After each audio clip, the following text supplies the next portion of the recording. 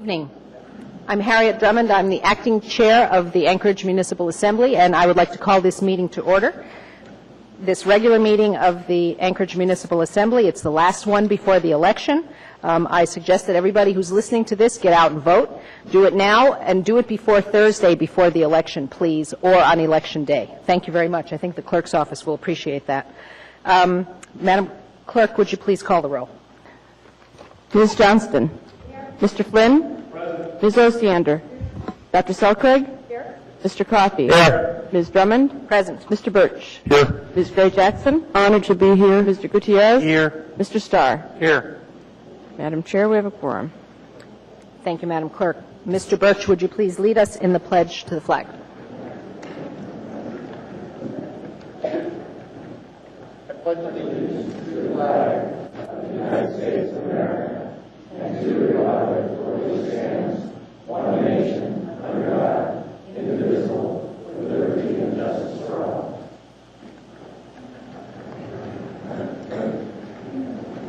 Get into this silly thing here. Hold on a minute. Where did they hide my name?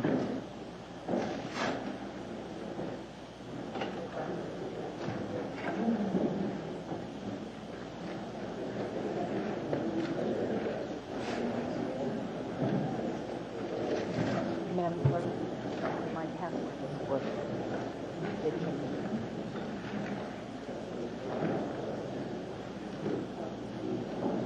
Oh, there it is. Come on. We're good. Yeah, we're good. Yeah, we're good. I just had to write it a few times, that's all. Okay. All right. Do we have, where are the fire department folks that are getting sworn in tonight? Are they here? I see no firefighters. Okay. We'll just wait until they show up.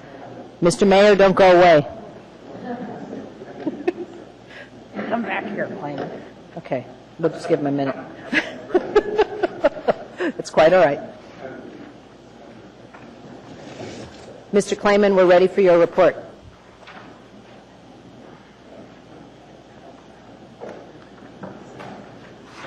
Okay, we do the minutes first? Okay. Oh, I apologize. Thank you, Madam. I apologize. I stepped in for a moment because I had a question I wanted to know the answer to before I gave my report. Okay, actually, Mr. Clayman, I misspoke. We have the minutes to approve before your report, so thank you. I'll be happy to wait. Okay, if somebody would please move the minutes. Move to accept the minutes of December 17th, 2008. The 16th, Mr. Coffey. December 16th. Oh, 16th continued to December 17th. Sorry, I read the bottom date. Yes, that's right. Okay, do we need a second? Okay, thank you. Any changes or corrections to the minutes? Seeing none, are the minutes accepted unanimously?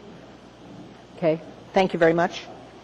All right. Okay, now, Mr. Mayor, go right Well, ahead. no, you got the minutes continuing over to the 17th. I don't know if you need two motions or not. It's all one meeting. One meeting, It's all fair one enough. meeting. Okay. There we go. Okay. Thank you, Madam Chair.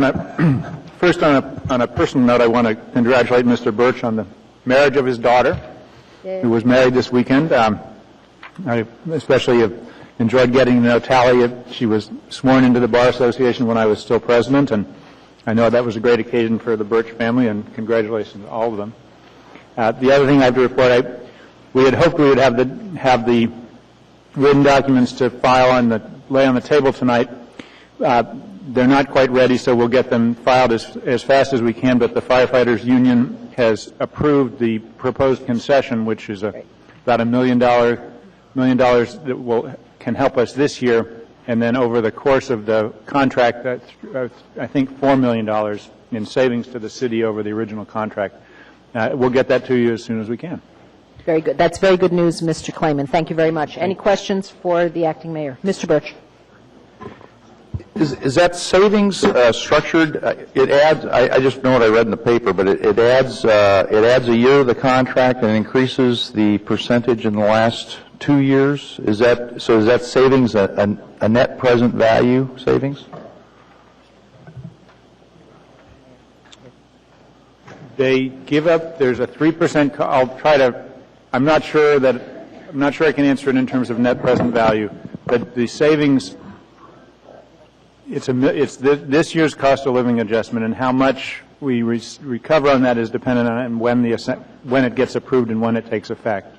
But it's approximately $1 million in 2009. In 2010, there's no, they don't, 2 of the 3 points that are given up this year are recovered in later years, and the third percentage is never recovered.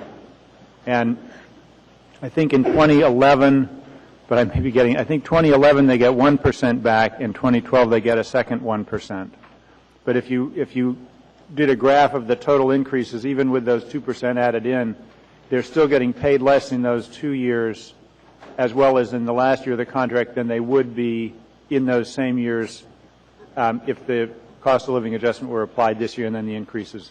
I'm not sure that answers your question in terms of present value, but that's a lot of where the savings come from. It's savings in comparison to where their wages would be if they didn't have the cuts. Okay. Thank you. Okay. Mr. Coffey, go ahead. And just one quick thing, Mr. Rich. If I'm wrong, if it's not 2011 and 2012, or if it's not 2011 and 2012, but it's 2012 and 2013, I know they don't take it in 2010. Sorry about that. Mr. Coffey, go ahead. Thank you. Mr. Mayor, are this agreement going to be brought to us as required by Title III for introduction, action on like an ordinance with information and reports? It is going to be brought as an, I'm not sure if it's a resolution or an ordinance, but we were hoping to get it on the table today so you could act on it in 3 weeks. I heard that. But we didn't quite have it done. We recognize we need to get it in with notice before you can act. You can't act on the same night we introduce. Well, yeah, we understand that. My question was, though, there's 2 ways under current code that things come. They come by an AIM and they come by a resolution which is to be acted on as if it were an ordinance, I think is what Title III says. And I'm assuming, since it involves about $4 million over 5 years, that it will come to us in the form of for action as if it were an ordinance. It will come as a resolution that will need your approval for it to take effect. All right. Thank you. Really? Okay. Thank you. Thank you, gentlemen. Okay. All right. Assembly Chair's report. I don't see any firefighters yet. If you guys would wave at me when they come in, if I don't notice the uniforms, I'd appreciate it. Nope, I don't see anybody. Okay. The Assembly Chair's report. We have a huge agenda tonight, folks. The regular agenda is 10 pages long. We have an addendum to the agenda that runs over on the second side of the page, and 3 laid on the table items. I would request that we pull the minimum number of items, the absolute minimum, from the consent agenda for any debate and discussion. And I'm going to hold you to debate limits tonight as we agreed at our retreat last fall. I attended the National League of Cities in Washington, D.C. A week and a half ago. The intent was to learn about the stimulus projects and how they would benefit communities all across the nation. It was absolutely fascinating. We heard from almost every cabinet secretary to the president. In large meetings, there were, I believe, 2,500 people in attendance from across the country. There were dozens of Alaskans there, and not with NLC. There were about 10 of us from Anchorage and from Kodiak who attended as NLC members. But there were the superintendent and several administrators and the school board member. We ran into them in the Senate Hart Building after we met with Senator Lisa Murkowski's aide.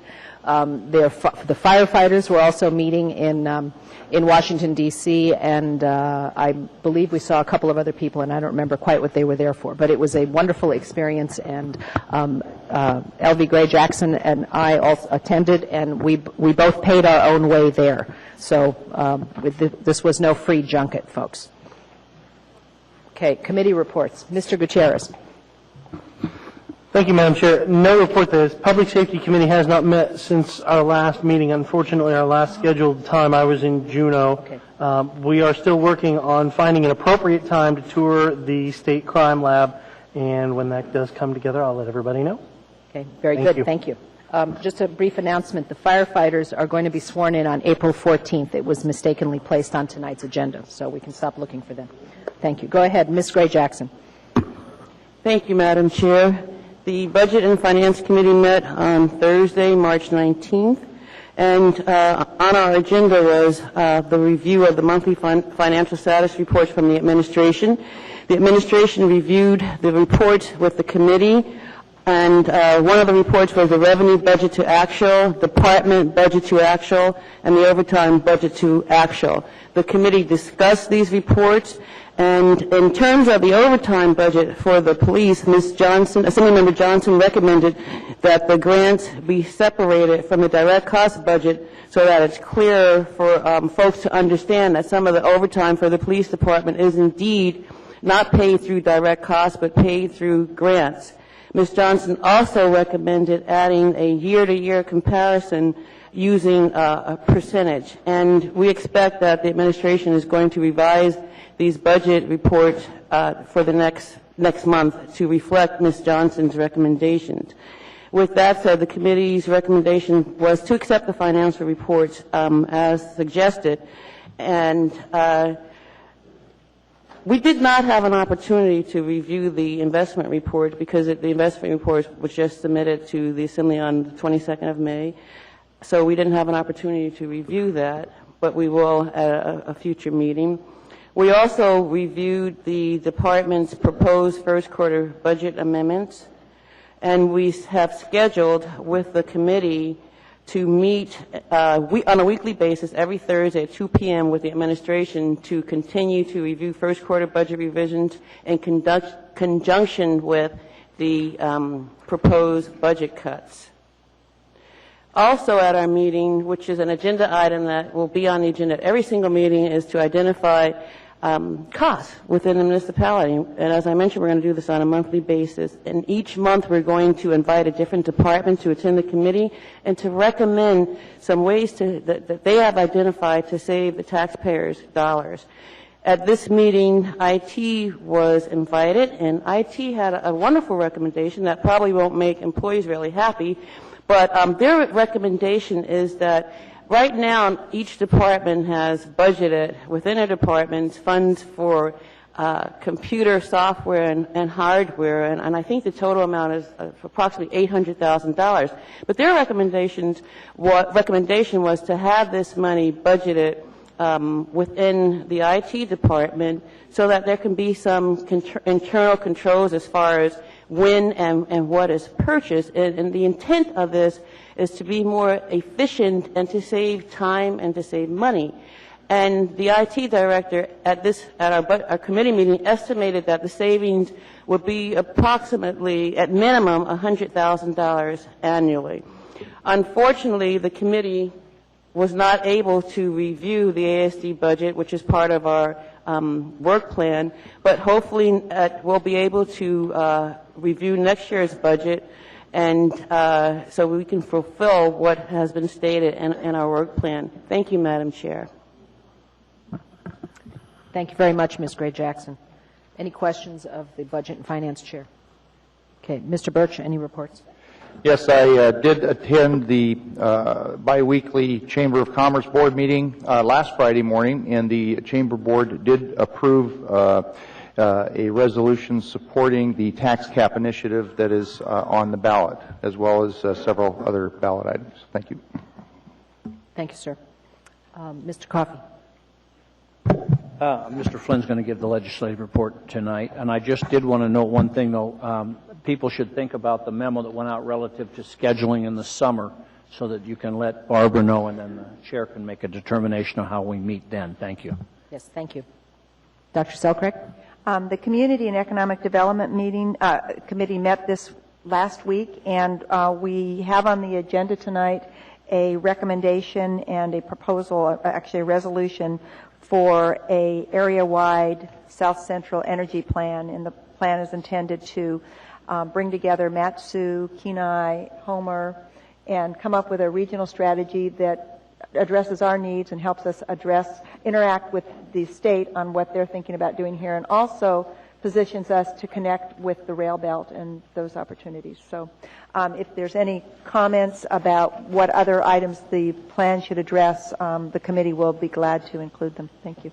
Okay. Thank you, Dr. Selkirk. And I want to thank you for getting the Energy Forum together. That was the end of February, and all that work through that committee has really helped me become more aware of what we are actually in the middle of in South Central Alaska. And as you know, the governor introduced that bill of consolidating power utilities and all of that stuff, and I think we're ready to deal with that. So I appreciate that very much. It was amazing that we had about 70 people come out to that forum, and it was the first day for Rendezvous. I thought, and it was snowing, so there is a lot of interest, and I think that through this process we're going to get ahead of it and be able to be a good partner in it. That's exactly the intent. Ms. Osiander. Title 21 is continuing work on Chapter 7, which deals with steep slope development, drainage plans, stream and water body setbacks, and wildlife corridors. We believe we're fairly close to coming up with a final version of that we can bring to the full assembly. And as such, this next meeting will be finishing up that, but the meeting after that will be dealing with wind generation towers. If you want to attend our committee, we meet at the Planning Department Conference Room from 9:30 to 11:30 Thursday mornings. Okay. Thank you, Ms. Osiander. Mr. Flynn. Thank you, Madam Chair. Mr. Coffey and I visited Juneau a week and a half ago to talk with many of the Anchorage legislators about the session, how things were going. We did discuss the priorities as iterated by this body in our legislative packet. We also talked a lot about a couple of pieces of legislation the governor had introduced. One, to encourage the so-called bullet line to bring North Slope gas to the South Central region, and the perhaps even more challenging proposal to unify all the rail belt electric generators. It's a good idea. It's enormously complicated. It's not likely that the legislature will be able to complete the work on that this session. So Mr. Coffey volunteered to work on a resolution from this body, encouraging that work and recognizing it's reasonable to hold that for the interim to try and come to a solution that all the different parties can agree to. And Madam Chair, I'll wrap up with one small thing. If everybody on the body withholds or doesn't pull anything, if nobody pulls anything, I'll give everyone $10.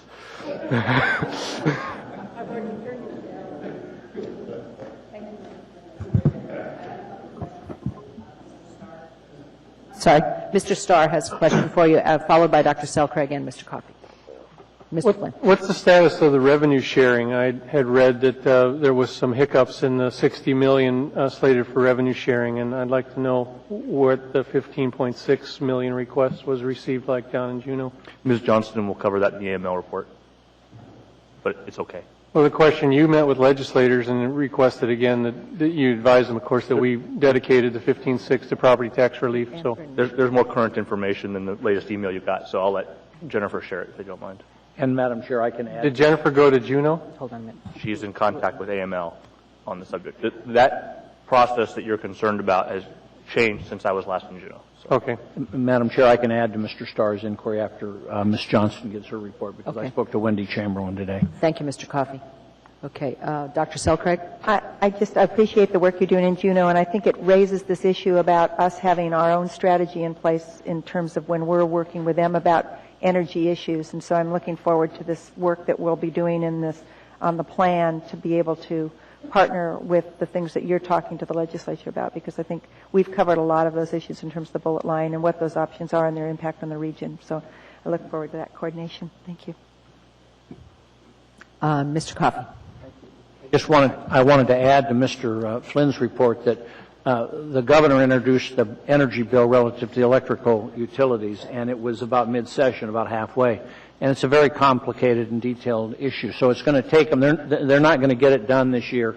And we found out who was responsible in the House and the Senate. We met with them, and they all indicated they wanted to work on it this summer. So what we drafted, and as Julia Tucker said, it was ready tonight, but we decided to send it around to the 2 House members and the 2 Senate members and to the governor's office before we introduced it here, to make sure we didn't have any heartburn over what we were saying, and urging them to, we thank the governor and we urge him to work over the summer to get this thing together, because as everybody here knows, this is of vital importance to all of our citizens. So I just wanted to add that additional information relative to that. Thank you. Great. Thank you, Mr. Coffey. Ms. Johnston. Yes, we all received email from Kathy Wasserman, the Executive Director of AML, asking us to go down to testify tomorrow as far as in favor of revenue sharing. And I just got an email from her, and it has been, she feels pretty confident that it's going to be fixed, and the Senate is fixing it, and they would prefer that we not all tie up the time as far as the hearings on this. So they've asked us not to come and testify. Thank you. Thank you. Mr. Coffey. Thank you, Madam Chair. When I read it, I thought, well, there's another hole to plug, and so I thought, well, the best source of information for me is our lobbyist. So I called Wendy Chamberlain this afternoon and asked her what this meant, and basically she just believes it's too early in the session for this to be the final on it. It takes 3/4 of the House to bring it out of the Constitutional Budget Reserve. And in that are two things. It's forward funding of schools and revenue sharing for cities and towns. So it's unlikely that even though the first vote went one way, that would say we weren't going to get our 15.6, it will probably go the other way when it all shakes out toward the much closer to the end of the session. So, until we get it, we don't got it, but it's not nearly as bad as that email might have indicated to some reading it without further inquiry. Thank you. Okay, thank you. Any further comments? Ms. Gray Jackson, go ahead. Thank you, Madam Chair. I'd just like to go back to your comments on National League of Cities, because there's a couple of things that I'd like to mention that weren't mentioned that are pretty important. First off, this conference with NLC happens every March, and the mission of this particular conference is it's our folks throughout the country, mayors and council folks, get together, and this is our lobbying effort. And Chair Drummond and I had the opportunity to meet with Congressman Young, Senator Begich, and also staff from Senator Murkowski's office to talk about our federal requests. And we also seized the opportunity to meet with our two lobbyists in D.C., and we had a very productive meeting, and they are working hard on behalf of the people of Anchorage. Thank you, Madam Chair. Thank you very much, Ms. Gray Jackson. Okay, we have an extensive addendum and laid on the table items tonight. Move to incorporate the addendum. Second. Thank you, Ms. Osiander and Mr. Coffey. I tried. Please push your buttons. Okay. Thank you. Okay, first item on the consent agenda, item 9A1, under resolutions for action. Resolution AR 2009-81, a resolution of the Anchorage Municipal Assembly recognizing and honoring Coraline Foreman for her 18 years of service to the children and community as Assistant Manager of the Child and Adult Care Licensing Program in the Department of Health and Human Services. Item 9B7. Excuse me, that's not an addendum. That is an S version that will be brought forward at the time that we deal with it on the agenda. Item 9B9, Resolution AR 2009-80, a resolution of the Anchorage Municipal Assembly to support new oil and gas lease sales in the Alaska Outer Continental Shelf, including in the Chukchi and Beaufort Seas, brought forward by Assemblymember Birch, accompanied by Assembly Memorandum AM 186-2009. Item 9C4, Bid Awards, Assembly Memorandum Number AM 187-2009, recommendation of award to Consolidated Enterprises Incorporated for the Bartlett Pool renovation project for the Municipality of Anchorage Maintenance and Operations Department, $1,624,000. New business. Under new business, item 9D1, there's an A version to Gallows Mexican Restaurant, also not an addendum item. 9D23, Assembly Memorandum Number AM 188-2009, proprietary purchase to Motorola Incorporated for providing mobile and portable radios to the Municipality of Anchorage, Traffic Department, and Office of Emergency Management, $2,571,058. Item 9D24, Assembly Memorandum AM 189-2009, request to name the trails in Far North, Bicentennial, and Kincaid Parks, brought forward by the Mayor's Office. Item 9E11, Information Memorandum Number AIM 33-2009, FY 2008-2009 Budget Deficit, Assembly Vice Chair Coffey. Item 9E12, Information Memorandum AIM 34-2009, Assembly Information Memorandum related to Ballot Proposition 9, Office of Management and Budget. Under new public hearings, item 14A, there is an S version for the school district budget. Item 14D, resolution number AR 2009-67. Item 1, Assembly Memorandum number AM 190-2009, AO 2009-34, an ordinance of the Anchorage Municipal Assembly amending Ordinance AO 2008-102S version, amending appropriations to funds for the 2009 updated general government operating budget for the municipality of Anchorage, and AR 2009-67, a resolution of the Anchorage Municipal Assembly amending and revising the 2009 general government operating budget to reduce appropriations. Assembly Vice Chair Coffey. Item 14E, ordinance number AO 2009-34, Assembly Memorandum number AM 190-2009, AO 2009-34, an ordinance of the Anchorage Municipal Assembly amending ordinance, why does this sound the same? I think it is the same. Ordinance AO 2008-102S, amending appropriations to funds for the 2009 updated general government operating budget for the municipality of Anchorage, AR 2009-67, a resolution of the Anchorage Municipal Assembly amending and revising the 2009 general government operating budget to reduce appropriations. Assembly Vice Chair Coffey. Laid on the table items.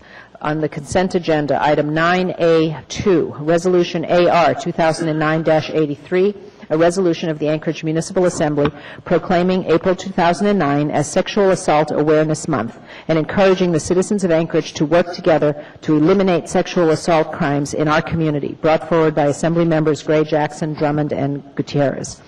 Item 9B10, resolution number AR 2009-82, a resolution of the Anchorage Municipal Assembly supporting acceptance of federal stimulus funding and urging the legislature to build consensus to convince the governor to consider rejection in favor of acceptance, brought forward by Assembly members Selcraig and Assembly Chair Drummond.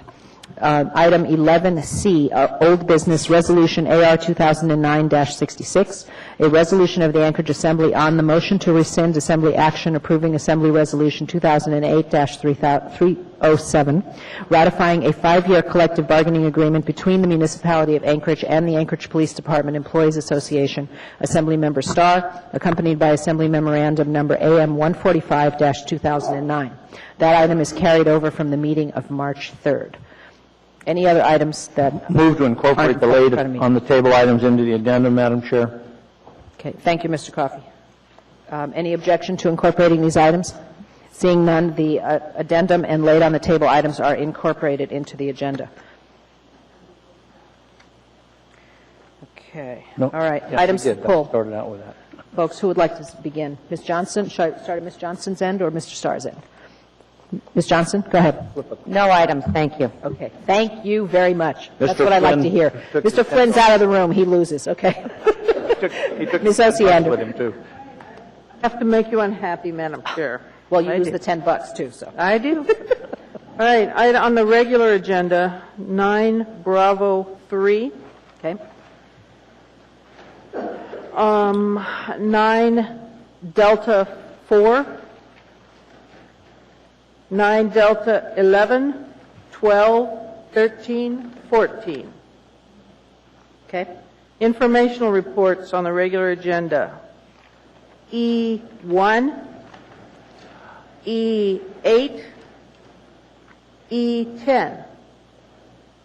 On the introduction, for the purposes of changing the public hearing dates, item F6 and F7. On the laid on the table, item 9 Bravo 10. That's all. Oh. Is that, are you sure? Okay. I am completely sure. There goes Thank you, your Ms. $10. Osiander. I will read them all at the end and make sure we got them all. Dr. Selcraig. Microphone, please. Item 9B7, Okay, is that on the regular agenda? yes. Okay. Is that B for boy? B as in boy, 7 Okay. Bravo 7. Thank you. And item, just a second, 9 Echo 9 for issue of potential conflict of interest. Okay, thank you, Dr. Selkirk. Mr. Coffey. I have only one item. It's been pulled, but I wanted to advise that I declare or would give notice of a potential conflict for 9D12 for the funding for the Northeast Community Center. As I put in my report to the body over the weekend, I am a 31% owner of the building in which the Northeast Community Center is an occupant, and I have a direct financial interest. So Okay, thank I would prefer not voting on that for obvious reasons. We'll take care of that when we get to it. Thank you, sir. Okay, that's it? That's it. Thank you. Mr. Birch. Thank you. $10 for you. Where are you, Mr. Flynn? You keeping track? Okay. Ms. Gray Jackson. Thank you, Madam Chair. Item 9, Apple 2, I don't wish to pull it, but I just want to say that I will be attending the Sexual Assault Awareness Grand. Anyway, it's going to be here at the Assembly Chambers on April 2nd at 1 o'clock, and I will be presenting the resolution at that event, and I'd be really happy if any of my colleagues wish to join me. Thank you. Madam Chair? Yes, go ahead. Also, item 9 Delta 11 has already been pulled, but I'd like to just note, I don't think I have a conflict because I have no financial interest, but I'm on the board of the Boys and Girls Club. Okay, we'll deal with that when we get to Thank it. you, Madam Chair. Thank you for the notice. I appreciate it. Mr. Gutierrez, anything to pull? No, Madam Chair, no items. Thank you very much. Mr. Starr. No items. Thank you. Okay. All right. Very good. Okay. Madam Clerk. Yes, Ms. Johnson. You have one more? I do have one item to pull. Yes, go ahead. On the addendum, and it is 9A1, I think. I could find my addendum. For reading? Yeah. Okay, great. Is Ms. Foreman present? Great, thank you. Okay. Okay, very good. Madam Clerk, you ready to review these? Okay, the items that have been pulled. Yes, Dr. Selkirk, anything else? I believe I need to pull item 9B7 because I want to, actually. You already okay, have. good. You Right, already have. the asked version. You're fine. Okay. It's just a neighbor. Okay, very good. Just a moment. Let me look this over. Okay. All right. From the regular agenda, item 9B Bravo 3 has been pulled by Ms. Osiander. 9 Bravo 7 has been pulled by Dr. Selkirk. 9 Delta 4 has been pulled by Ms. Osiander, as has 9 Delta 11, 12, 13, and 14. Item 9 Echo 1 has been pulled by Ms. Osiander. 9 Echo 8, also by Ms. Osiander. 9 Echo 9, Dr. Selkirk. 9 Echo 10, Ms. Osiander. 9F as in Frank 6 by Ms. Osiander. And 9F as in Frank 7 by Ms. Osiander. We got 9A. No, I haven't gotten to from the addendum agenda. Ms. Johnston has pulled item 9A1. And from the laid on the table agenda, Ms. Osiander has pulled item 9B Bravo 10. Anything that I missed? Anybody? Okay, seeing none, those are the items pulled. Okay, they've been moved, I thought. the consent agenda has already been moved. The motion is on the floor. Any objection to unanimous consent of the consent agenda? Very good. Thank you. The consent agenda passes as amended. Okay. First item, 9A1 from the addendum agenda, resolution AR 2009-81, a resolution of the Anchorage Municipal Assembly recognizing and honoring Coralyn Foreman for her 18 years of service to the children and community as assistant manager of the Child and Adult Care Licensing Program in the Department of Health and Human Services. Ms. Foreman, if you would please come forward. Okay, yes, somebody needs to move. Move to approve. Thank you. Thank you, Mr. Coffey. We have a motion and a second. Thank you. Unanimous consent? Okay. Okay. The folks, if your family wants to come forward and take pictures, come up front and get the picture from this side. Okay. Mr. Birch, are you going to read the resolution?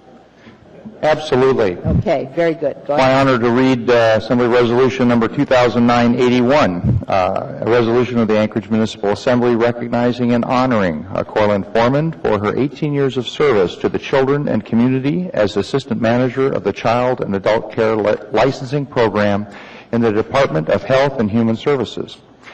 Whereas Carolyn Foreman began work for the Department of Health and Human Services on February 4th, 1991, and whereas she has served the children of the municipality of Anchorage as a code enforcement officer, assistant program manager for child and adult care licensing, and tireless advocate, and whereas she has been recognized by colleagues, child care professionals, and the community time and again for her dedication to children, and whereas after nearly 20 years of service to the municipality of Anchorage and some of its most precious citizens, she is retiring on March 31st, 2009.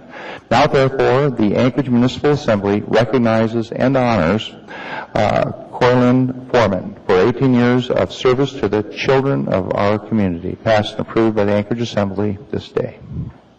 Congratulations.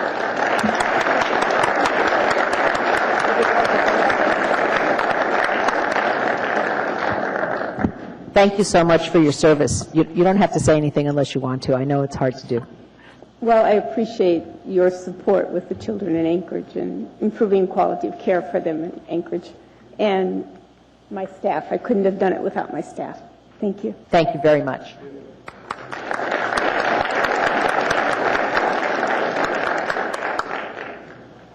All right. Okay. Let's see.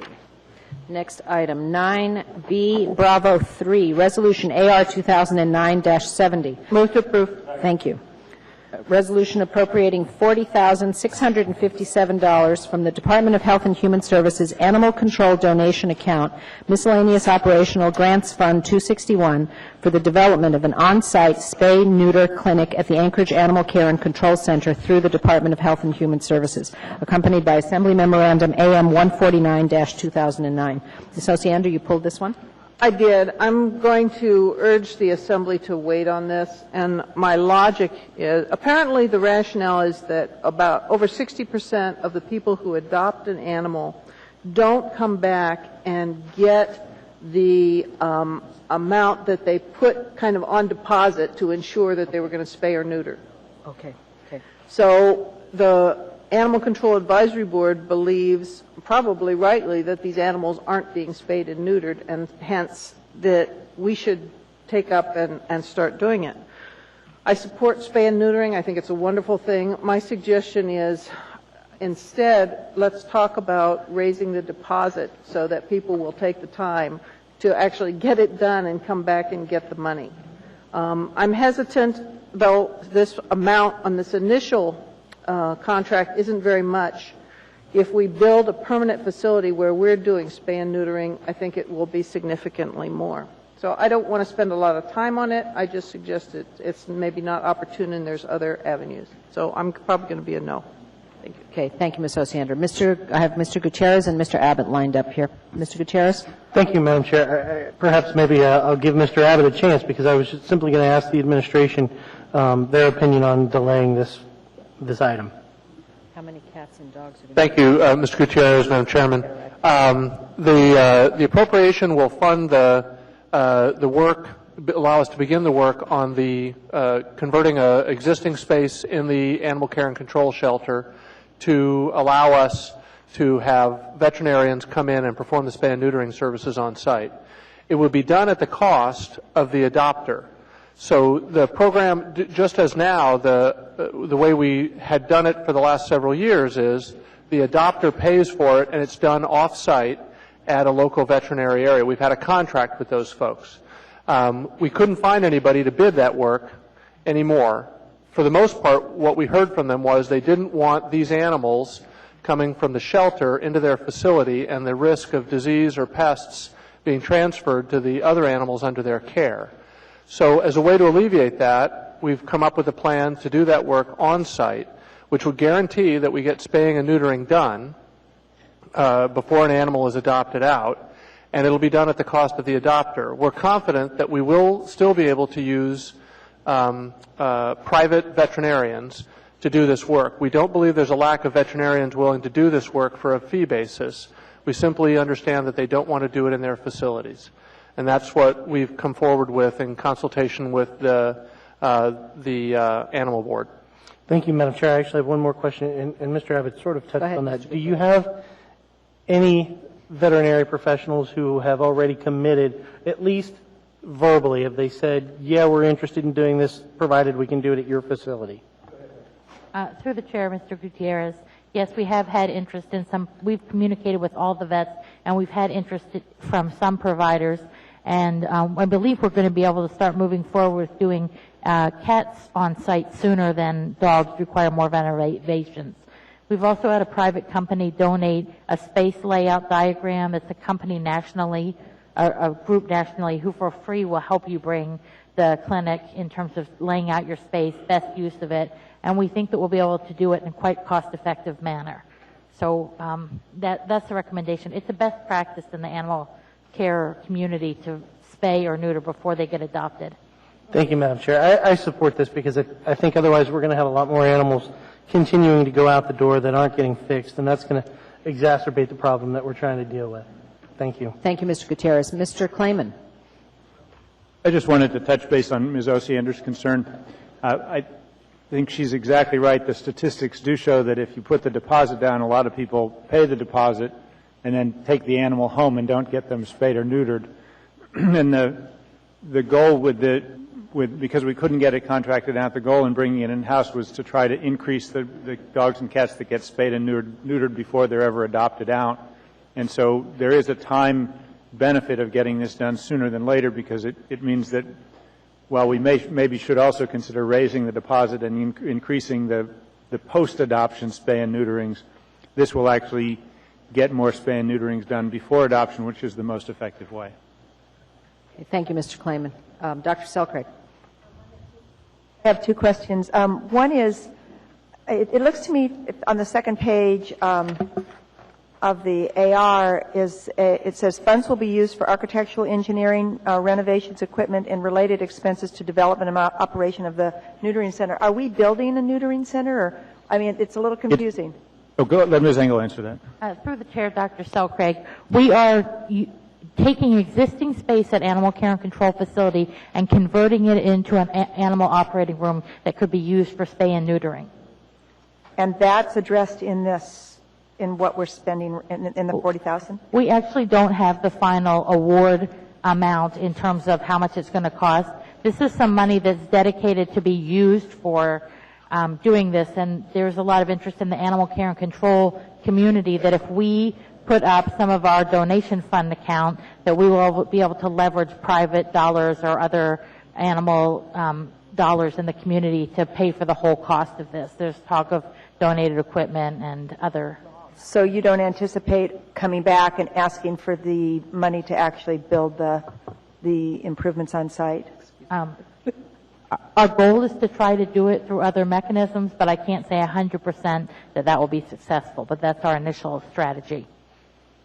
Well, I came to the table tonight supporting this, and I actually I don't really want us to see I don't want to see us raise the cost, because I think that makes it harder for people who of moderate and low income to adopt a dog. But I am a little concerned about approving the operational fees before we know what we're doing in terms of the cost of the facility. Could I recommend then that you postpone the item for a month or early May, and that we revisit it then, and we should hopefully have more information? That would be great. I support the idea, but it's hard to know what we're committing to tonight. Right. I don't disagree that that's a concern, so we'd be happy with that. Move to postpone.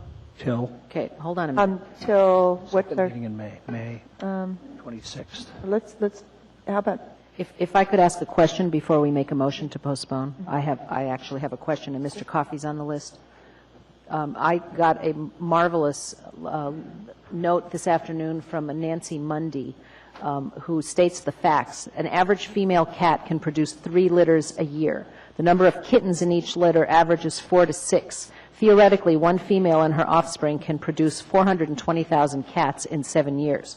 How many cats are going to be born before this assembly makes up its mind on this rather small appropriation? The average female dog can produce 2 litters every year. The number of puppies in each litter is between 6 and 10. Madam Chair? I want to know how we're going to deal with all of these spare animals. I'm completely committed to this program. I just don't understand what the $40,000, if you got it now, what would happen? Oh, we wouldn't spend the money, through the chair, Dr. Selkrig.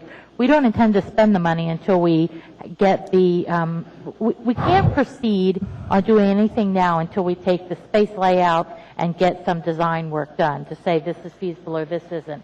So we have some preliminary costs, and then we would, look at what the options are, and then try, like I said, try to raise. So this is sort of saying we're willing to bring this to the table to solve the problem in Anchorage.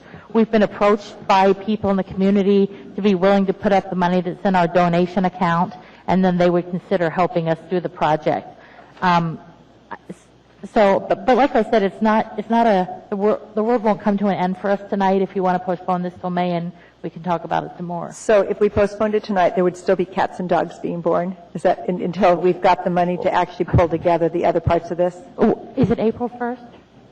We anticipate having a solution in place for cats, hopefully within the next month or so, that would allow us to revert back to the previous way without finishing. The dogs are a more challenging solution, and yes, there would continue to be dogs. We get about 35% of people who fail to pick up their deposits. We are trying to be more aggressive in following up with people and issuing citations. But, the bottom line is yes. So could you come back, if we postpone this till April 21st, could you come back with this with an explanation of how the whole thing would be structured? And I'm happy to support this, but it's a little unclear what the other pieces are, and I just think it would be worth our while to know what the total costs are. Through the chair, Dr. Selkrig, we'd be happy to come back to you with as much information as we have. We're not going to have any information to certain costs until we actually try to implement and get some design drawings done. So we can do our best guess. I'd like to change it to the 28th. The 21st is a certification of the election, and I just think it'd be better if we do it on the April 28th. So I move to postpone to the 28th. How does the agenda look, Madam Clerk? Is that May 28th or April 28th? April. Oh, it's filling up, but we can handle it on the 28th of April. I'd be glad to be advised by the chair of the selection of the date. April 28th works. What would staff recommend? Through the chair, Dr. Selkrig, we're comfortable with an early May postponement. Okay, thank you. Okay, then we can go to. Then how about the regular meeting of May 12th? Second. Okay, let's do it. Okay. Can I ask one question? Go ahead, Mr. Coffey. Thank you. One thought I had, ma'am, would be I would like to see when you do it that you get the volunteer situation with the veterinarians lined out as best you can, because that seems to me to be the biggest expense. And you said you're doing it or are about to do it with temporary quarters and borrowed equipment. I'd like to see it fleshed out a little bit, and I would hope that you've made mention of them in the AM, so I'm hoping you can get quite a few vets to step up and help out, because they see the problem probably more clearly than any of us. Right. Through the chair, Mr. Coffey, we have contacted all the vets and have a survey that came back about whether their clinic would be potentially interested in bidding or not. It's not a volunteer, though. We do pay them for their services. But we have been assured that we would be able to staff the clinic. Okay. Thank you. Thanks. Okay, that item is postponed. Pardon me. Any objection to postponing this item until May 12th? Seeing none, that item is postponed. Thank you. Item 9B7, Resolution AR 2009-77. Dr. Selkrig, you pulled this one? Yes, move the S version. I believe it was laid on the table tonight. There's just a few changes compared to what was originally Second.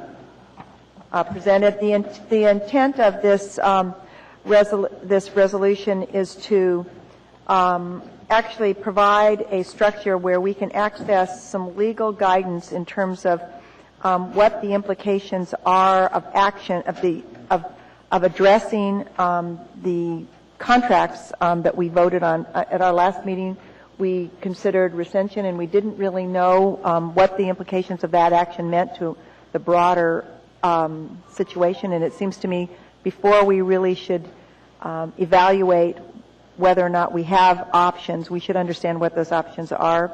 I also think that this will give us some information regarding future situations so that we understand what's essential going into these decisions and what needs to be in place and what it means if it's not in place. So rather than proceed with any actions associated with those contracts right now, I think the thing to do is to understand what the legal steps are to review those contracts and what kind of activities or ramifications can come from further steps. Okay. Thank you, Dr. Selkrig. We have comments. Mr. Gutierrez? Thank you, Madam Chair. As I read through this resolution, both versions, the one question that kept popping into my head is, and that I see no answer to anywhere in this, is what's this going to cost us? Do we have a not to exceed limit, or are we just sort of giving carte blanche to spend as much as necessary to do whatever it is we deemed we want to do? How much is this going to cost? I think at the April 14th meeting, we will have a proposal before you. The intent of this is to bring it back to the body. You'll know who we're hiring and what the cost would be, and if the cost doesn't meet the approval of this body at that time, we could decide not to do it. Thank you, Madam Chair. Okay. Thank you, Mr. Gutierrez. Ms. Osiander. My initial thought when I read this was that it was going to be a retrospective analysis of a contract, and that gave me real pause. I didn't know what the goal was and the end result. However, after rereading particularly the S version, I think the emphasis instead is more on what specific guidelines are in place with code regarding the Assembly's involvement with collective bargaining, and what processes do we particularly need to look for as we go forward in the future. So with that, I'm going to be supportive. Okay, thank you. Ms. Gray-Jackson. Thank you, Madam Chair. I won't be supporting this resolution, and the biggest reason why is because I think that we have spent the last several meetings and in work sessions and committee meetings talking about our budget shortfall and proposing cuts in many, many areas, but we're going to spend money in the middle of our budget shortfall to hire an attorney when the Assembly has an attorney and the administration has several attorneys, and we have gotten many opinions, and I understand that some of the opinions are conflicting, but I just think this is simply a very bad idea at this time. So I will not be supporting this resolution. Thank you. Thank you, Ms. Gray-Jackson. Mr. Coffey. I see this in virtually the same light as Ms. Osiander, and we all know that we have 135S in front of us tonight. And when it comes up, because I want to see what answers we get relative to this and whatever modifications we might make with regard to Title III, the collective bargaining, and so on and so forth, I would like to have the benefit of that. And what I'm hoping for, and the reason we've asked for independent counsel, is because of those conflicting reports. I would prefer to get advice from someone who doesn't have a dog in the fight, as it were. And so that's the reason for it. I don't expect that this will take a lot of money. But as Ms. Selkrig said, we'll bring it back, and if you folks don't approve the money, then we're not going to do it. But it's not going to be tens of thousands of dollars, I can assure you. We haven't got tens of thousands of dollars. But to know what we should be doing and how we might change Title III, to me, is worthwhile, because if you read the things that support this resolution, I don't think there's a person here that would say that they wish it wish it hadn't been done differently than it was done, and given an opportunity to do it again, they would probably ask for a lot more information. Let's get it right so we have learned from this situation and we come out better in the long run. That's why I will support it. Thank you. Thank you, Mr. Coffey. Mr. Gutierrez and then Mr. Starr. Thank you, Madam Chair. First, sort of off the topic, I wanted to chime in on. I bristle a bit at the suggestion that either the Assembly Council or Administration Council has a dog in the hunt, so to speak. I think if we can't trust their judgment, then we should find other people to do those jobs. If we're not going to, as Mr. Coffey assures us, spend a great deal of money on this, then why not tonight put a not-to-exceed amount on this? I'd be a whole lot more comfortable if we knew the amount of money we were talking about before we spent time and energy locating outside counsel. Why not, and the lawyers in the room will forgive me, but whenever you deal with lawyers, things start to get expensive. Why not put, if it's going to be a minimal amount, let's say so. Let's put a not-to-exceed amount in this. I'm not sure what the appropriate amount is, so if someone's willing to suggest that, I'm happy to go along with something. Thank you, Madam Chair. We have two lawyers conferring over on the side of the room. Watch out, the price is going up. Yeah, the price is going up. Okay, Mr. Starr. $50,000, Mr. Gutierrez. Mr. Starr, go ahead. Yeah, I appreciate the effort to reach out and get independent. I've been challenged by the process, and again, there's an action that we'll see tonight, 11C, which references that, and I guess that that debate's going to center around what's at essence here, and that's conflicting data on just what does it mean for a CFO to certify that the funds are available, the requirement to enter into a contract with their and such, and I'm very sensitive to what municipal code says, but I'm not interpretive in the mindset as that. So, in reference to that, I'd also look to a postponement of as we deal with that APDA concept as it does enter into the picture, and that may provide a little breathing room so that we can sort this out and approach our task a little more quantifiably. So I appreciate that, and I'll be supporting that legal support. Thank you, Mr. Starr. Dr. Selkirk. The intent really isn't to suggest that we didn't get good advice regarding this matter at our last meeting, but what we did get from our counsel was the honest expression that she was uncertain what the action meant. And in discussions with Ms. Tucker, it became clear that there are lawyers out there that actually have an expertise in these areas, and we would benefit from the very best advice. And this, I think, is particularly important, not just in terms of the contracts that we just approved, but because we approve contracts that have great value, and I think it's absolutely essential that we not find ourselves in the situation that we were in 3 months ago, where we feel like, at least I think at some level, some information wasn't present that should have been there. There was a variety of things in retrospect that we have concerns about, but the reality is to rectify this and be well positioned to deal with where we're at now and the future. It would be good to understand what the protocols are, what ramifications are in terms of the decisions we make, and what our options are as we move forward. It just seems like basic information that we should have considering contracts that we review. And definitely it's not because we haven't got good counsel, it's just an area of expertise that we don't have available to us on Muni staff. Okay. Thank you, Dr. Selkirk. Ms. Gray Jackson. Thank you, Madam Chair. Just briefly, my colleagues want to hire an attorney, and for all the right reasons, but I think that it's the contracts have been approved already and ratified by us for starters. And it's an area of expertise that we simply can't afford right now. We can't. Thank you. Any other comments? Okay, please vote. Oh, there you go.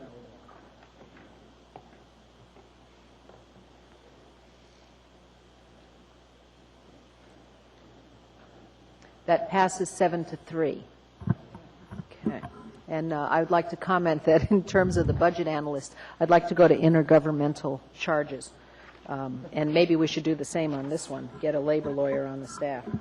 Okay, Madam Chairman, we I have a point of personal privilege. Thank you, Mr. Birch. Go ahead. I see the Boy Scouts have arrived. Yeah, I'd like to recognize and invite up to the podium. We have Boy Scout Troop 214 here. They're sponsored by the American Legion Post 28 on Brayton Drive.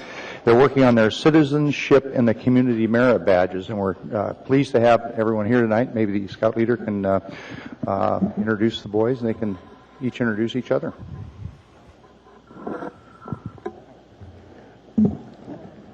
I'm Mike Etter with Troop 214. This is Stephen Etter, Xenia Krukenberg, Emmanuel, Matthew, and R.J. Krukenberg from Troop 214. We're here to see how the assembly works and then have a talk with Mr. Birch, I guess, for an hour during his lunch hour afterwards. We only have a half an hour for dinner. You can't take Mr. Birch away for longer than half an hour. Okay. Maybe each of the boys can introduce themselves and say how long they've been in scouting. I'm Stephen Etter. I've been in scouting for 6 years. Wow. My name is Xenia Krukenberg, and I've been in Boy Scouts for about 4 years and in Cub Scouts for 2 years. I'm Emmanuel Matthew, and I've been in Boy Scouts for 5 months.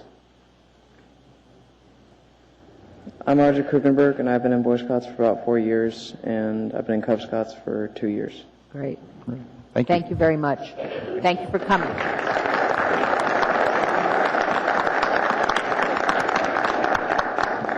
We have Thank you, Madam Chair. Thank you, Mr. Birch, very much.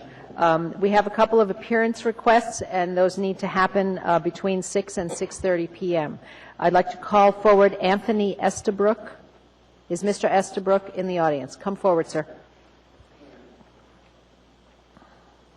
And Mr. Stewart, who is next, please come forward if you can so we can get right with you. Okay, welcome, sir. Please tell us who you are. My name is Anthony Estabrook. Excuse my speech impediment from Carrack a long time ago. Sir, please pull the microphone up so it points right at your mouth. It's quite noticeable. Is it better? Much better. Thank you. Thank you. Anyways, I'm here to speak about the transit system, the buses. Ever since I got in Carrack in 1989, I've had to take the buses, and it's ridiculous. Sometimes they don't come by, or they're too late, or people have to go to appointments, stuff like that. And which I'm very I don't know. They sometimes they don't come by or break down, whatever. I understand that, but I heard about you guys trying to cut the service to Eagle River, and I really think that's ridiculous. You know, I've talked to a few people. There's people that work at City Hall. They live in Eagle River. Not to mention how much money you guys are taking from the city by not having people from Eagle River and Peters Creek come to town. And nothing, and no buses going to the valley. You know how much money you take from the city because dividends come around? No buses going to Wausau, people who live out there. It's ridiculous. And you guys trying to stop Eagle River. I heard today that a lot of people who takes a bus from Eagle River and Peters Creek come down, they work at City Hall. And all I have to walk, I'm walking the streets all the time, and I have to walk down the middle of the street because the graders they grade the streets, but they push snow all from the sidewalk. There's no sidewalks. And numerous people killed each year from pedestrians, from drivers hitting pedestrians. And I just want to please stress you guys, if you can, get the sidewalks cleared off, and the streets, of course, because people got to drive. And I feel sorry for the handicapped people. International, the whole thing out there for handicapped and mentally challenged people, there's no sidewalks at all, period. I had to walk down the streets, get pulled up by a police officer. They kind of harassed me with his job. I think I'm drunk. Excuse me. My walking, as you see, is not too up to par. But I was paralyzed neck down 19 years ago. Very blessed to even be here, talk to you. And I just try to make a difference. All I'm trying to do is I advocate for handicapped people, and Stay close to the microphone. Pedestrian and handicapped people, I want to advocate for them, and somebody needs to speak about it, and I'm here, you know. If I can make a difference, my job's done. Thank you. Thank you, Mr. Estabrook. Please stay at the podium. We have several questions for you. I appreciate your testimony. Dr. Selcraig? I wanted to let you know I appreciate the comments that you've made, and they're good points. And what's important, I think, for you to know is that the Assembly a couple weeks ago actually went on record and against the recommended cuts, and I think we as a body have expressed the importance to buses and the importance of at least maintaining what we have. And your second point about the sidewalks not being clean, I think it's a really big issue, not just for handicapped people, but for anybody who wants to walk on sidewalks, and it's something I know the city's working on, but I know also that we have to continue working on. So I think it makes a difference that you came out, and I want to thank you for your testimony. Thank you. Well, thank you, God bless you all, and run on. I think you might have another question. Okay, next. Okay, thank you, Dr. Selcraig. Mr. Gutierrez. Sir, Thank Mr. you, Madam Gutierrez Chair. is over there. Okay. We have spoken before, and I just wanted to echo what Dr. Selcraig had to say, and I appreciate you taking the time and speak to us. You make a very eloquent case of the importance of public transportation, and I thank you for that. And I believe that it's not the 10 of us up here who you need to worry about. But thank you for coming down tonight. Okay, thank you, Mr. Gutierrez. Ms. Gray Jackson. Thank you, Madam Chair. I just want to really quickly thank you for coming out, and I'm over here. She's over here. Over Mr. here. Estabrook. Okay, Sorry, I know it's hard to tell who's talking. I just want to thank you for coming out, and I want you to know that I personally understand how important it is, public transportation is, because I rode the bus for 21 of the 26 years I lived in this town. So thank you very much, and I want you to know that I fully support public transportation. Thank you. Well, thank you very much. God bless you all, like I said. And it's nice to be heard and be positive input to come back. I like that. Thank you. You bet. Thank you very much for coming, sir. I appreciate your stepping forward. Are we done, or? We are done. We are done. Thank you very much. We got the message loud and clear. Thank you. God bless you all. Thank you. Okay. Next, Mr. James Stewart. Are you present? Yes. Yes, sir. Please come forward. Welcome, sir. You have 3 minutes. Well, thank you. My name is James Stewart, and I represent the officers and membership of Peters Creek Area 4174, the Eagles. I'm here to share with you our current financial situation and also to make a request of the Assembly. We have been devastated by the secondhand controlled smoke ordinance that came in as of July 1, 2007. Not only has it crippled our ability to give to those in need in our community, it has devastated our ability to pay our bills, to even keep our doors open. Smoking is as much a fabric of our area as the alcohol and the members themselves. If we were to lose the ability to sell alcohol to our members, our doors would shut immediately. And not being able to smoke at our bars is providing this, it's going to be the same result. It's slower, but our doors are going to shut ultimately because of the non-smoking. So I'm a little nervous. We will not argue the effects of secondhand smoke, but we will argue that the existence of the area, based on the benefit that we provide the community, not only our community but our country, is worth allowing our members to smoke at our bar. If we can continue to smoke, we can continue to support our community and help those in need. It's just tied the way. That's the way it goes. We are hometown builders. We support our fire department. We support the police department. We support people in need. We send kids to places of higher education in cultural music centers. We support nationally and locally and nationally medical research for kidney disease and all kinds of other stuff. We help and raise money. We want you to know that immediately upon the effect of the smoke and hand ordinance, we started losing money at the till. As with all in our country, we're feeling the effects of this economic crunch we're in, but we're not in the situation we're in right now because of that. It's simply because we were not allowed to smoke at our bar. So what we're doing is we're asking you guys, if possible, to take a vote this evening to allow us to smoke. And if you can take that vote, we are asking for your vote. It's about as simple as that, members. If we don't smoke, we're going to be done. We do a whole lot. We do a whole lot for a lot of people. We help people when they're dying. We help people when they have babies. If you're old, we feed you. We do Meals on Wheels. We do so much. I could throw you our economic and our givings and numbers, but those are so small compared to the good. Just like a fight in a crowd will turn into a riot. The good things we do, they go out. They help so many more people. And we are worth it. Secondhand smoking is bad, but so is the alcohol. I'm not going to argue that, and I won't argue the secondhand or the social and economic woes of alcoholism or serving it. But it's what we do. It's how we've always done it, and we are worth it. So, thank you.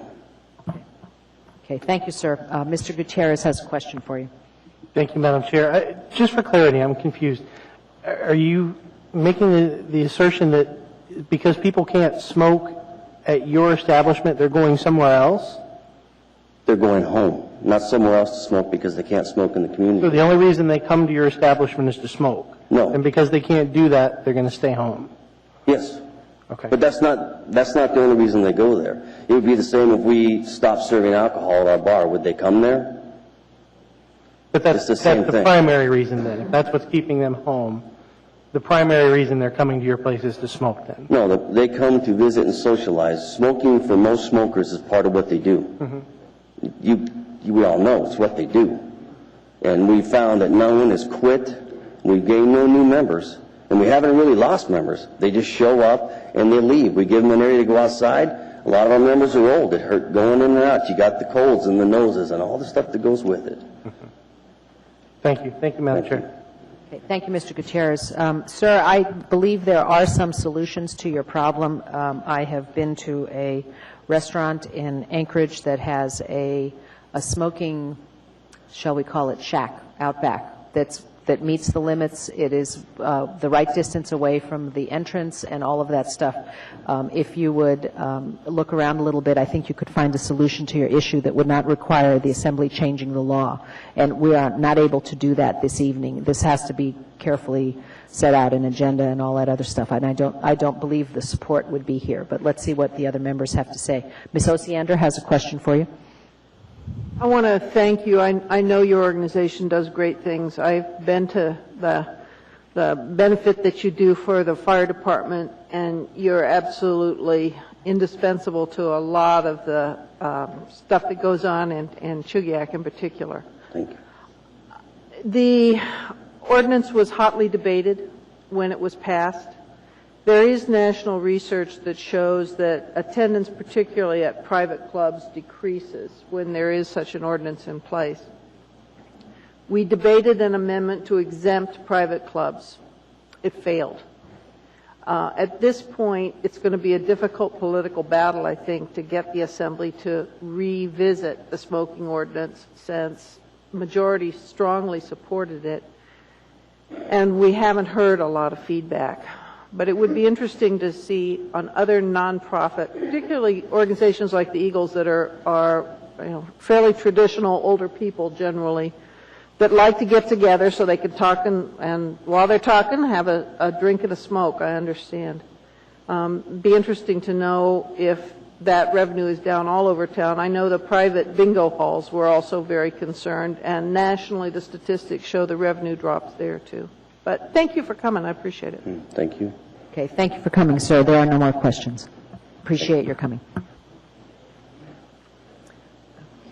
Okay, all right. Next item, 9B10 on the laid on the table agenda, resolution. Thank you. It's a resolution of the Anchorage Municipal Assembly supporting acceptance of federal stimulus funding.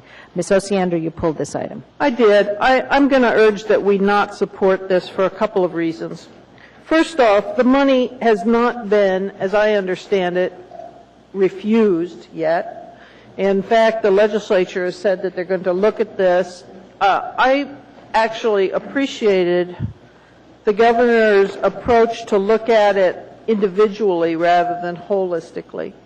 I think that it's vital that when grants come, we see what requirements are attached to them. In fact, when this body and other bodies accept grants, we specifically require that the local match be laid out.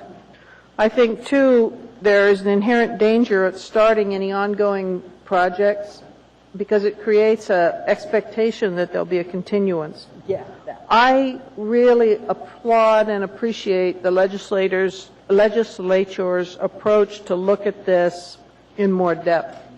I certainly haven't had the opportunity to do this. I think that that's how it has to be done, and I think it's premature to condemn when that has not yet occurred. Okay, thank you, Ms. Osiander. Mr. Gutierrez. Thank you, Madam Chair. I'm just reading the title. We're urging the legislature to build consensus. And I thought I heard Ms. Osiander say that she appreciated the legislature's attempts to do that. I do support this resolution. I'm trying to temper my comments because I did not see much logic in the funds that have not been requested yet. Difficult to spit that euphemism out. They are for public safety, they're for education, and since she took office, and I've supported the fact that the governor has said repeatedly that among her priorities are education and public safety. Some of this money is for weatherization programs that will reduce the energy costs to every citizen of the state, and I'm not sure why we would want to not do that. So I would urge support for this resolution tonight. Thank you, Madam Chair. Thank you, Mr. Gutierrez. Dr. Selkirk. I urge support of this. I think that there's clear opportunities to address real needs that we have through this money. If you just look at it, $26 million of education money slated for the Anchorage programs, and there are things like special education, school lunch programs, infant learning monies. These are things that are all important. And the fact is that we are really in a tight time right now, and this actually is money that helps us bridge some of those challenges, and that's the intent of this kind of stimulus money. Also, money for public safety, $7.2 million for public safety programs. And again, we're in tight times. It makes no sense to me at all to give up the opportunity to access this resource. And the governor is concerned about extending programs. Well, we put an enormous amount of money into a state program last year for weatherization, and it certainly is going to be, it poses the concerns that she had when she addressed this. I mean, it seems like, her thinking doesn't seem to be very clear to me, and it seems like a really important set of fundings that address core needs. There's money for unemployment, and we're definitely beginning to see some people lose jobs. So I just think it would be great if the legislature can work closely with the governor and win her over to accept this. And I urge a yes vote. Thank you, Dr. Selkirk. Mr. Coffey. I think they're all doing all of that already. And I heard a speech by Governor Palin the other night. She asked that the legislature take this up and they work together to try to find out which ones are most appropriate and which are inappropriate. And I know only one other thing around this, and that is that some of the funds, and I don't know how much or how little, would require ongoing expenditures of government beyond the funding available from the stimulus package. And I recall when we had the Cops in Schools program, when we still have it, that we got 100% year one, 75% year two, 25% year three, and nothing year four. And then we were required by the terms of the grant to continue to fund it ourselves. Now, that doesn't speak to the merits or the demerits of the program. I'm not indicating that. But what I would be a little bit concerned of is what the governor said in her message about this, is that those things which have continuing ongoing obligations of the state and local governments are ones that we better take a real close look at. Therefore, since these guys are, the legislature and the governor, from all indications, are doing precisely this, and once again we're sticking our nose into their business, and that I'm getting more and more reluctant to do, because oftentimes we don't know whether we do good or we do bad, and we usually don't know what we're talking about. So I will say, since they're doing it already, they don't need to hear from us, and I'll vote no. Okay, thank you, Mr. Coffey. Ms. Johnston. I just wanted to echo what Mr. Coffey said, and I've actually appreciated the governor's response only because she's made us all aware of our responsibility in taking this money. It's not that that it is good or bad money. I actually think a lot of it is money we should be accepting, but we do need to realize that there is a responsibility, and there might be more of a responsibility than just actually the 1 or 2 year program, and I think that should be addressed. And I agree with Mr. Copley. The legislature is addressing it. I have faith in their actions. We've had 2 or 3 items tonight where we had been told to weigh in with the legislature, and we found out the last minute that actually, with us weighing in, we were not we were not helping the situation. And I think we're probably in another spot. Thank you. Thank you, Ms. Johnson. Mr. Birch. Yeah, I too share the concern. I think this is premature to at this time when this is still being leavened in the crucible of our legislature and the governor in Juneau. I think the continuing mandates are a concern for me. I think lastly, I'd like to take a real hard look at whether we can provide some property tax relief to our property taxpayers in the Anchorage community. So if we have an offset, if there's some dollars that can come into the school district, can we reduce the amount of local contributions? So I think there's a lot of questions out there. I think this is just premature at this time, and I will not be supporting this resolution. Thank you. Okay, Mr. Birch, these are grants. They are not to supplant operating funds. This room was packed on Saturday morning. I wasn't here, but I heard from many people who were, and I'm sure the superintendent and the school board can tell us how they will use the grant money if we so desire. Dr. Selcraig and Ms. Gray-Jackson. I'd like to point out that the governor actually came out initially and with a blanket kind of rejection, and I think in response to the community concern and the statewide concern about that position, she's begun to shift her approach, and I think what this really is before us is another message to her that we really do want her to look at these funds. We really do want to receive them, and I think that it'll just help the governor respond more effectively to these funds, and it's an expression. Actually, the room was packed, and it is an expression of the people I think that were in the room, and I think it would be a good idea for this body to express it. It's urging her and the legislature to do the work to make sure that we capture these resources. We need them. Okay, thank you, Dr. Selcraig. Ms. Gray-Jackson.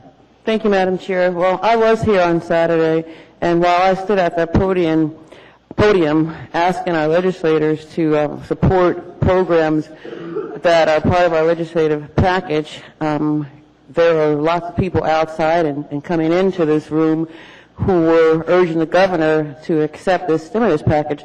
So with that said, I simply want to thank Dr. Selcraig and Chair Drummond for bringing this forward. I am honored to support this resolution. Thank you.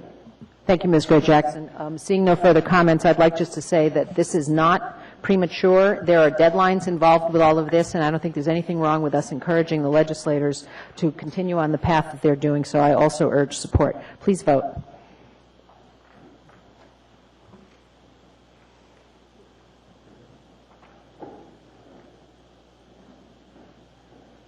That fails 5-5. However, I think the legislature has heard us.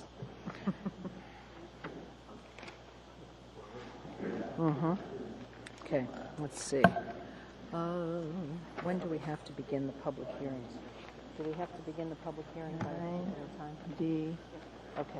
Okay, we still have pulled items to deal with. We are now on 9D Delta 4. Ms. Osiander, you pulled this one? Assembly Memorandum AM 171-2009. No, excuse me. I didn't get a chance to even say it. I did push the button because I want to move to postpone this to our next meeting. And if I could get a second, I'll explain. Thank you. If you look at the document, it does not include any information about the menu, the layout of the instance, and I was kind of struck because I've never heard of a Jade's restaurant.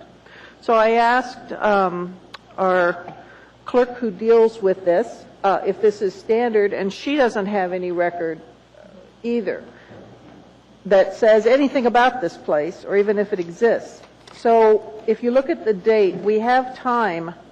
If we deal with it next meeting, we'll have time to get additional information. I like at a minimum to know what I'm approving, and at this point I don't. So I urge postponement. Yes, Mr. Coffey. Thank you. They must have something because they're asking for a duplicate license. So they have a premise, they must have a facility, and the reason that you have a duplicate license is because you have another fixed bar in a different room. The hotels are all like that and so on. I don't have any particular problem with postponement, but the fact they have to come in for an amendment to their conditional use, which is where we can really deal with it. So I would have a question for staff. When do we hear the conditional use? Because we might just want to hear them together. Does anyone know?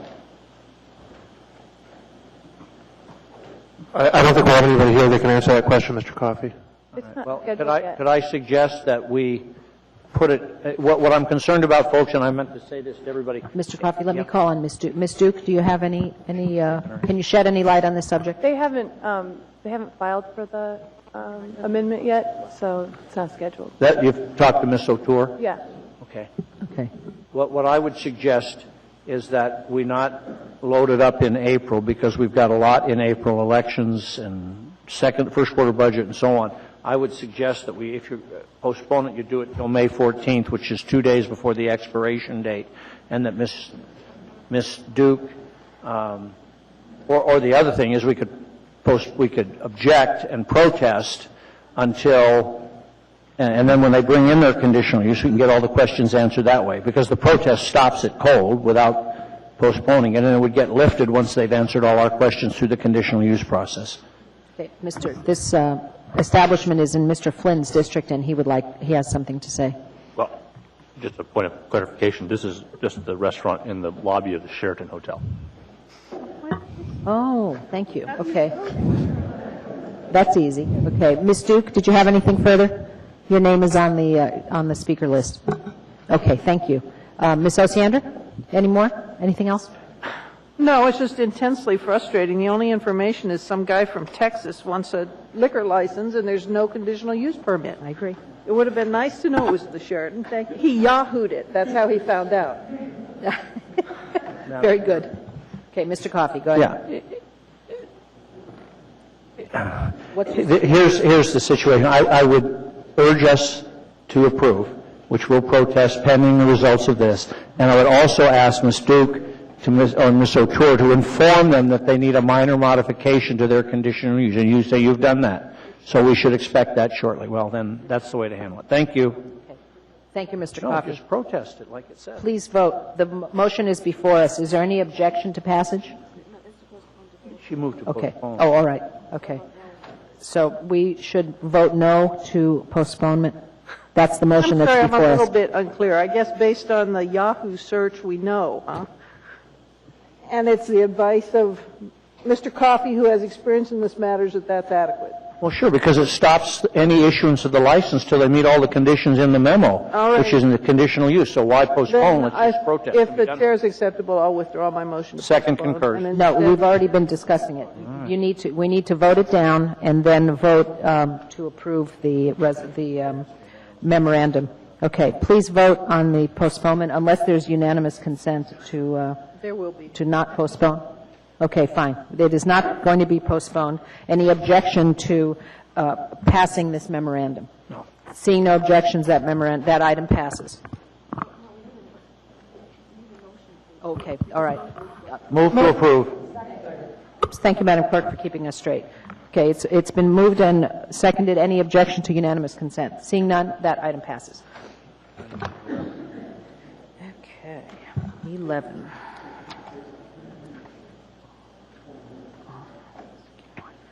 (9D11) is before us. Ms. Osiander?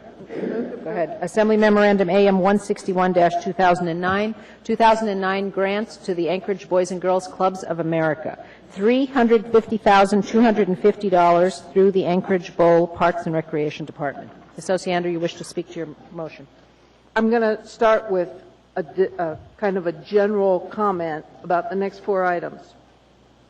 I want to absolutely posit this is an excellent program. It serves a vital need. It's full. It's absolutely great. I have contributed to Boys and Girls Club. It's wonderful. I'm doing what I said I would do last time, in that I'm going to propose little tiny cuts to everything that I can. I'm really going to urge that we have limited debate on this. I think people already know where they are. So if we could just do it and vote on it instead of talking about how wonderful it is, I'd really appreciate it. Okay, thank you. I have 3 folks who also want to speak. I'm going to make a motion. Okay. Not yet. Do you want to make the motion Madam Chair? first, or should we hear from Assembly members first? Well, I'd like to, again, restate that I don't believe I have a conflict, but I am a board member of the Boys and Girls Club. I think we need to ask for the questions, right? Okay. Okay. I got it. I've got it. Okay. Ms. Gray Jackson, thank you. Do you have a financial interest in this organization? No, I don't. Okay. Do you have a private interest in this matter which would make it difficult for you to act in the public interest? No. Okay. Do you believe that if you participated in this matter, it would cause a loss of public trust to this body? No. Okay. Thank you. I do not believe that you have a conflict of interest. Anybody disagrees with the ruling of the chair? Thank you. Okay. Did you want to make a comment in addition to the conflict? Ms. Gray Jackson? I'm sorry, Madam Chair? Did you want to make a comment in addition to the statement of conflict? No. Okay, thank you. Thank you. Okay. Mr. Clayman, you're next. Okay. Mr. Clayman, did you have a comment on this item? I'll just speak briefly before Ms. Osiander makes her motion that that part of what we did when we made various cuts from Office of Economic and Community Development was there were programs that we made deeper cuts in than, for example, these that provide after school and before school care for the most underprivileged children in our community. And we really made an effort to keep these programs funded because in challenging times like we have today, these are families that need these services more than anyone else, and so we actually made deeper cuts in other programs so that we could maintain existing funding levels on these. A cut, even a small cut, really means we're taking kids that need a program like this and we're saying we can't provide the service and you'll have to take people out of these programs. And so we strongly oppose any reduction, and we did not cut these so that we could keep the existing levels, and we made deeper cuts in other programs to allow these to remain. Happy to answer other questions, as is Ms. Michael. Okay. Thank you, Mr. Clayman. Dr. Selcraig. In honor of Ms. Osiander's request that I not speak to each of these programs, I just want to say I concur with the mayor's perspective on this. I think that these are core programs, and all these programs are very tight already and serve essential services to vulnerable populations, and so I won't be supporting cutting them this evening. Okay, thank you. Ms. Osiander, go ahead and make your motion, please. Thank you. I move a 1% reduction, which is a total of $3,500. Is there a second? Thank you. And this isn't, Mr. Birch seconded, I believe. Thank you. I'm sorry, I hit the start. Mr. Flynn. All right. I just want to remind this body we're asking employees to give back negotiated wages. We're doing brownouts at fire stations. We're deferring hiring cops. We need to look at everything a little bit. I did 1% because I generally agree this is a critical program, but I think we need to reduce everything a little bit. Okay. Mr. Flynn, do you have a comment? I appreciate Ms. Osiander's support of this program. I would just ask, I know we have some supporters of the Boys and Girls program here tonight, if they could very briefly stand, and then I'll leave my comments.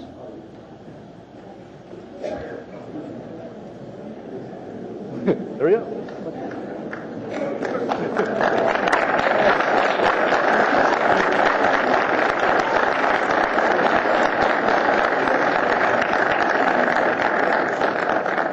Thank you, Madam Chair, and thanks to all of you. Okay, thank you. The motion on the floor is to cut 1%, which is actually $3,502.50, Ms. Osiander. Please vote whether to cut or not. A vote yes cuts it $3,502.50.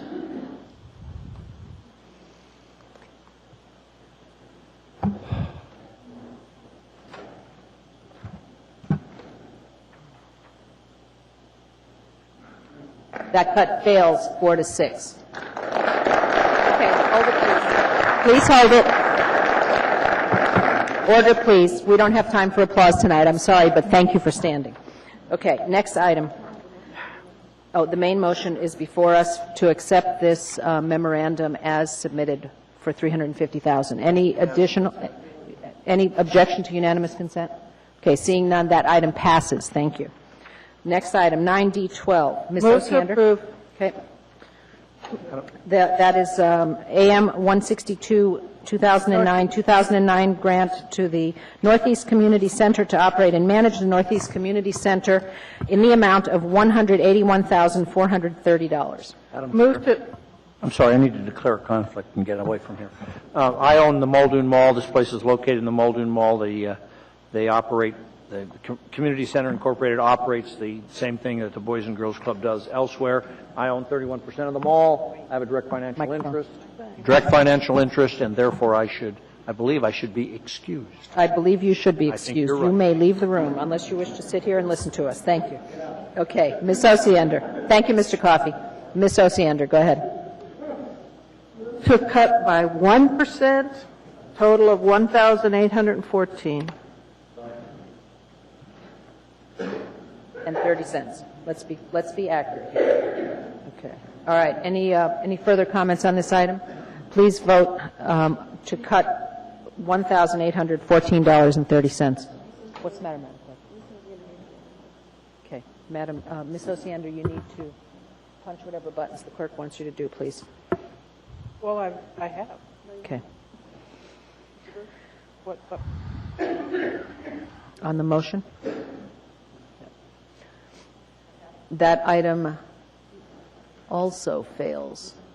That item fails 4-5 with one. Should that be recused? Ask unanimous consent for the main motion. Okay. Any objection to unanimous consent? That item passes, that grant passes in whole. Thank you. Next item, Ms. Osiander. AM Move to 163. approve 163. Okay. Is there a second? Okay, thank you. This is a AM 163-2009 grant agreement to Anchorage Project Access to fund general operations. It's a $75,000 Move to grant. amend by cutting 1%. Thank you. Any comments? Okay, that 1% would be To $750. $750. That would fund a lot of health care. Okay, let's see, let's vote. A vote yes cuts it $750.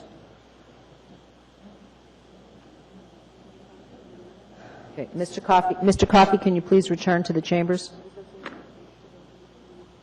Okay, and Ms. Osiander, did you hit the vote? Did you vote? I thought we were waiting for Mr. Coffey. You want a vote now? Well, Mr. Abbott's going to go find Mr. Coffey. Hold on a minute. Here he comes. Run. Run. No. It's okay. Okay, we're voting to cut 1% from the Anchorage Project Access Grant. Please vote. Yes or no? Yes to cut, no to not cut.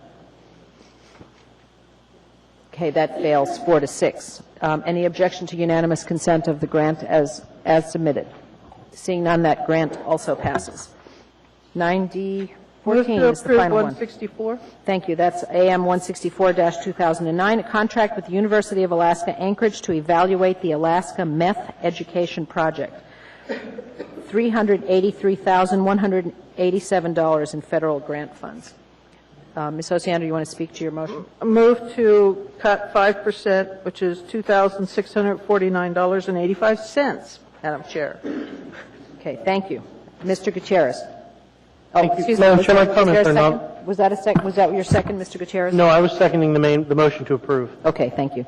We need a I'll motion. second the motion to cut it. Okay. We need to clear the board so they can do that? Okay. Okay, go ahead, Mr. Coffey. Go ahead and hit your second button now. I'm in there. Okay, thank you. Uh-huh. Okay, Mr. Gutierrez. Madam Chair, I have a question not related to the motion to cut. Do you want me to hold that and deal with that motion first? I think we should, have a question answered before that. Go ahead, Mr. Gutierrez. My question to the administration is, and we've talked about this before, and I am in favor of the memorandum as it stands. Will not be supporting a cut. And I certainly appreciate and understand the need for an Alaska meth education project, but we have heard consistently in Anchorage that the biggest drug threat that we face is not methamphetamine, but is in fact heroin. Will we be seeing at some point in the future a similar effort dedicated toward the eradication of heroin abuse? Very good question. Mr. Abbott? We'll let Can you tell us? Allison speak to that question, Mr. Gutierrez. Thank you. Hello, Allison Livestock with the Alaska Meth Education Project.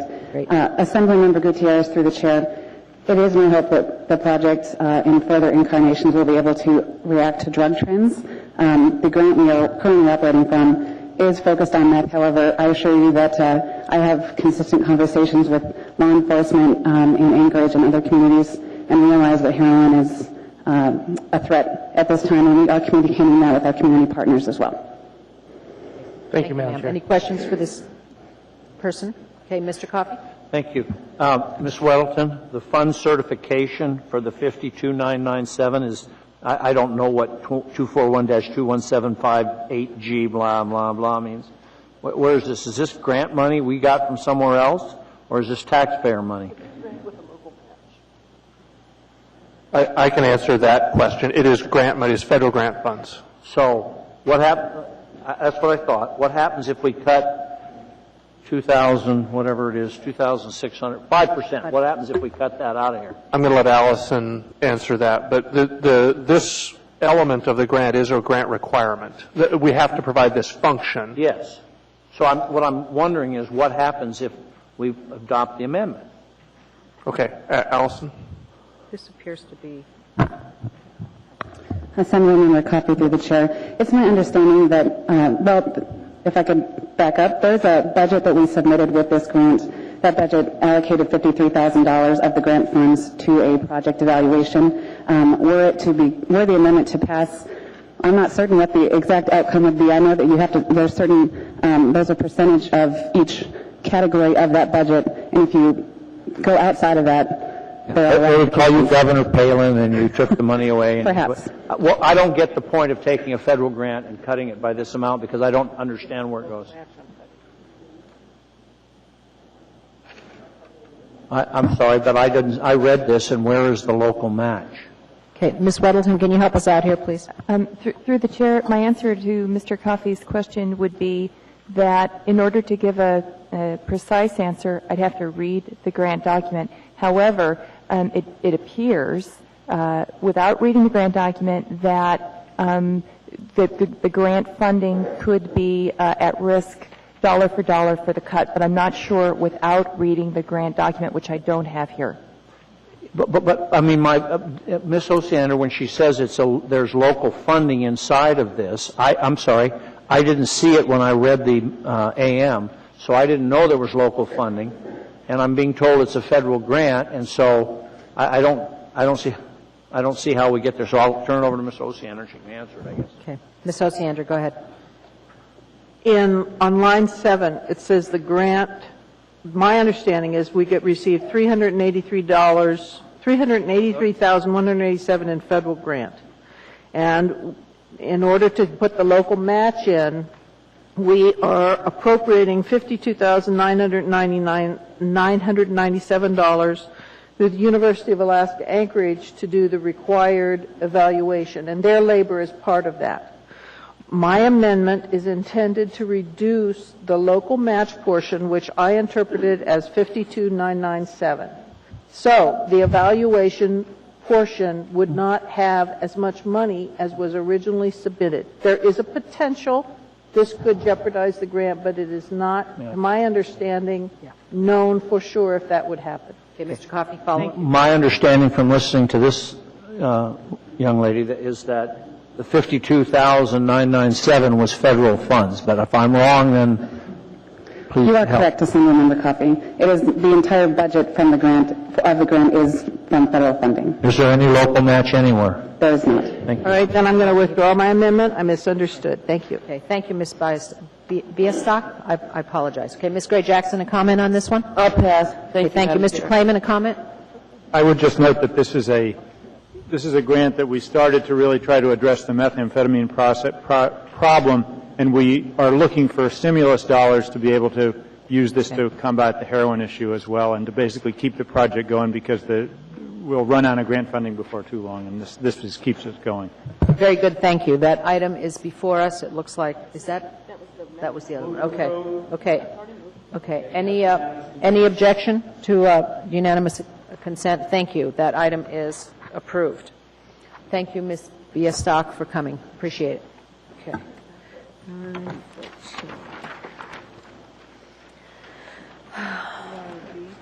9E1 is next. Ms. Osiander, you also Move to pulled that accept. one. Okay. Okay, go. Ms. Osiander, you have a comment on this item? I want to say first off that I appreciate the way this is put together. I had a brief conversation with Mr. Amsden, and I think that in many ways it's a significant improvement. I particularly appreciated seeing design capacities for both the state and ASD comparatively. It's got some good statistical information. My concern, I guess, that remains a little bit is this document has a twofold purpose. One purpose is to articulate the need in lobbying for state monies for construction.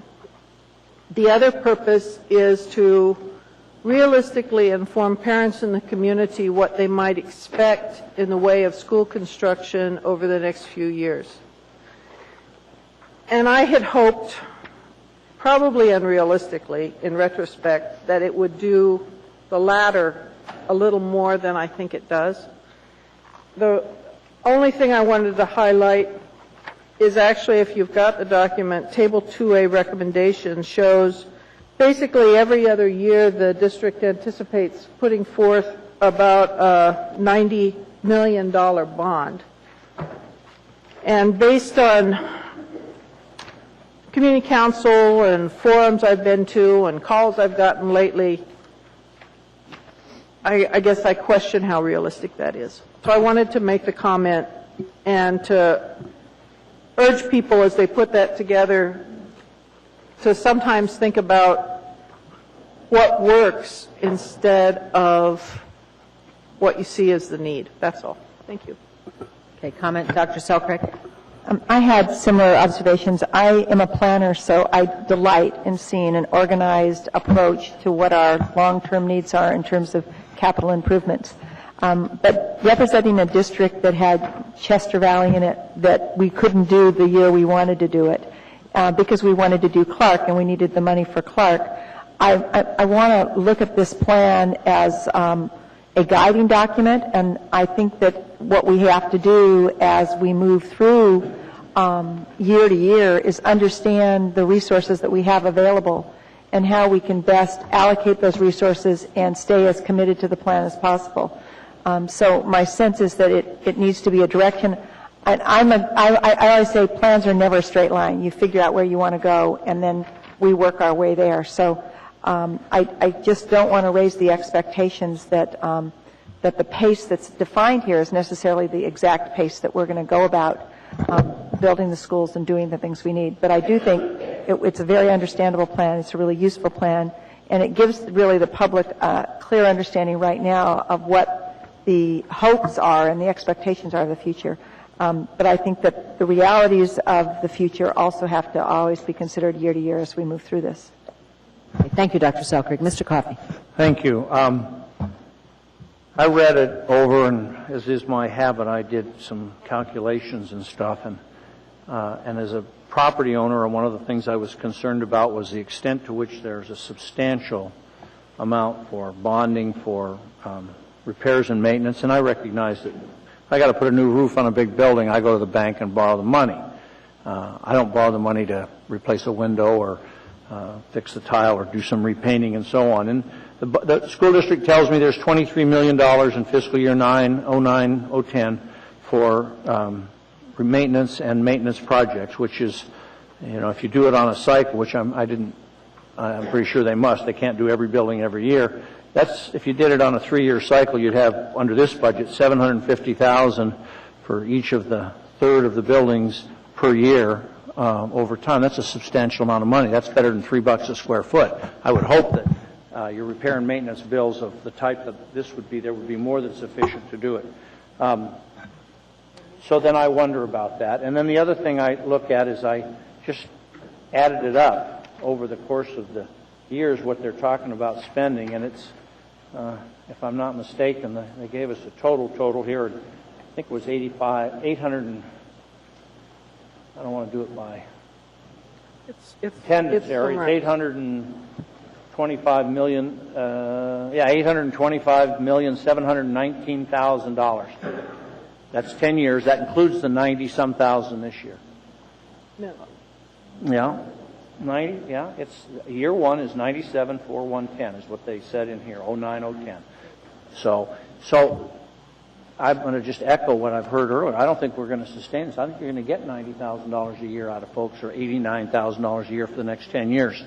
So I know we went through this a couple, 3 years ago and went from 6 to 10 and so on, but we're going to find out in 2 weeks on your 90,000, which is 27 for the 90 million. Sorry, 1,000. I wish, huh? Product of the Anchorage schools. Can't even read the number of zeros here. So my point being is this, folks. We have $1.3 billion in indebtedness today. I recognize the arguments that we're going to get 60 and 70% reimbursement against all of these things. And that's well and good, but that takes an annual appropriation from the legislature, and they've done it, and they've done it fairly consistently, and they even did it in some tough times. But if it goes to $13 a barrel oil, or production off the pipeline keeps slipping at 6% per year as it's doing, the full faith and credit of the taxpayers of Anchorage supports each and every dollar of this. So I don't think it is a realistic plan. And for that reason, I have nothing more to say. Thank you. Thank you, Mr. Coffey. Any other comments? Then I'll make my little speech. This is a plan. You have it right. When I was on the school board, and Ms. Osiander as well, we had 6-year plans. And I looked back at one point during my school board career and inferred that of all the 6-year plans that we passed during my time on the school board, every single project was achieved during my 9 years on the school board. I believe we built or refurbished or made additions to over $500 million worth of buildings in those 9 years. And I'm very proud of that record.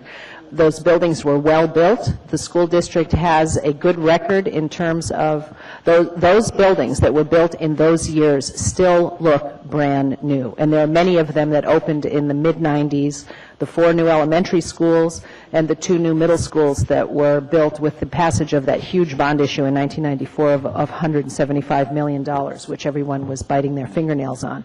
But these, if anybody can figure out how to get construction costs to come down, how to get the cost of steel to come down, how to get the cost of concrete and asphalt and all the things that go into these buildings, as well as the labor costs, then we can build them more cheaply. But as again, I said, this is a plan. This is what the school district hopes to accomplish. This is not a request for funds at this time. And besides, it's an information report. So I'll stop with the speeches now. We don't even have to vote on it. Thank you. Is there any objection to accepting this information report? Seeing none, the 10-year capital improvement plan is accepted. Thank you. Item E8. Move to accept. Okay. Information memorandum, AIM 29-2009. Contracts awarded between $50,000 and $500,000 through formal competitive processes for the month of February 2009. Ms. Osiander? What caught my eye were the maker's contract. I think that the Assembly had a lot of discussion about this prior to a lot of you being on this body. And at one point, we turned down or asked them to revisit a maker's contract. So I called in and asked for more definition about specifically what was included there. And I just want to make a really brief plea.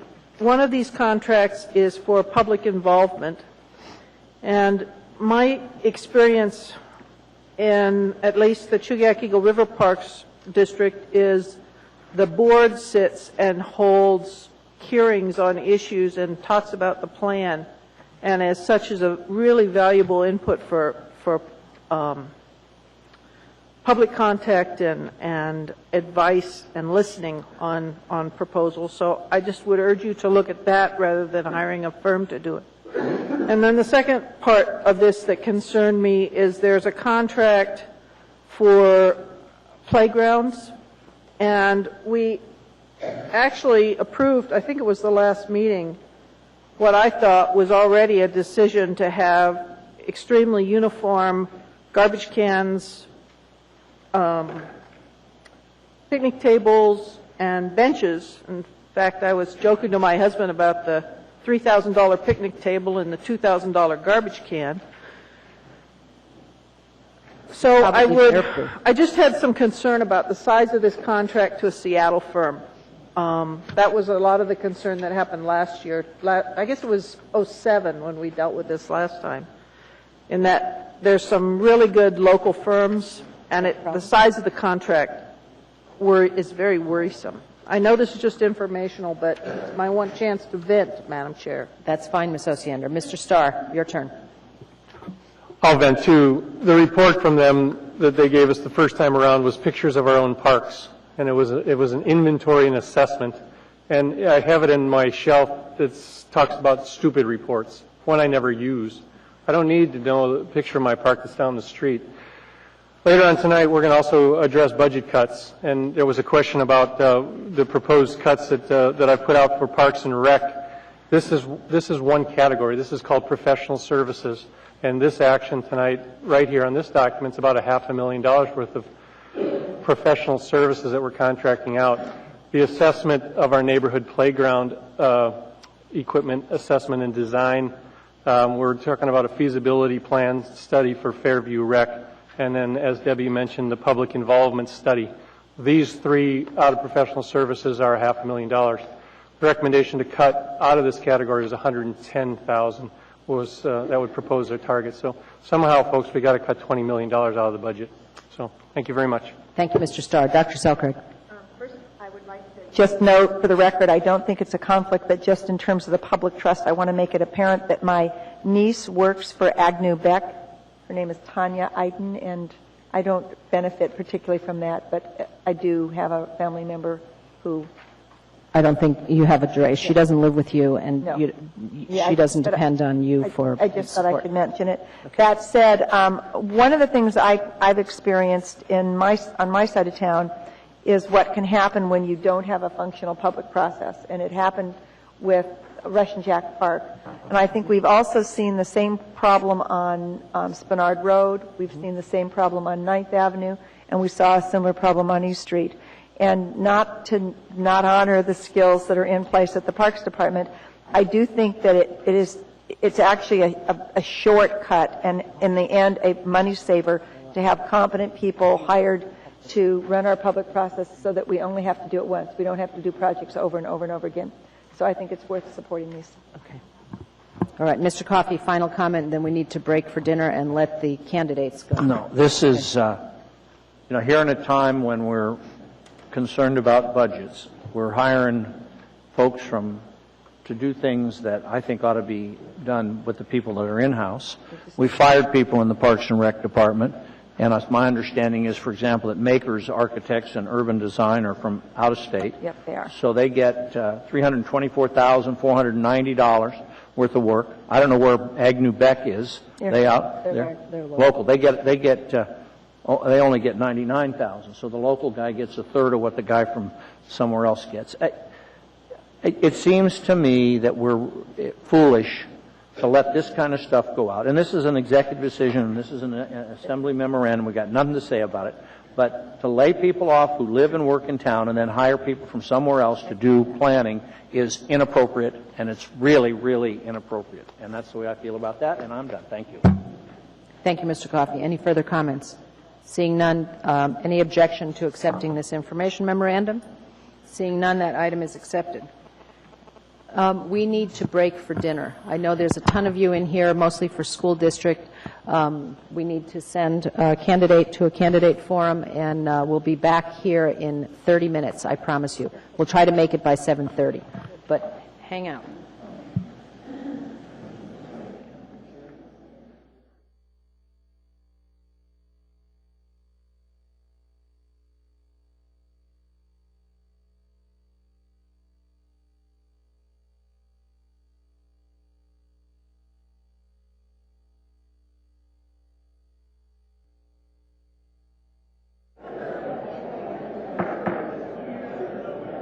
Order, please.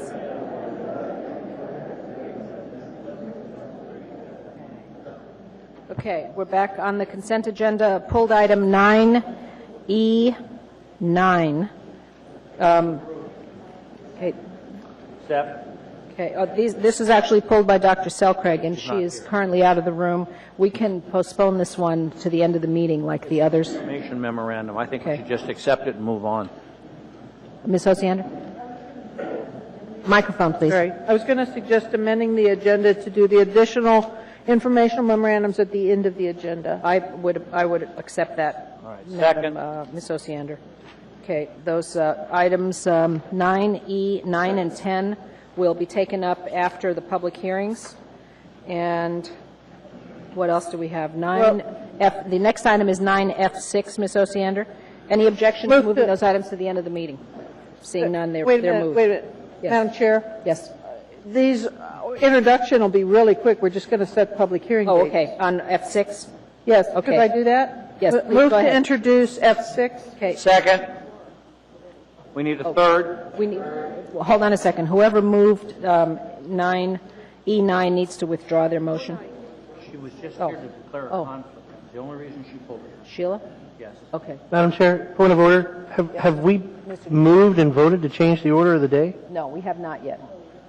This is consent agenda items. Our agreement was to move them to the end of the agenda so we can take up the public hearing items. Our previous agreement. So we agreed to dispense with them before 6 o'clock, and obviously we've missed that target by a couple of hours.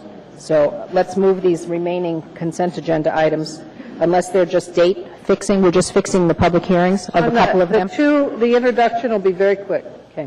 We've got a first, a second, and a So, third. Madam Chair, just to clarify, have we then agreed to change the agenda to put E, 9, and 10 at the end of the agenda? That's right. I believe there are a couple of other items moving to the end of the agenda. Okay, Mr. Coffey, did you have? I'm sorry. Some other order? What? No. Madam Chair, 9 if and you just 10. want to move the E9 and E10 to the end of the Yes. agenda. I just informed you that the reason Ms. Selcraig, Dr. Selcraig pulled 9 was just to declare a conflict, not anything substantive to do with it. All right, so then let's handle that right now. Okay, move to accept. Second. Okay, let's slow down. We're going back to 9? E9. Yes, sorry. That's the only thing that's been moved and seconded so far. Oh, you're back. We're dealing with it. Okay. You had a potential conflict. So it's been moved and seconded. Information Memorandum AIM 30-2009, Sole Source Procurement Report for the month of February 2009 from Purchasing. Dr. Selcraig, you pulled this item.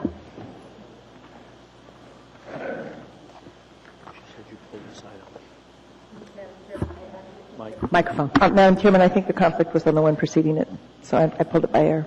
Oh, okay. So we need to move to any objection to passage of this item? Okay, seeing none, that item is accepted. Thank you. Okay, item 10 will then move to the end of the agenda. Thank you, Need a Mr. motion, Singh. Madam Chair, or not? Well, Can I have a motion to reorder the agenda? move to move E to the agenda. Second. Thank you. Any objection? Seeing none, that item moves to the end of the agenda. We will take it up after unfinished agenda, item 16. Okay, move to introduce item F6. Second. Thank you. Ordinance AO 2009-40. Third. I need third. Third. Okay, thank you, Mr. Birch.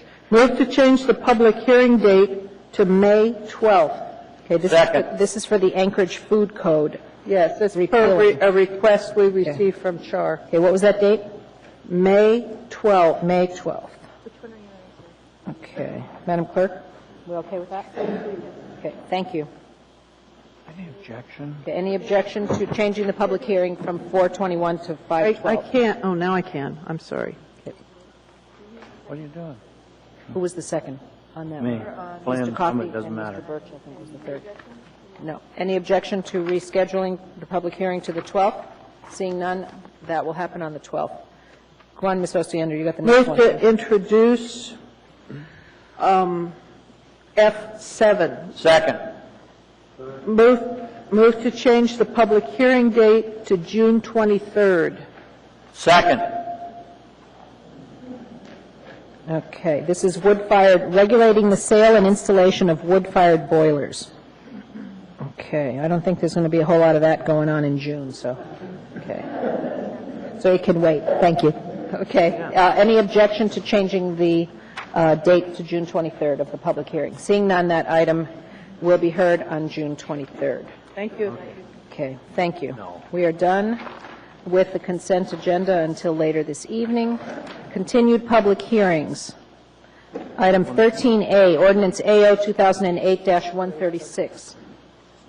Okay. Oh, I'm sorry. Old business and unfinished action on public hearing items. Madam Next, Chair, Mr. Coffey. On item 11A, it's been introduced, I think there's it's been moved, I believe. Public hearing was closed January 20th. Action was And postponed. what I would like to do is I'd like to move to postpone until June,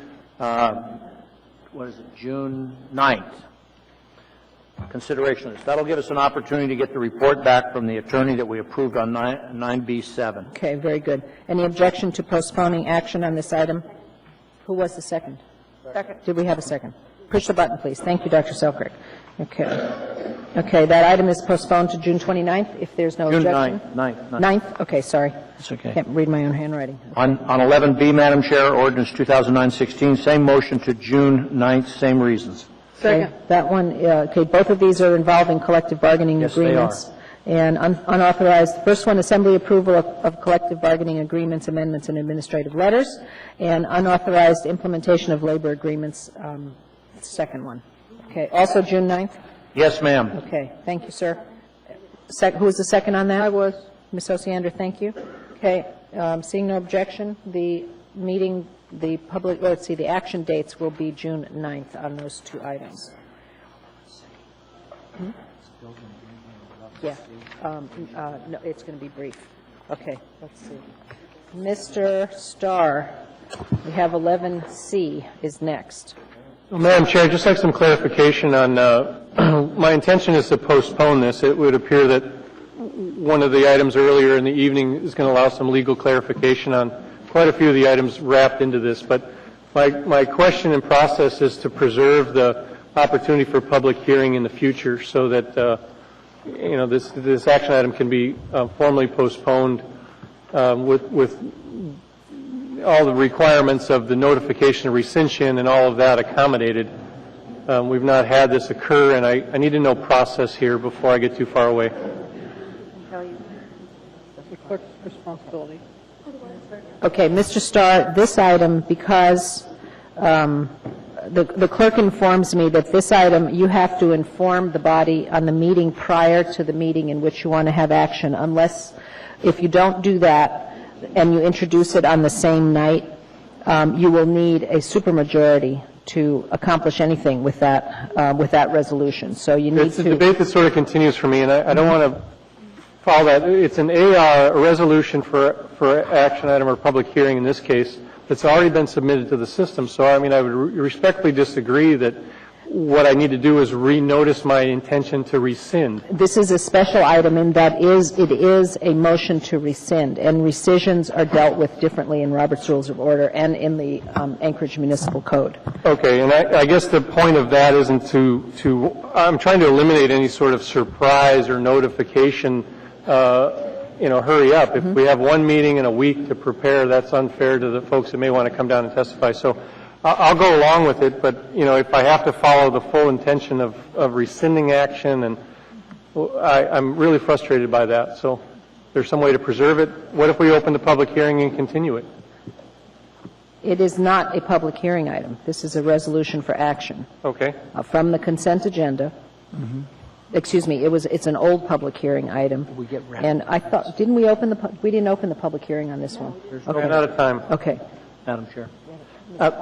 This has been a procedural sort of problem. I've been here 5.5 years or a little more, maybe, no, just 5 years. But I've never seen a rescission action on this body while I've been here, and I don't recall many or any before that. It's a procedural anomaly. It's different because it is a rescission of a prior action. What I would suggest to Mr. Starr, since this resolution also is wrapped around the attorney's opinion that we passed with 9B7 and so forth, that on May 26th, you mark that you are going to give notice of 11C for June 9th. That way all three items that are there relative to labor will be heard on June 9th. And if you do that on May 28th, you will have given 2 weeks full notice, and that will get us out of the procedural mess we're in and allow a discussion of the issues associated with that notice. And duly noted, I guess, for the record, the purpose isn't to be punitive, or some have accused me of holding something over the police department. For that, I think there's a serious process question that we've already tried to address here with the legal movement tonight. So it's not an interpretation to say, hey guys, unless you do something here, concessions or that. I have no intention to do that. This is foundationally based in process, in municipal code and charter. So I'm happy with that, but I'm frustrated at the same time. So expect the notice to rescind May 26th, and I'll start it all over. There we go. That works. All right, fine, Mr. Starr, that works. Put it on your calendar to introduce on May 26th. Excuse me. To bring forward your notice of intent to rescind on May 26th.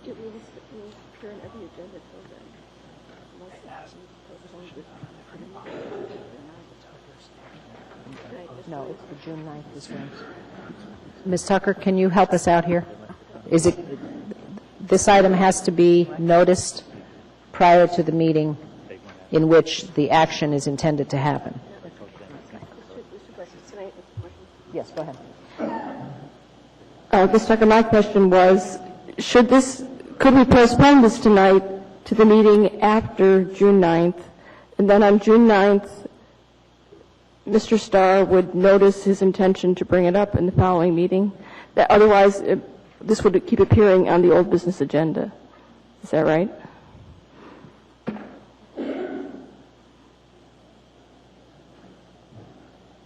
That doesn't make sense. Well, I think you've asked me a compound question. So the first rule is I believe that Mr. Starr can today set, just as Acting Vice Chair Coffey has suggested, set the date that he's going to give the notice. So does that put this item on that agenda? And then the item can be on the agenda of the week after the notice.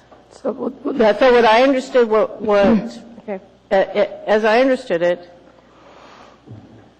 through the chair, Mr. Starr was giving notice now that he would give a notice again. You can put his notice on the agenda for the meeting of the May 26th. May 26th. Right. And if the meeting following that is the June 9th meeting, then that's where the resolution shows up. Okay, that's good. All right, Madam Clerk? Okay.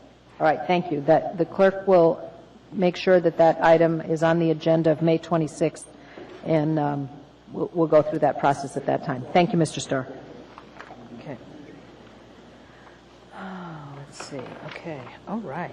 Okay. All right. Next item, 13A, continued public hearing, ordinance AO 2008-136, an ordinance amending Anchorage Municipal Code sections 21.35.020, definitions and rules of construction, 21.40, zoning districts.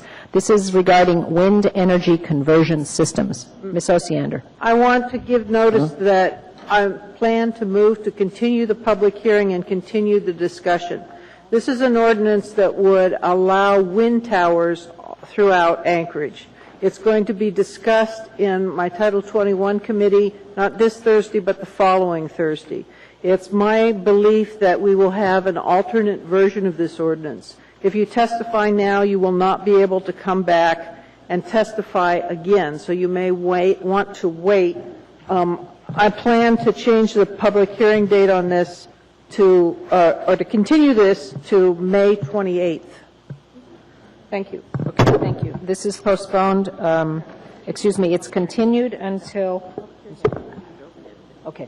Okay, the public hearing for this item is now open. If anybody's here for wind conversion, I would suggest that you wait to speak to us on May 28th? What did we postpone it to? That's what I planned. Okay, to May 28th. Is that acceptable, Madam Clerk, to the schedule? Does it work so far? That's fine. Okay. May 26th. Okay, the public hearing for this item is now open. Anyone wishing to be heard? Is it 26th? I don't see anybody wishing to be heard. I think they get the message. Okay. All right. This will be heard on... I'm sorry, it's the 26th. Thank you, Mr. Starr. Thank you. Move to continue to the 26th. Okay. Public hearing is continued May 26th, and on Thursday, April 2nd, the Title 21 committee will be taking up this issue. If anybody's interested, it meets at 9:30 but in the Public Works Building. But no public testimony at the committee meeting. Okay. All right. Thank you, Ms. Osiander. Okay. Item 13B, Ordinance AO 2009-31, an ordinance of the Anchorage Municipal Assembly amending Anchorage Code Section 12.25.040 to include payments in lieu of taxes from municipal utilities, departments, agencies, public corporations, and enterprise authorities. This is regarding the tax limitation calculation. Dr. Selcraig, you wanted to speak to this? Yes. My intent was to bring this forward, and I had hoped that we would have some work sessions on it. We'd have some discussion exploring the implications. That didn't happen. Considering that there's a vote on it before our next meeting, it doesn't seem sensible to do anything with this except for postpone it indefinitely. Okay. I move to... Okay. Moved and seconded. Any objection to postponing it indefinitely? Seeing none, that item is postponed indefinitely. Isn't that the thing to do with that? Okay. We are on new public hearings. First ordinance, 14A, AO 2009-17, an ordinance determining and approving the total amount of the annual operating budget of the Anchorage School District for its fiscal year 2009-2010, and determining and appropriating the portion of the Assembly-approved budget amount to be made available from local sources from the Anchorage School District, accompanied by Assembly Memorandum AM 73-2009. I do believe there is an S version, and I would appreciate a motion to get this thing. Move the S version. Oh, you need the public hearing. Oh, okay. Thank you. All right. The public hearing for this item is now open. Anyone wishing to be heard, please come forward. There are lots of you in the room. I would appreciate it if everybody who wants to be heard, please come and sit in the first couple of rows so we don't have to wait while you march forward. And you can line up in the center aisle if you like behind Mr. McGrath. Welcome. Good evening, members of the Assembly, Madam Chairman. My name is Tom McGrath. This afternoon, I changed my testimony. I listened to the Obama news conference at 4 o'clock. And as President Obama said, ordinary citizens are making extraordinary sacrifices at this time. The average worker, the average family has seen their incomes flat for some time now. And then I look at the Anchorage School District proposed budget, and I see no sacrifices in this budget. You're asking people with flat incomes, flat revenues, to pay more tax. This is not fair to the Anchorage public. Unfortunately, the municipal charter and state law limits your choices on what you can do with this budget. You can only pass or decrease, but you can't change what they're going to do. It's just the dollar amount.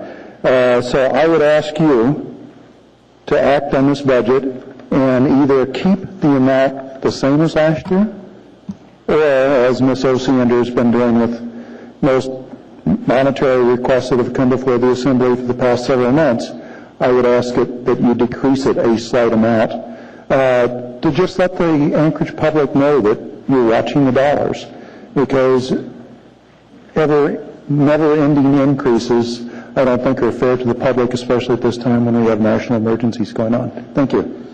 Okay, thank you, Mr. McGrath. Any questions for the speaker? Seeing none, thank you. Next person, please come forward. Hello, my name is Rob Timmons, and I represent myself and taxpayers that I know. At nearly $16,000 per student, one-third of which is borne by the taxpayer in the municipality, with test scores and graduation rates near the low end of the spectrum in the United States, what value are we getting from our tax dollars spent on education? It appears that big business is the big winner in this case. The student performance seems to be way down the list of priorities. I have been talking to past mayors as to what percentage of our education dollars actually go directly to the student's education, and the answer was shockingly low. We have a bloated overhead, which results in expensive education. What we need is not expensive education, but quality education. We need to establish our priorities, what is important and what is not. What we need are responsive and responsible citizens who can elect leaders willing to prioritize our appropriated tax dollars. With about half of the municipal's budget going for our kids' education, what are we getting as a result? Where are the excess dollars going? We know how much is going to what department and program and school by reading the budget. But the average taxpayer does not know where to get the answers on effectiveness, or why so many programs are funded year after year at well above the inflation rate. Folks, this is irresponsible and unsustainable. We taxpayers feel it is only in the interest of big business and does little to help a child enter college or the workforce. A child learns and achieves through excitement to learn, along with competent teaching and teachers. We need to differentiate or discern between wants and needs, and I'm afraid it has been too easy for these elected officials to keep raising their budgets through raising our taxes, and now it is time to say enough. Start making do with less, and let's cut the school budget. Remember, it is about quality education for our money, not how much money we can throw at it, thinking that we are going to solve their educational problems by contracting with big business or building monuments. I request that the ASD budget be revisited and revised downward to equal last year's budget immediately, sort of like enacting a school tax cap. Thank you. Thank you, Mr. Timmons. Any questions for this gentleman? Seeing none, thank you very much for coming. Thank you. My name is Jeff Friedman with the Anchorage School Board. We do make tough choices every year. We look at our expected revenue streams and we figure out which programs we can afford, which ones we can't. We look at which ones are working, which ones aren't, and we make adjustments accordingly. In my 6 years on the school board, we have been focused on improving performance and reducing the dropout rates. And we are educating and graduating a higher percentage of Anchorage's students than ever before. We are building and maintaining effectively our buildings. We are having effective education going on in every classroom. What percentage of our dollars goes towards educating those students? 100%. Those students are not educated if we don't get them to school on our buses or find a safe walking route and crossing guards to get them there. Those students are not educated if the roof is falling in on their head. And those students are not educated if our teachers do not continue to get professional training. We spend all of our money directed absolutely at finding the best way to educate all of our children. We still have lots of room to improve. There's no doubt about that. But improvement costs money. I'm sorry to say that when health care costs go up 15, 10, 20% in a year, the health care costs that we pay for our students in our classrooms goes up accordingly. I'm sorry to say that when PERS and TERS goes up, we pay that, even if it goes up faster than the inflation rate. And I'm sorry to say that when fuel rates goes up, when our utility rates go up, we have to pay that, but we do. We are providing an excellent education, above average test scores, above average performance, Is above average good enough? No, I want excellent. But until somebody in this nation figures out the single silver bullet that will solve all of our society's problems, we're going to have to do a little bit here, a little bit there. We're going to have some gradual improvements. That's what we've been doing. I believe we're doing it very well, very efficiently, and I would appreciate your support with our budget so that we can continue to make those improvements. Thank you. Thank you, Mr. Friedman. Any questions for Mr. Friedman? Mr. Birch, go ahead. Yeah, I think we've talked about this before, but I've noticed school district end dump trucks hauling snow and doing things like snow removal. And I guess I'm just wondering if there's been any consideration or review into whether things like snow removal can maybe be done more cheaply or bid out or some other, some sort of a competitive process to where you can reduce the overall budget. And I'd just be interested in your thoughts on that.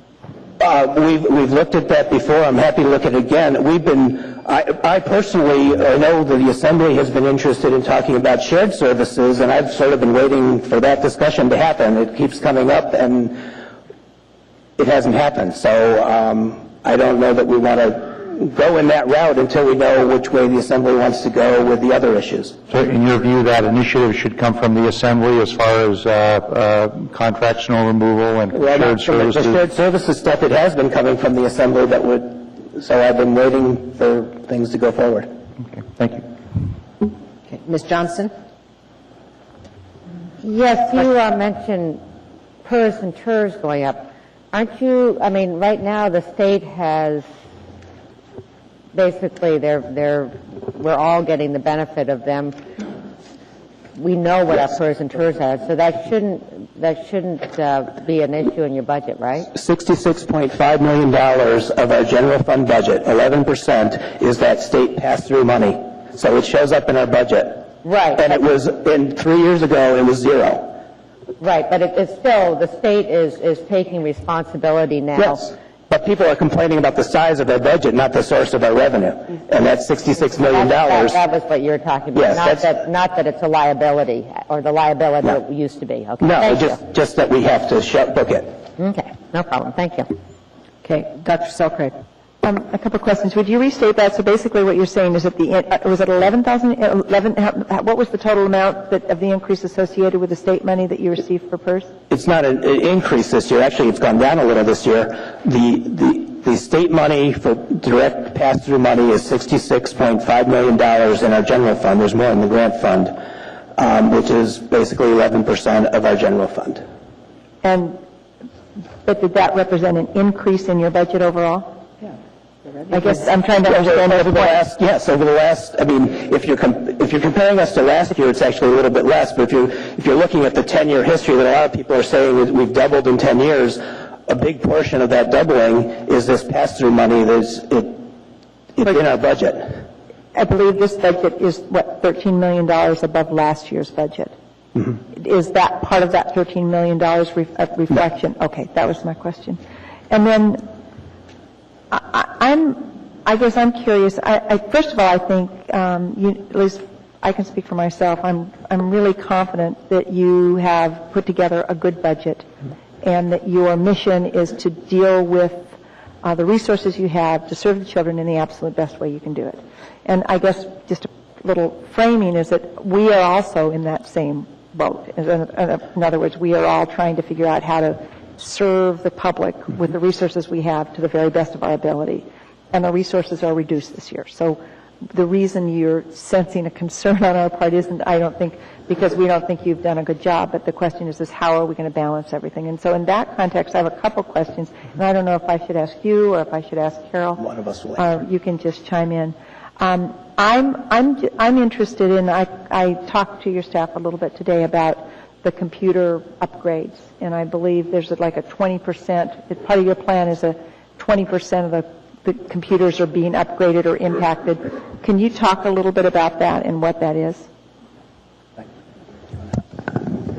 We, at the request, frankly, of the Budget Advisory Commission that reviews our budget that reports to you, and they reported again last Friday to you that they were glad to see that we've adopted a 5-year computer refresh. program, which is the industry standard. Some places replace computers every 3 years, but we believe for the instructional computers, we can work with the 5-year plan, and so we have, in fact, put $3.9 million in the budget, plus another $1 million towards that installment for 20% of the computers. And we are planning to do that every year because we feel that if we're really going to incorporate and then use technology as a tool for learning, then we need to keep the computers refreshed so all students in the Anchorage School District have adequate computers and not just some schools who have other means of raising funds. So, and that's not is that an annual reoccurring cost? You're going to be doing that every year for 5 years? Is that? Well, that is the commitment that we have made and the board has discussed, but if we had to, that we look at it every year on a 1-year basis. But I think we will find that if we don't continue that, then we're going to have some schools with state-of-the-art computers that have just been refreshed and other schools' computers that are falling further and further behind. Well, and it's my understanding that there's $3.5 million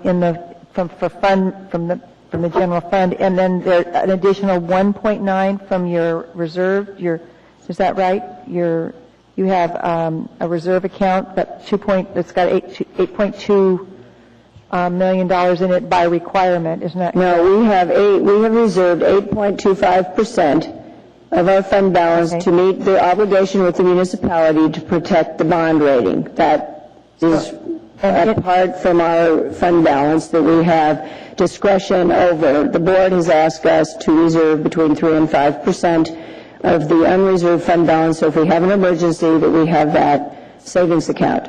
Okay, so you've got 8.2% plus 5% in reserve? No, I just said we have 8.2. Go ahead. Yeah. You try. It's 8.25% of our municipal tax revenues that we hold in reserve. On top of that, we're trying to hold approximately 3% of our general fund total in reserve. Okay, I just was told 3 to 5. Yeah, well, 3 to 5, but so right now you have 3%. I don't know what the exact number is. It's about 3.25. I guess the point I'm getting at is if there's, I think there's a desire to keep this budget as whole as possible. And if there is, in fact, a 3% reserve on top of the 8.5 reserve, would it be possible to actually go ahead and, since this is a one-time purchase, actually tap into that reserve? We took $3.9 million out of that reserve last year for computer refresh, and we're taking another $3.9 million out of that reserve this year for computer refresh. We can't keep doing that very long until we'll be at zero. We don't want to get in the position where, because of cash flow situations, we actually start dipping into the 8.25% bond revenue stuff. So that's what we're very careful of. And if, heaven forbid, we have another fire and we have to replace a school again, something like that, we need to keep, we don't want to get below that 3% number. I didn't want to get below 5 originally, but. Have you considered, this is my last question, have you considered the possibility, one of the things we've talked about at the municipal level, there are industry standards of every 5 years to replace things and every 3 years for laptops. Have you considered the possibility of extending those standards by a year and examine some savings? We had been doing that, and your commission has been very vocal at telling us how wrong we are with that. We listened to them. It's not every computer, as soon as it gets to be 4 years and 12 months old, it gets replaced. Some computers will stay longer, others will go sooner. We try to look at it computer by computer, depending on what it's being used for. But I think it's important for us to try to keep to that 5-year standard if we can. I mean, if budget situation makes it so we can't, then we're going to have to cut something. That is one of the items on the table along with everything else in our budget. We'll look and prioritize and see which things we think are most important and which things we can sacrifice. Okay, thank you. Thanks. thank you. Carol, go ahead and... I'm just going to be real brief. I just would urge that you look carefully at the things that we did add in the budget, and we have reduced. There was in both the Budget Basics book and the main document before we submitted the S version. I think our budget was developed through a very public process. We're very proud of the process we use. There are lots of opportunities for people to look at our budget and give us input. We didn't do our budget review teams this year, but we still have all of the information from last year's group, and we intend to do those again next year. I just have to emphasize, our student population, even though it's going up slightly, the change in the demographics and the change in the student needs is profound. This school district does not look anything like it did 10 years, and the requirements that are on us to provide instruction for each and every one of those students is very different than it was 10 years ago. I think we have an exceptional educational group, whether they're support staff, maintenance staff, or principals, or support staff and our teachers, and they need the tools to do the work that they're expected to do. We all want to raise the graduation rate. We also would like to see the state step up to the plate and say, it's not okay for students to drop out at 16. There's a wrong message here we're sending. It's too easy in this state to drop out of school. Kids who drop out and go to homeschool, those are dropouts, whether the parents choose to do that or not. They're counted against us. If they choose to drop out at 16 and go get a GED, those are considered dropouts. Those are choices. We don't push and kick out all these kids. There are lots of reasons young people don't come to school, and we would like to see all of our students graduate. Many of our students are fifth-year seniors, and they count against us in the graduation rate, even though at the end of 5 years they get a diploma, which is our goal. A high school diploma is our goal. We really are not asking our kids to look to a GED as their first choice. We really want to see them ready for whether it's work or college, the military, or any other trade, that they're well prepared when they exit the system. So I would ask that you think seriously before you make any recommendations for cutting our budget. We have no list that we can share with you if you ask what would be our cut list. We don't have one. What we will do, depending on what your action is tonight, and after the state legislature is complete their work, then we will know what our budget is, and then we'll begin the process if we have to make budget adjustments. So I want to assure you it will be public. There will be an opportunity for people to weigh in on proposed cuts, but we take great pride in bringing forth a balanced budget in a public way. So that's all I had to say. Any questions for the superintendent? Okay, I have a question. During my time on the school board, the school district joined the Council on Great City Schools. They produce an annual document that I found extremely helpful in comparing the 100 largest school districts in the nation as to cost per student. Do you know how you currently compare to similar-sized school districts in similar-sized communities across the country in terms of your average cost per pupil?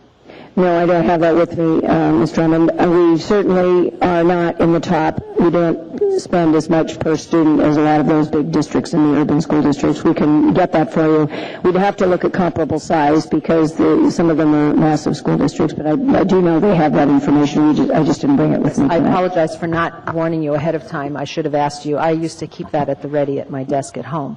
I did an analysis one year of the number of students in the school district compared to the number of people in the municipality all across the nation, and I compared about 20 different school districts from that list.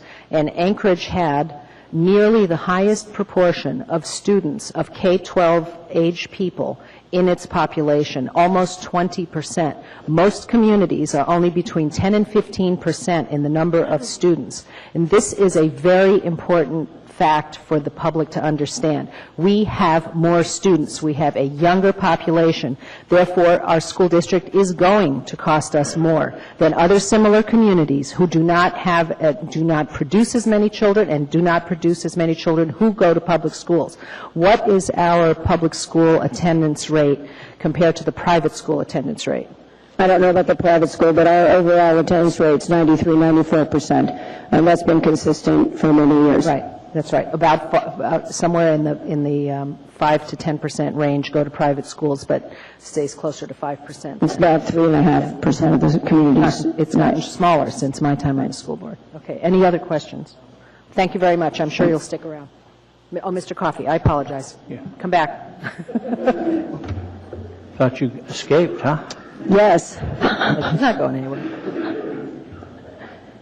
In a year when the PERS contribution has declined, you're asking, the budget asks for an additional $13,438,441 from above last year. You're talking about the local taxes? Yeah. Yes. That's the part that comes out of general fund, comes out of the taxpayer's pocket. Correct. Yeah, I'm not, I'm concerned about it, given the recent vote in the House. I'm forward funding may have a problem, but what I'm concerned about is the burden on the local taxpayer. And the other incremental increase is $1,618,000. So your total, that's for debt service, that's the increase there. So you're going to be paying $41 million in debt service, and you're going to be paying $191.9 for operations out of taxpayer dollars for a total of $233 million. I've got the numbers, right? Yep, that's correct. Okay. How do we come to appreciate a 7.3% increase when I saw the statistics on students? It's relatively flat. I mean, it's within, I think it was 400 students differential. How do we sustain over time a 7.3% increase year after year in budgets? What's driving it? I think a lot of what's driving it is the demographics of the students that we have had to hire. As I said the other day, these are much more complex students in many ways. Many more of them are English language learners. Many more of them are special education students with significant disabilities. The state has increased the funding substantially in that area for special education students, but we have been supplementing with our general fund dollars, our local tax dollars, those funds for years because there has never been adequate funding for that.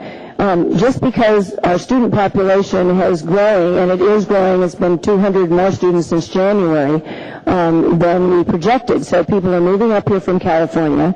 They're moving here for jobs, but they're also looking for education. And they are very mobile students. And so consequently, this churning that's going on, frankly, in our school district this year has added significant costs in us providing extra support. In our efforts to increase the graduation rate, we have hired, for instance, in the comprehensive high schools and our alternative high schools, graduation coaches. Their sole purpose is to work with the counselors, work with the administrators and the teachers to try and figure out how we can bring these kids back in school.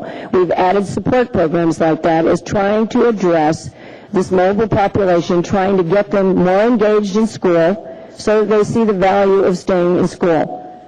So education is not being delivered in the same manner that it was certainly when my children went to school, and I went to school, but certainly my children who graduated from these schools from service many years ago now. But I think that's what a lot of people don't recognize. The costs are going up, Mr. Coffey. We also know that in order for us to deliver a high-quality education, we have got to attract and retain really good employees, and retention is the issue. It doesn't do us any good if we bring in people, they stay a few years, we spend a lot on training, we get them invested, we get invested in them, and then they choose to move on to another system. And there has been a fair amount of that. Until we were able in the last few years to really provide some support and better salaries and benefits for these employees.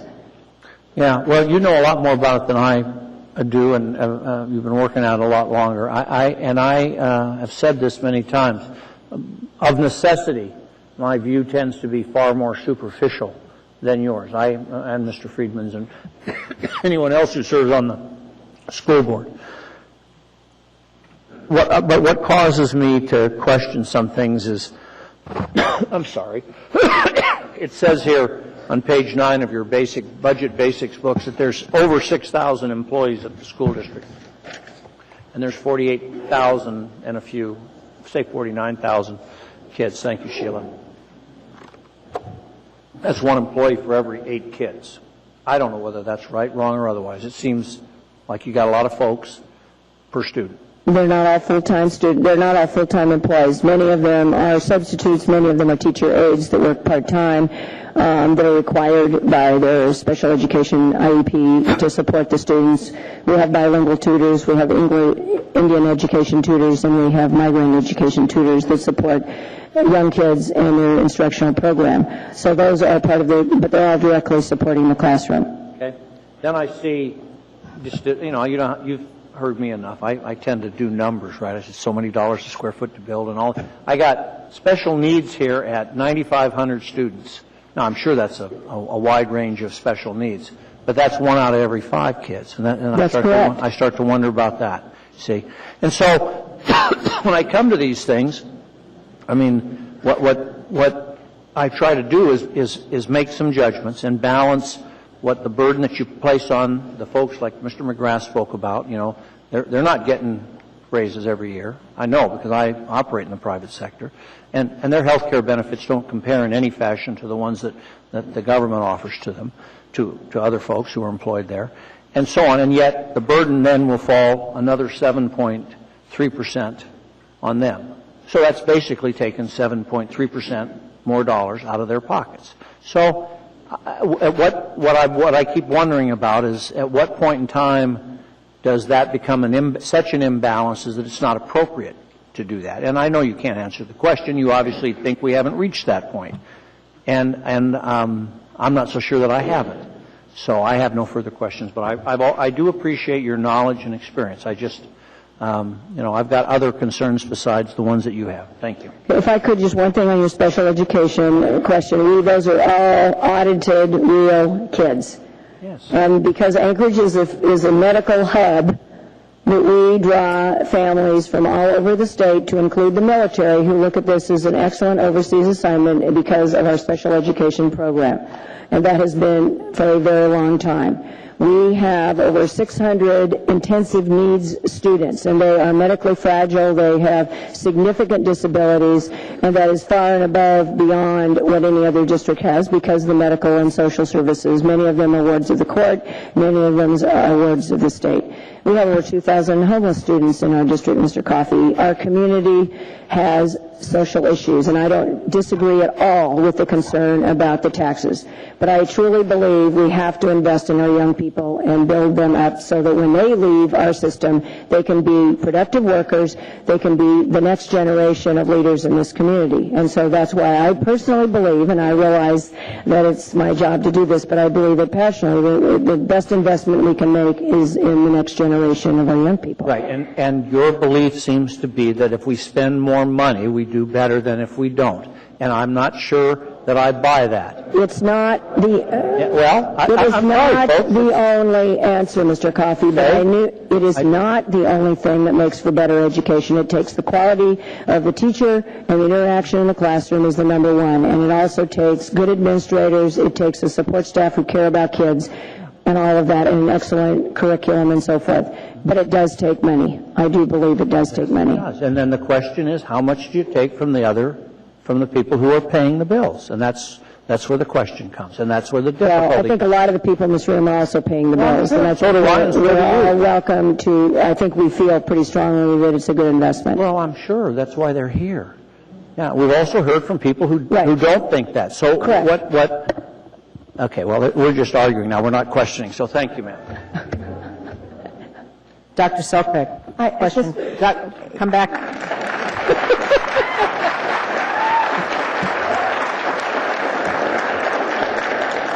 Go ahead, Dr. Selkirk. I think I just want to frame something. I don't think that there's not an appreciation for how big this job is. I think that you have an enormous job. These folks. Yeah, it's a huge job. And I guess I want to share with you an appreciation on this side, that we are now talking about brownouts for fire. We're talking about cutting buses. We're talking about cutting back on libraries. All of these things are important in terms of the children in the community, the people in the community. And I think the dilemma before this body is that we all want all of these things, and we all want them very whole. And so I guess I hope that the questioning doesn't, my questioning, I hope, doesn't imply that I don't respect how difficult this is. And certainly the school district is the basket for all sorts of complex, challenging problems. But there are threads out from that basket that we have to spend money on too. And the challenge right now is that there is less money to spend. So I think what the conversation, at least the conversation I'm interested in, is if you were reduced a small amount, would you have strategies to maintain your effectiveness? And that's why I looked at computers, something that doesn't get rid of people. It slows down a good program a little bit. But I would think that there are things like that in your budget, that if we tweaked your budget a little bit to actually make more money for buses, or more money for fire, or more money for police, or more money for libraries, what kinds of things might you be able to where might you be able to save? That's what I'm looking for. And I hate this idea of just blindly taking something away from you. I would much rather have an understanding of impact. Well, I appreciate that, Ms. Elcraig. Ms. Drummond, Ms. Elcraig, we don't have a list. I will tell you we have cut budgets before, as Ms. Drummond and Ms. Oceana are very aware of. We will go through a very public process. We will look at everything that's in the budget if you make a decision to reduce the funds. Then we will bring you back, we'll go back to the school board and make a budget adjustment, because that's what we have to do. But it will all be focused on what does the least damage to our students in the classroom. The school has to remain the focus. But as Mr. Friedman said, we still have to maintain our building. I'm very proud of the fact that we have as much in our general fund in ongoing maintenance.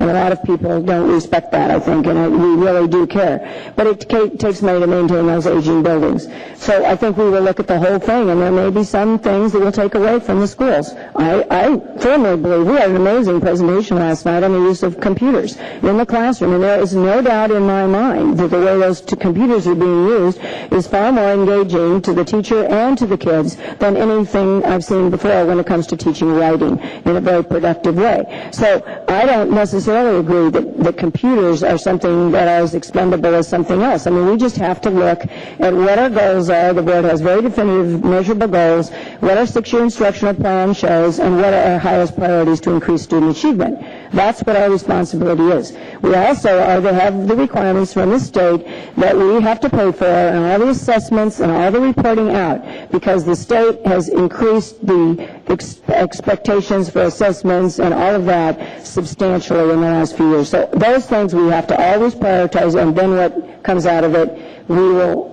have a balanced budget. I really don't have any answer for you other than it will be done in public, and we will have a public hearing, and so people will be able to react to whatever it is we bring forward. Thank you. Anybody else? Questions for the superintendent? Okay, stick around. I'm sure you will. There will be more.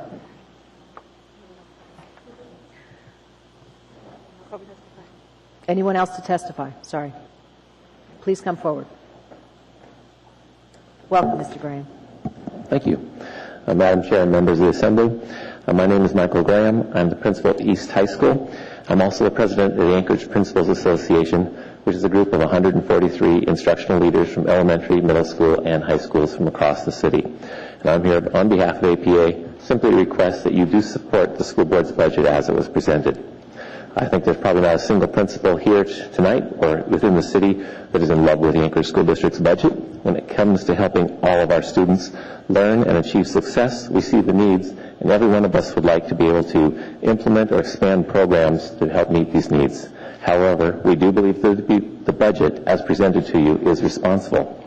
As principals, we've worked with our executive directors of the elementary, middle school, and high school divisions to set priorities, to look at needs, and to be able to give input. Our executive directors have worked obviously closely with the superintendent, who's then presented a budget plan to the school board. The Anchorage School Board consisted of elected officials who understand the importance of balancing the needs of students in schools while at the same time being responsible to taxpayers. It's clear when one watches or listens to their sometimes rather exhausting meetings that they take this responsibility very seriously. Indeed, they have poured through the budget, taken input from the public, and are now submitting to you their final plan. It really has been a long and thorough process that's brought this final budget to you. As principals, we do believe the budget is responsible. We're ready to move forward with planning the instructional programs for our schools this next year, and trust we'll be able to leave here tonight knowing we can do so. On a personal side, and I think I said this before, I'm also a parent, like many of you. I have 4 daughters, one in elementary, one in middle school, one in high school, and one now in college. To date, each one has received or is receiving an outstanding education in the Anchorage School District. Myself am a product of the Anchorage School District, a district that, as you've heard, looked much different when I was here. But I'm thankful that I still live in a city that still supports a public education system willing to meet the needs of all of our students. I'm thankful that I live in a city where there are educational options available within the school system. And I'm thankful I live in a city in which one does not need to enroll in private schools in order to receive a top quality education. And finally, I am thankful I work for a district and I'm part of a professional organization that truly is dedicated to continuing this reality for all of our students, no matter what their backgrounds or needs. The 143 members of the Anchorage Principals Association strongly urge you to publicly endorse and affirm the work of the Anchorage School Board and to send a message to all of Anchorage that even in our current economic environment, which is tough, public education and meeting the needs of all of our students is still a top priority in our city and with our Assembly, and ask that you adopt the 2009-2010 ASD budget as it was presented. Thank you, Mr. Graham. We have several questions for you. Please stay at the podium. Ms. Johnston. Yes, I was interested in how you came up with your budget process. What's your budget for East? I know I could look it up, but could you just... What's my budget for East? Right. Okay, I'll go back to another question. Your process. So when you're working on the budget from your end, do you actually do you have a campus budget that you look at? I mean, yes. How do you tell me from there? The part that we have where we have some discretion to work with it as building principals essentially comes down to equipment and supplies. We're given a set amount based on allocation per pupil, and this is what you've got for next year. And from there, we work with our faculty, with our staff, and determine what our needs are within various departments or programs within our building. So how much we can put to supplies, how much to equipment. Other than that, most of it happens more centrally. As far as I do not have to worry about the amount that is a salary of an experienced teacher versus a new teacher, those kinds of things. And so as far as programs within your school, do you have a flexibility in the budget of programs? I mean, you say right now you're saying that it's equipment and supplies. That's the budget that you're responsible for. That's correct. However, when it comes to if we've got ideas for programs, we see a specific need. May I have a need for remediation of some ESL students that we're just not getting what we need, or others who have come in behind. They're behind the grade level. We want them to get them so they can get to where they can pass the HSGQE, for instance, maybe in reading. And we've come up with a program idea. I believe there are some funds that we will go to our executive director, propose what we'd like to do, and on a specific case-by-case basis, we've been able to maybe get at least some of that funding to try some of those programs that has come from central administration to fund specific programs. And I think all principals have things that they are trying to do specific to their buildings and meet the needs of their own kids. So when you were saying as far as the budget process, and you were saying that we work as a group, and then we go to our executive director, and then it goes to the superintendent and the school board. So that process is basically... The process last week there has to do with our principals working with our executive directors. And explain to me the executive directors. Essentially, that's my boss. Mike Henry, who would be, I'm the high school division. He's the executive director for all of high schools, whether it's alternative programs, the large comprehensive high schools, or what have you. And when he's trying to figure out what the funds that he has and what we're going to allocate, he wants to know what are our needs. He's very big on statistics, what we have, what it is we need, and we'll sit down as principals, as a division, and come up with our priorities with him, where we think what is most needed, what our most important aspects are. And as far as I understand, that happens within the other divisions too. So as principals, we have input to where we think the funds ought to best be used, what programs and things we need. So you almost graduate, I mean, you give sort of a list of priorities, and you say these are our top priorities. As uncomfortable as he is, yes, he has often made us sit down and list 1 through 10 or 20 of the programs we've come up with, what the top priorities ought to be for funding. And do you assess them as far as cost versus, I mean, you say he believes in statistics, so you assess them as far as cost and results, or do you? I think that's happening fairly continually, yes. Okay, thank you. Thank you, Ms. Johnson. Mr. Birch. Yeah, thank you for coming down this evening. I was just kind of curious how your recruiting objectives. Do you do recruiting, or when you have a turnover or vacancies? And I just was wondering how it's working for you. I mean, are you finding candidates? We have been very fortunate, and one of the things that I believe our HR department has taken some really nice strides with is trying to get some things moved up time-wise. We had sometimes, I think, been lagging behind due to finding out what the budget was going to be. So we found out what our staffing allocations were going to be. Sometimes that had gotten delayed into the summer, and we lost out on a lot of, as far as I'm concerned, we lost out on some top quality candidates, teachers. What's happened now, we've been fortunate the last couple of years trying to move that timetable up, which then makes us a little more competitive.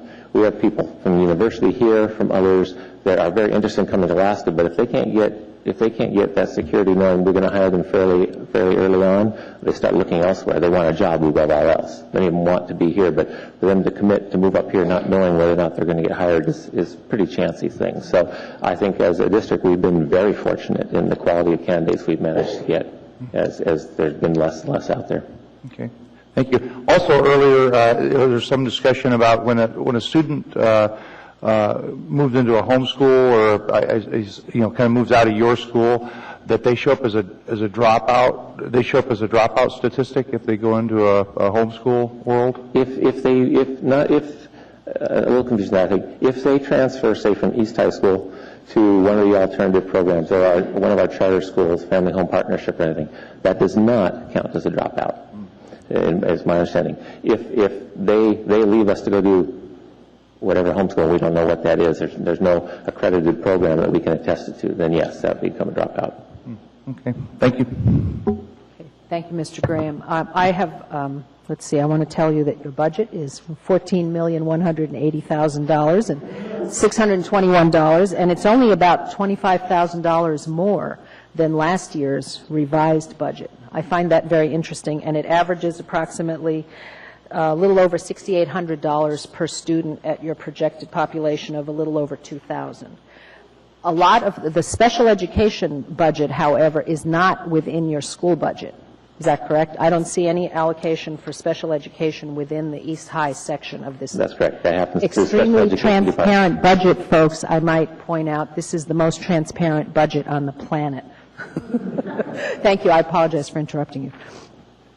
The special ed budget is in the special ed section, not in a particular school section. Special ed division, that's right. And they'll give us our allocations of teachers and things. We've got the students, and so they do our best to give us the resources we need. Very good. Thank you. Mr. Starr, questions for the speaker? I do. At East, is your enrollment up or down from last year? Right now, I think we're about the same. We started about 2,200. I think we're 21 something at this point. It's the largest school in the state. So we've held. Actually, I would say in the past few years, we've seen drop off throughout the year. Mm-hmm. This year, interestingly enough, it dropped just a little, and then it has held steady throughout the whole year. I've never seen that really happen before. Because you're at 2074 is what the book shows in terms of that, but I had heard numbers from previous debates that you were in the 2,200 numbers sometime back. We were close to 2,200 at the high point of the year. One of the numbers that doesn't change is your full-time equivalent staffing as your student population goes down. And I am looking at the leveling of your budget, and it is fairly unique. But it would seem to me, if you call students customers or however you refer to them, but your population base is decreasing, but your full-time equivalent has stayed the same. Why is that? Well, as far as during the course of the school year, if individual students leave, we don't get to a point in the school year and say, okay, one teacher gone. That just wouldn't work.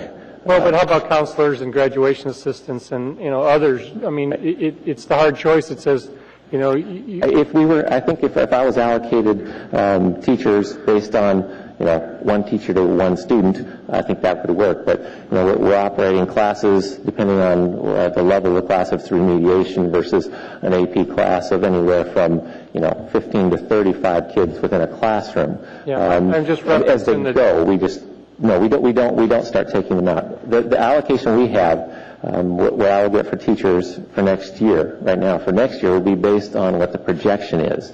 And sometimes that's frustrating to us as teachers as well, and as principals. We're allocated that, and then it turns out we have 100 more students, or 150 more students. They may or may not be able to get additional teachers to us, depending on what's happened within that staffing of the budget. But so it can play against us in the same way. Well, we just see I see the historical trend data for 3 years essentially, and so if you're decreasing enrollment, it would seem to me that your full-time equivalent staffing needs would fluctuate, and they're exactly the same. The 131.25 number carries forward in their full-time equivalent status. It's just one year to the next. It's flexed a little from year to year. Right now, last year was 2 teachers less than I'd had the year before. Next year is projected to be less. I've been told I have less teachers for next year. So it's not in the book according to that. So I'm just trying to caution you that's that's sort of the comparison that we want to know is with the decreasing population or increasing. I think it's going to get right down to how the school manages. If they project on that all of us, I think every principal for next year has been, we've gotten our allocations, and most of us are right now looking at, okay, how are we going to squeeze this down? Because our allocations within the budget, as is hoped that will pass tonight, is actually tighter on teacher numbers than it was last year. Full-time equivalent 79.1 last year, 79.1 next year. So I beg to differ on that. Yeah. Looking at it right here. Mr. Henry? So, thank you very much. I'm not sure what you're looking at either, because all I'm going to tell you right now, I've got to figure out which teachers I'm going to cut if some don't leave.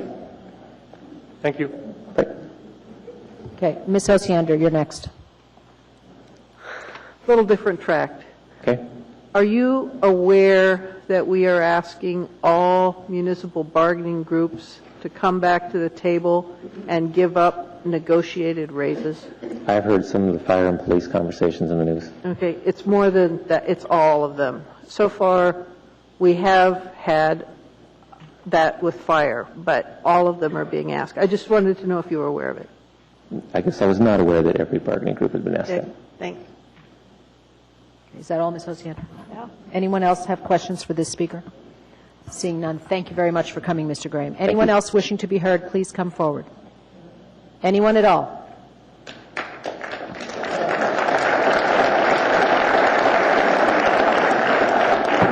Oh, thank you. Sorry. Welcome. Good evening. My name is Colleen McVie. Thank you, Madam Chair and members of the Assembly, for this opportunity to speak to you tonight.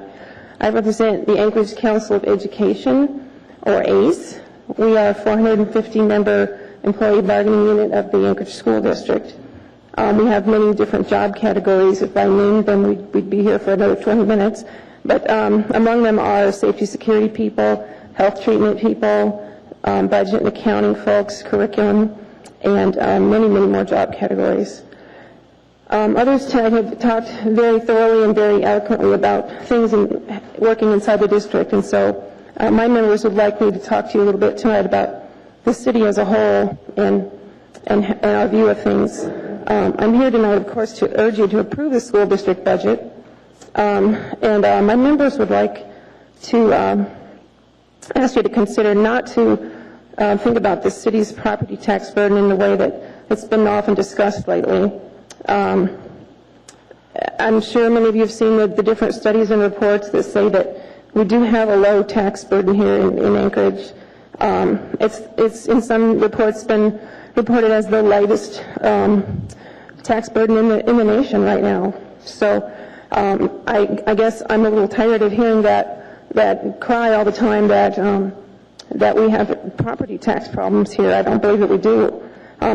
We only pay property taxes in Anchorage and an automobile tax. Our property taxes are tax deductible on our federal income tax. And when we vote for school bonds, we get 70% of that back as well from the state. We get a permanent fund dividend. So please don't say that you'll reject the school budget because property tax burdens are too high. They're not too high here.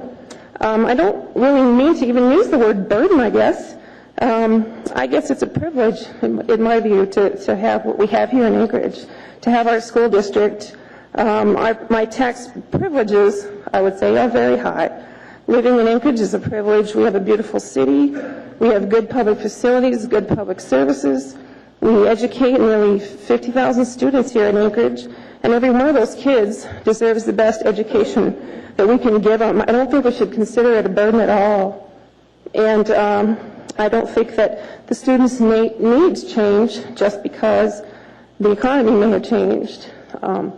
We don't need to balance, I don't think, our budget on the backs of our students who would need services. And as Mrs. Como so well stated, the demographics are very, very different now, and the student population is very different. And it costs money to have the amount of people and the skill of the people that it takes to help those students get the best education that they can get. So I thank you for the chance to bring our 450 members' voices to you tonight. Thank you, Ms. McVie. I have several questions for you. Sure. Ms. Osiander, you're first. I just want to clarify something. Even if we go to the cap, we are going to have a $20 million deficit in the budget. So my concern tonight, and the reason I've been doing things like offering cuts to Boys and Girls Club and disadvantaged kids, isn't specifically because I think taxes are too big. It's because I believe that I have to live within my means. And there is a hole that there's no way to fill.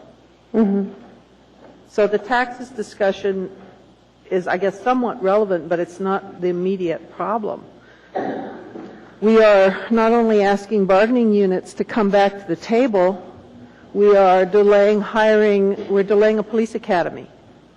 We are not completely staffing fire stations. We are eliminating bus routes. So I just want to, I guess, I don't know how to get that to talk to you except to say that and to see if that changes your perception at all. Well, I guess I would just respond that the people I represent would like to see that the students in Anchorage and the children in Anchorage are the top priority of all those things that you mentioned, and that we need to serve them. Well, I certainly think And that we can afford they're a to very top priority, but someplace we've got to find that money. And It's if not you an have easy any job. suggestions, I'd sure like to hear it. Well, I'd like to see leaders who have the courage to say to the public that we don't really fund things the way that they should be funded. There is a tax cap. There is no other way I know to get $20 million. So I'd love to talk to you more. Email me, call me. Sure. Thank you. Excuse me, Ms. Osiander, I apologize. I have to get in the middle of this. The $20 million problem is the municipality's problem. It is not the school district's problem. Thank you, Madam Chair. Thank you. Point of order. Order, please. Order, please. Madam Chair, everybody wants to speak. Ms. Osiander, Point of I'm order. sorry. I've heard too many people say mistaken facts tonight, and I'm not going to put up with it in this chambers. Madam Chair. These people are here. They have asked us to go to the tax cap. They are not asking for our Madam Chair, shortfall. this is not debate. This is the opportunity for Thank you. public I'll save it for testimony. later, and I'll say it again. Thank you. Go ahead. Are you done, Ms. Osiander? Well, apparently I am. Okay. Dr. Selcraig, you're next. Well, I'm going to risk being reprimanded. I think the issue and that Ms. Osiander is talking about is that it is all of our problems because we're talking about a limited fund here. We've got a limited fund to fund everything we do, the school district, the police, the fire. And, I mean, it's and that fund happens to be $20 million less. And you can say it's our problem, but the fact is there is no us and you. We are all in this together. The fact is that we have to figure out how to allocate this money so the community remains whole. And I don't think, I can tell you, children are the absolute first priority in my life. I can't think of anything more important that we do in a community, and I think that a community that is a good place to live for a child is a good community. The tone is that somehow there's this lack of appreciation for children in schools. And I think what Ms. Osiander was trying to communicate is that's not the problem. The problem is how are we going to, together, I mean, this is our problem. It's not just the Assembly's problem. It's the police department's at the table. It's their problem. You've got the fire department. It's their problem. You've got everybody who's working at the city recognizes that we share in a complex problem right now, and that is, how are we going to keep this community whole? A gentleman was up talking before you came and talked about handicapped people walking on roads that weren't cleared and not being able to access buses. All of these things are important. And the challenge for us right now, in a really respectful way, is to work with the school district, and I think I'm feeling as delicately as possible, to see what can we do together. Is there something that can be saved here that still carefully respects and maintains what's important at the school district? So it's not a situation where you're looking at people who don't want to support the school district's budget. I mean, it's my first choice. I can't even imagine. It's very hard to think about not completely supporting this budget. But the fact is the resources are limited right now. And everything we're doing has to be looked at with the recognition is that we have less this year. And so I think that's the tone, not so much that I would want to balance the budget on backs of kids. It's the last place. I mean, I'm doing my very best in those areas. So Thank you. I appreciate that. And I would just ask you to also consider that investing in youth pays a lot of dividends financially and otherwise. I'm completely in agreement with you. There's no better place to invest than the youth. But we're looking at a lot of money here, a lot of investment. Okay, thank you, Dr. Selcraig. Ms. Johnston, and then Mr. Gutierrez. Yes, my first year on the Assembly, I learned during the public hearing that we weren't supposed to debate, but we're supposed to ask questions, and I have a couple of questions. One is, with ACE, how many are directly associated, or you said you couldn't list all the employees that you represent, but tell me the ones that are in the classroom. We have health treatment nurses who deal with kids with severe health issues. We have special ed, I'm not sure the exact title, special ed employees that work with special ed students. Oh, boy. We have safety security people at all the secondary schools. That's our biggest category. I think there's about 75 of those out of our 450 members are the safety security folks. And are those are shoot, I forgot what, but in the high schools, the ones that walk the halls during class changes and. Yeah. Well, all the time, I think, not just during class changes. And I could just say that to summarize all of us, you can look at my logo here. It's too small for you to see, but it's hands holding up the school, and that's the mission of our union. I understood last Friday in our discussion with the school district that I think, and I'm sorry I didn't ask Mr. Friedman or Ms. Colmo with this, but for next year's budget, they're looking at, I think, a $5 million deficit in the school district budget. And are you aware of that? I'm aware of budget concerns. I don't know an exact amount yet. But that you know that there is a deficit, there's a potential deficit next year? Yes, definitely. Okay, thank you. Okay, thank you, Ms. Johnson. Mr. Gutierrez. Thank you, Madam Chair. I've known Ms. McBee for a little over a year now. She's a pretty smart person, and Karina, forgive me, I don't want to insult your intelligence. I'm going to ask you a fairly simplistic question. I know you know the answer. Do you understand that no matter how much we cut the district's budget, if we cut the district's budget, it's not going to get us any closer to filling that $20 million budget gap? If we cut the district's budget by $100 million, it's not going to help the Assembly close the municipal budget gap by 1 penny. Do you understand that? Because I think there's a lot of rhetoric going around tonight intended to cloud that issue, and I'm not sure that everybody understands that. That's all, Madam Chair. Thank you. Thank you. Thank you, Mr. Gutierrez. Any further questions for the Speaker? Seeing none, thank you very much for coming. Anyone else wishing to be heard, please step forward. Good evening. Tim Steele. I guess I'm talking tonight as a parent, as a citizen. I'm also a school board member, but I wanted to just give my perspective on a few items. One is I'm a single parent raising 2 kids on a fixed income. I know the price one pays for escalating costs, and I, in fact, am bringing home less now than I was when I started on the school board 8 years ago, and my costs have gone up tremendously.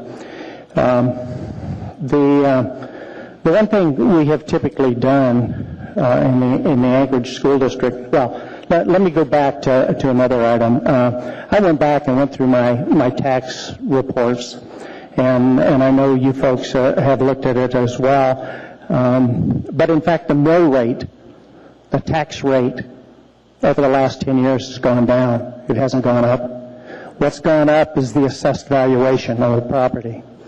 The assessed valuation of a property is based upon the health of the community. It's what people want to pay or willing to pay for a piece of property.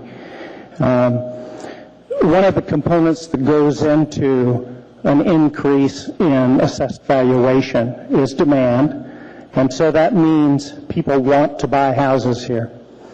And the rate that you sell your house, so the value, is what you can sell it for. Well, my property has gone up tremendously over the 25 years or so that I've owned it, and so I'm paying more taxes. But that is a sign of the health of the community. We have a healthy community. It's a safe community, has a good reputation. The facilities are fairly good. The first thing somebody says when they come into a community is, where are the good schools?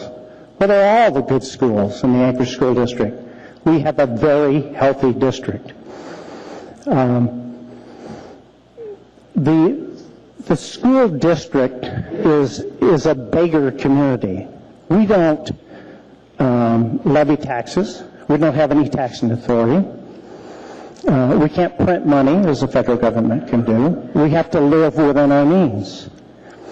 The one thing that has been consistent over the years that I've been on the school board is that the Assembly and the school district have had a relationship where they share the tax cap. The tax cap is a good thing that this community has. It limits growth. We've shared that over the years. So quite frankly, what the school district does is backs into the tax cap to see what we're going to get from the municipality.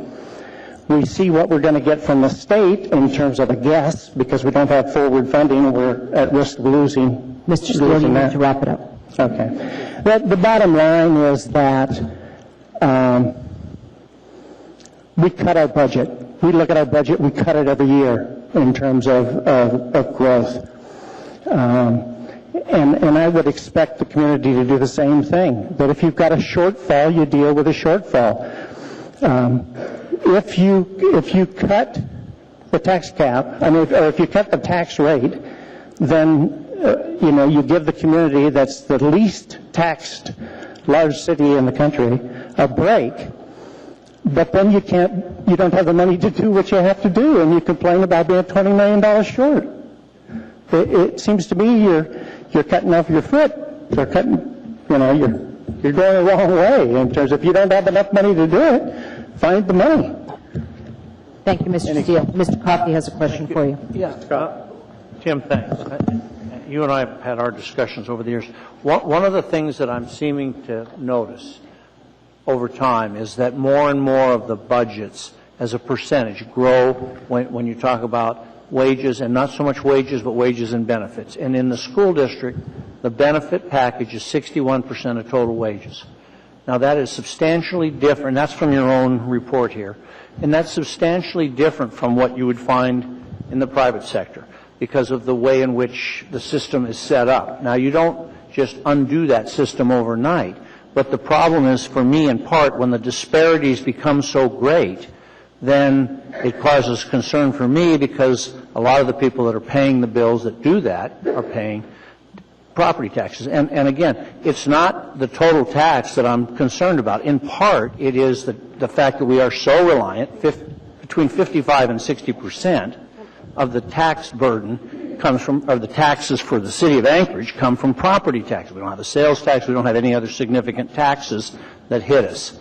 So that's why when I ask the questions, I'm not trying to be insulting. I'm just trying to figure out how it is that we've got what seems to be this large disparity between what we do in government and what we do in the private sector. And we, frankly, we face the same thing with the recent contracts that we signed with the unions. We thought we didn't know when those things came. We weren't told about the size of the problem that we had, and we just increased it by some order of magnitude in the millions.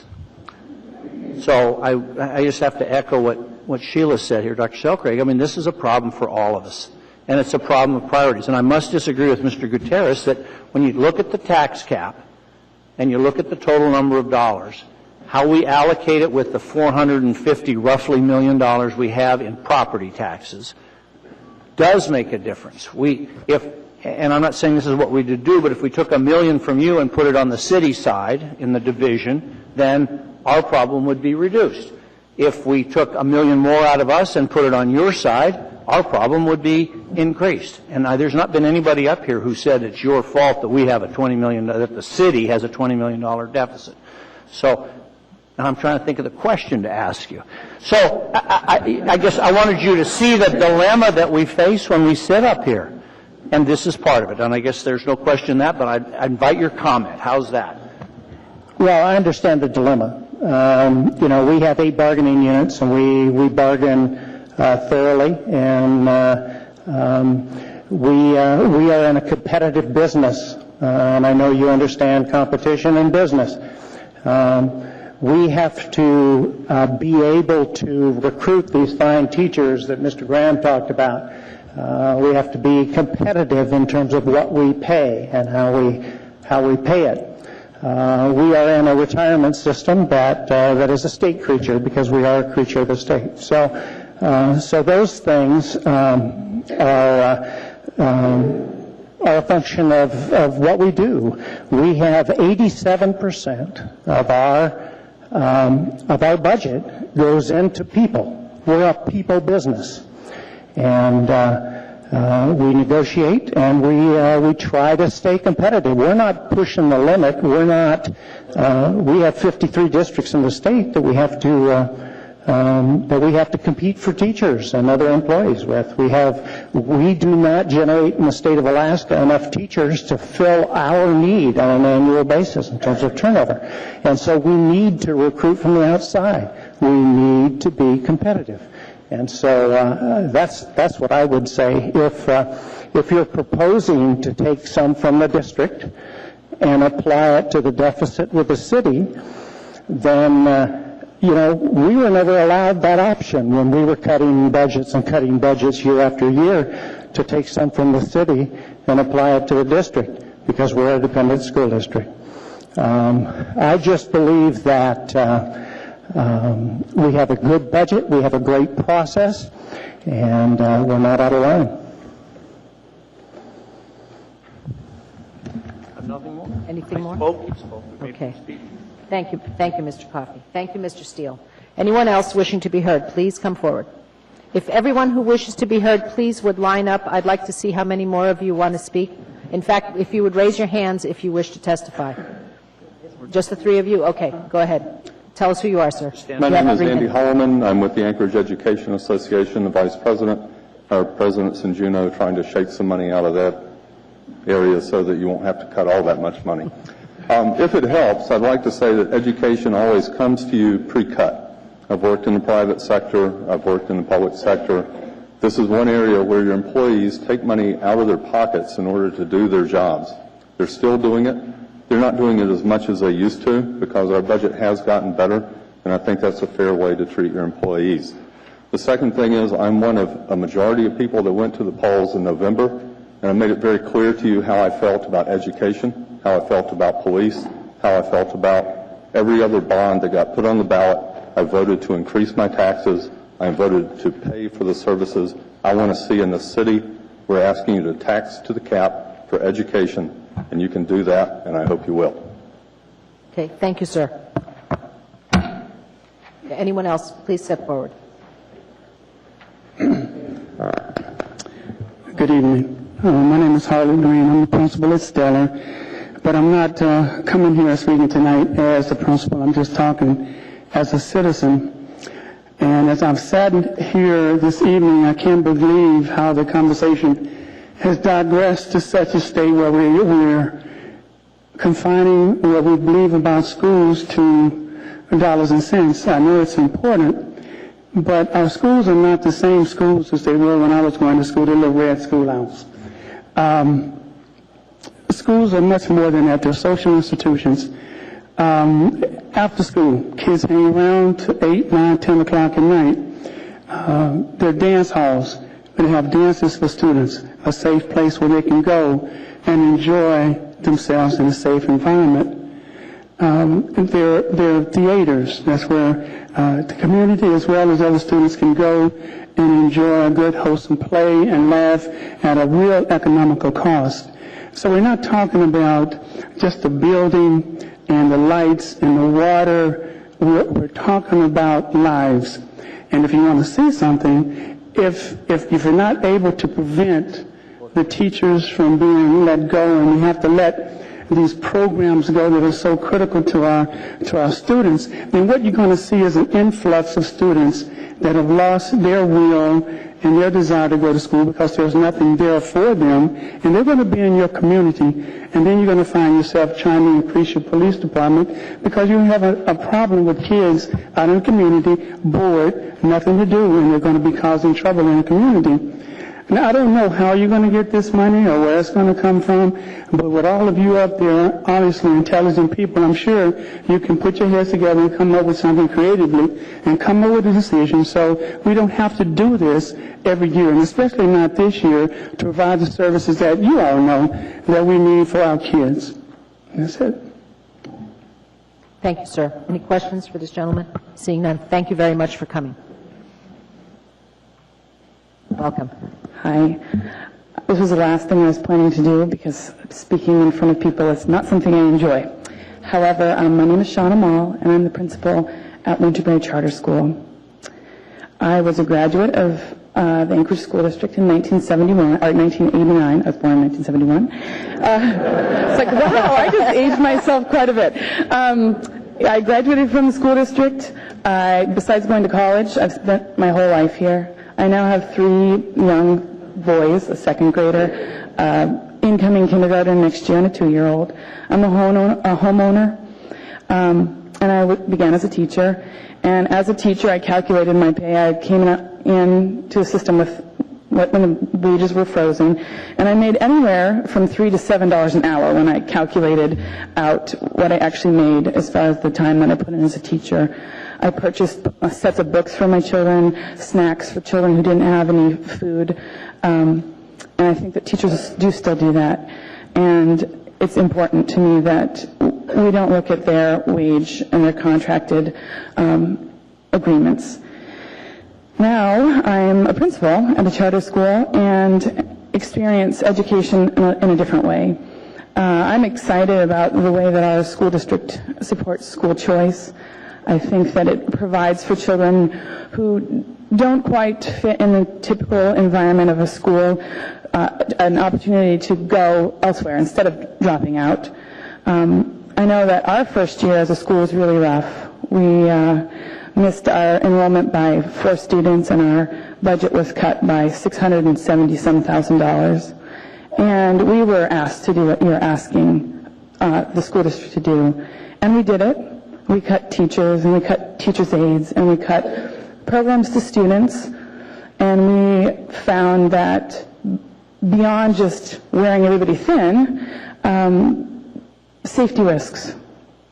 We had safety risks, safety concerns. There weren't enough people for students. So can it be done? I think it can be done, but I guess I would really appreciate you asking yourself at what cost. And that's why I came came up here when there were questions about what about the executive director and what about all of these people and what do they do, and the comment about X amount of people per student. Well, I think that the true knowledge of what all of those people in district do to support student learning is not fully understood until you've been a member of that organization. And I know that I thank my lucky stars every day that I have the supports within the Anchorage School District. And I just hope you will support the budget as it is written. Thank you very much. We have some questions for you. Dr. Selcraig? I guess I just want to clarify. I actually like well-paid teachers. And I like the fact that we are taking good care of our teachers. I believe that teachers play a really critical role, an essential role. I like the fact that we've gone to try to reduce the size of our classrooms. The issue, and I'll just try to run it by you again, is that we've got a $762 million budget. And so the thing I'm, in the kindest voices I can find, asking is together, are there some places that we can defer something or we can not do something that isn't really critical? I mean, and I'm not the person that's going to make that choice, but I guess being alive, as long as I've been alive, when I look at a $762 million budget, I have a hunch that there might be some things in that budget that if we didn't do this year, it wouldn't be, that those children would still be fine, that you would still be able to function as a school, as a teacher, and that things, it might not be massively noticed. Now, I'm not the person, often what happens is when we cut a budget is that you know, the answer is they cut all the athletic programs kind of to make a point, or, you know, I mean, I'm hoping that we're not engaged in that at all. I mean, certainly if we cut $2 million out of this budget, you could cut that in a really obvious and painful way, or my hunch is that there may be some ways to cut $1 million out of this budget and have something deferred that isn't massive. So, but it's hard because we're not in charge of doing that.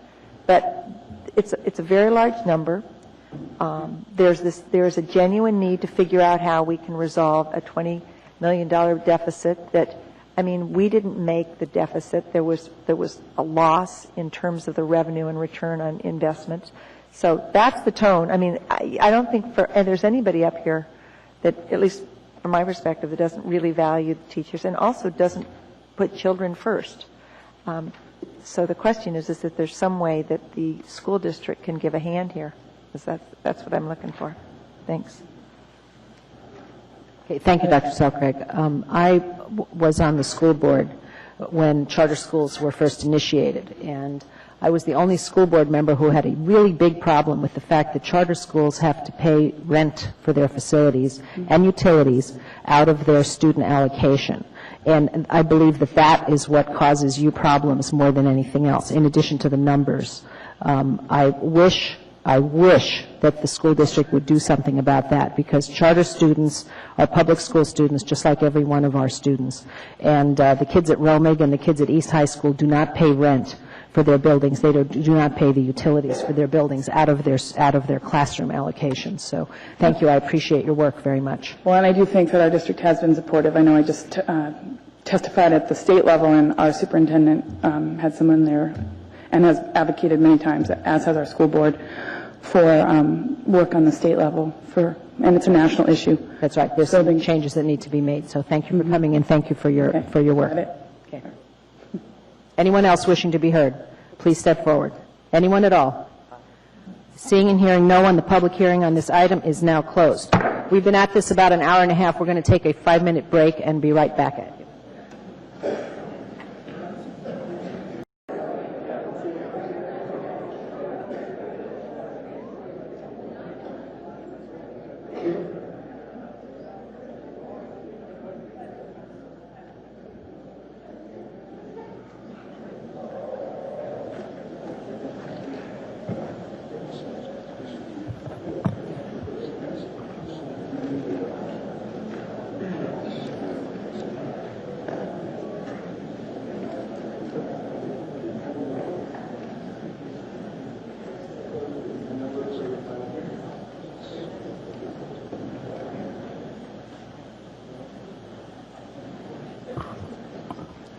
Public testimony has ended. What's the wish of the body? Thank you. I know. I called them back in. They'll be in. Madam Chair? Yes, Ms. Johnston, go ahead. I'd like to make an amendment. Yes, ma'am. I would like to, on Section 1, Page 1 of the S version, the monetary amounts listed in line 14 and 15, and I'd like to amend them as following. The amount of $762,914,825, I'd like to change to $759,074,931. And for the amount of $233,028,517, I would like to change to $229,188,684. Thank you. Thank you. Is there a second? Second. Okay, discussion.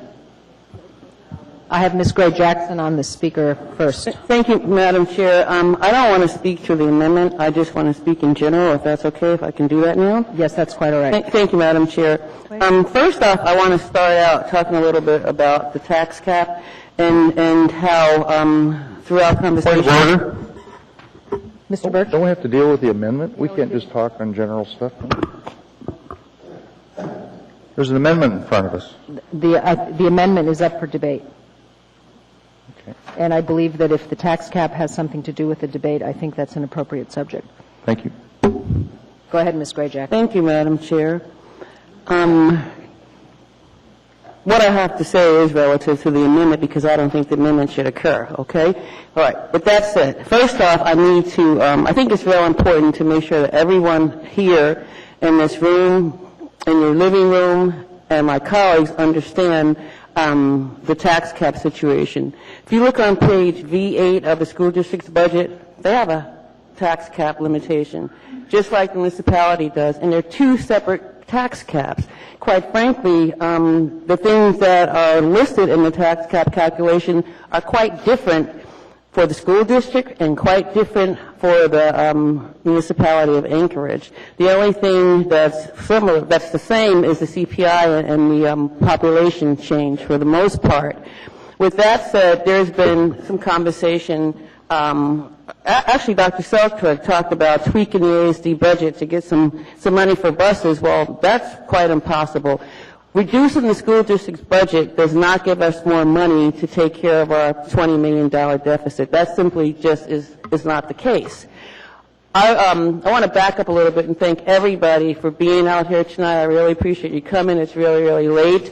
And it's honorable that you're here. And I also want to applaud the school district for being in better shape than we are in general government. And I don't believe that it's fair to punish you because you are in better shape. The Workforce Development Commission, or whatever it's called these days, it used to be the School Budget Advisory Commission, they gave a report and they recommended that we approve the budget. And they didn't just give a report saying, okay, it's okay to approve the budget with nothing else said, but they had a whole lot of recommendations that the school district needs to adhere to, and I think that the school district will. Also, school board chair Jeff, I'm having a mind blank now, I can't remember your last name. Friedman. But anyway, thank you. Jeff Friedman talked about the fact that shared services has been discussed, and it's been discussed for many, many years. As a matter of fact, for the 25 years that I've been around this municipality, it's been discussed. And I can tell you, Jeff, that through my committee, my Budget and Finance Committee, we plan to bring that discussion back to the table. I don't want to spend too much more time. I just want to say that it's really, really important that we move ahead and approve this school budget and stop the nonsense and just get it done. Thank you. Thank you, Ms. Gray Jackson. Ms. Gutierrez. Thank you, Madam Chair. Quick question. A total on the amount of the cuts proposed in the amendment? About 3.8. What it is 2% of the general fund from property taxes. And in the S version, that was $191,913,748, and it was 2% of that. Okay. And it's actually, to even get more specific, it's 0.5% of the total budget, and I backed out the PERS and TERS. So 3.8 from the $762 million figure, and another, 4 something from the $233 million figure?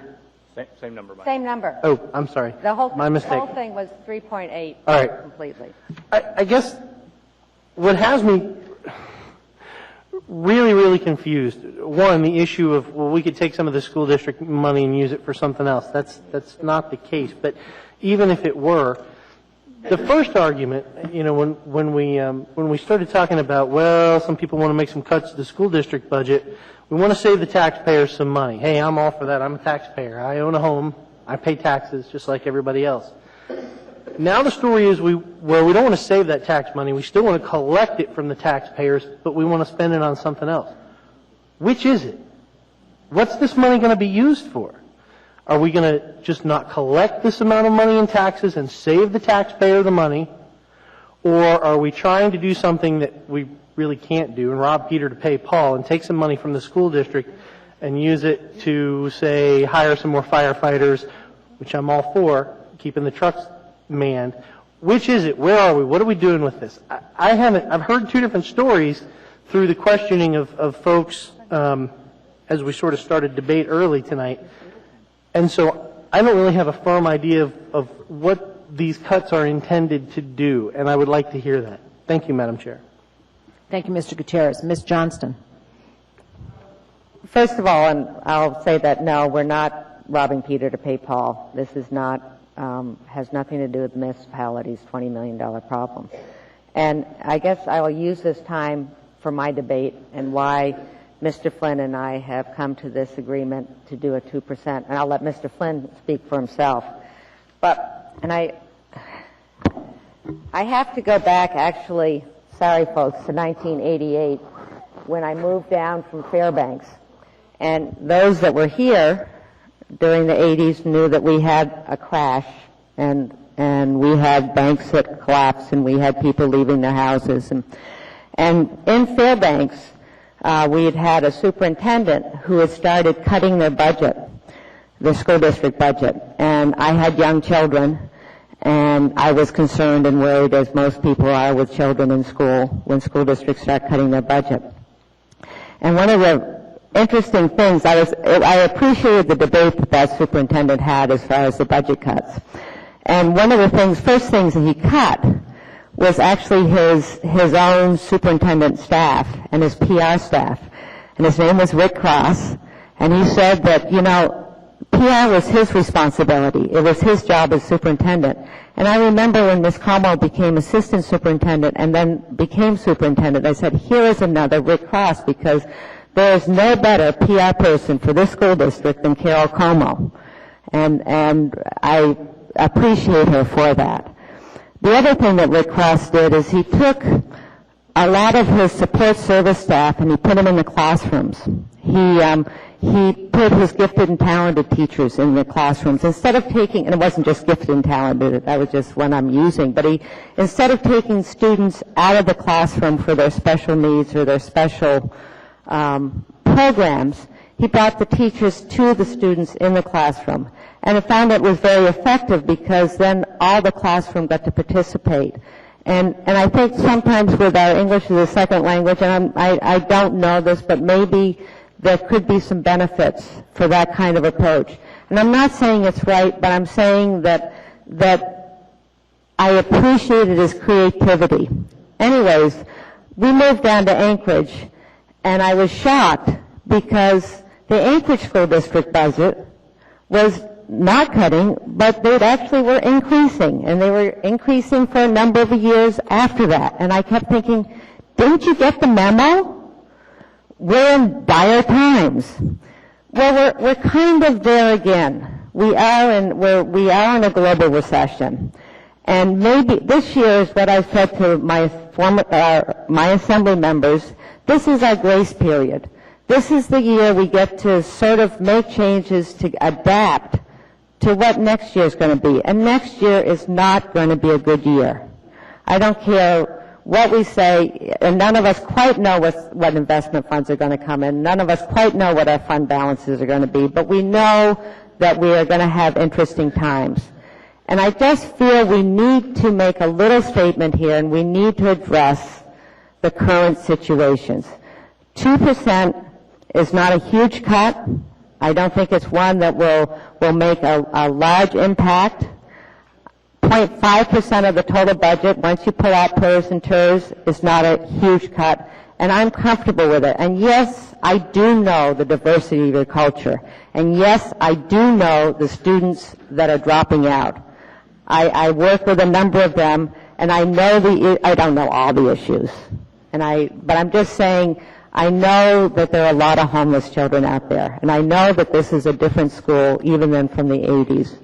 But I feel we all need to adapt. I feel that we need to think creatively, and I think we need to make education a positive place. Sometimes I feel when I listen to some of the discussions, education almost feels like a victim.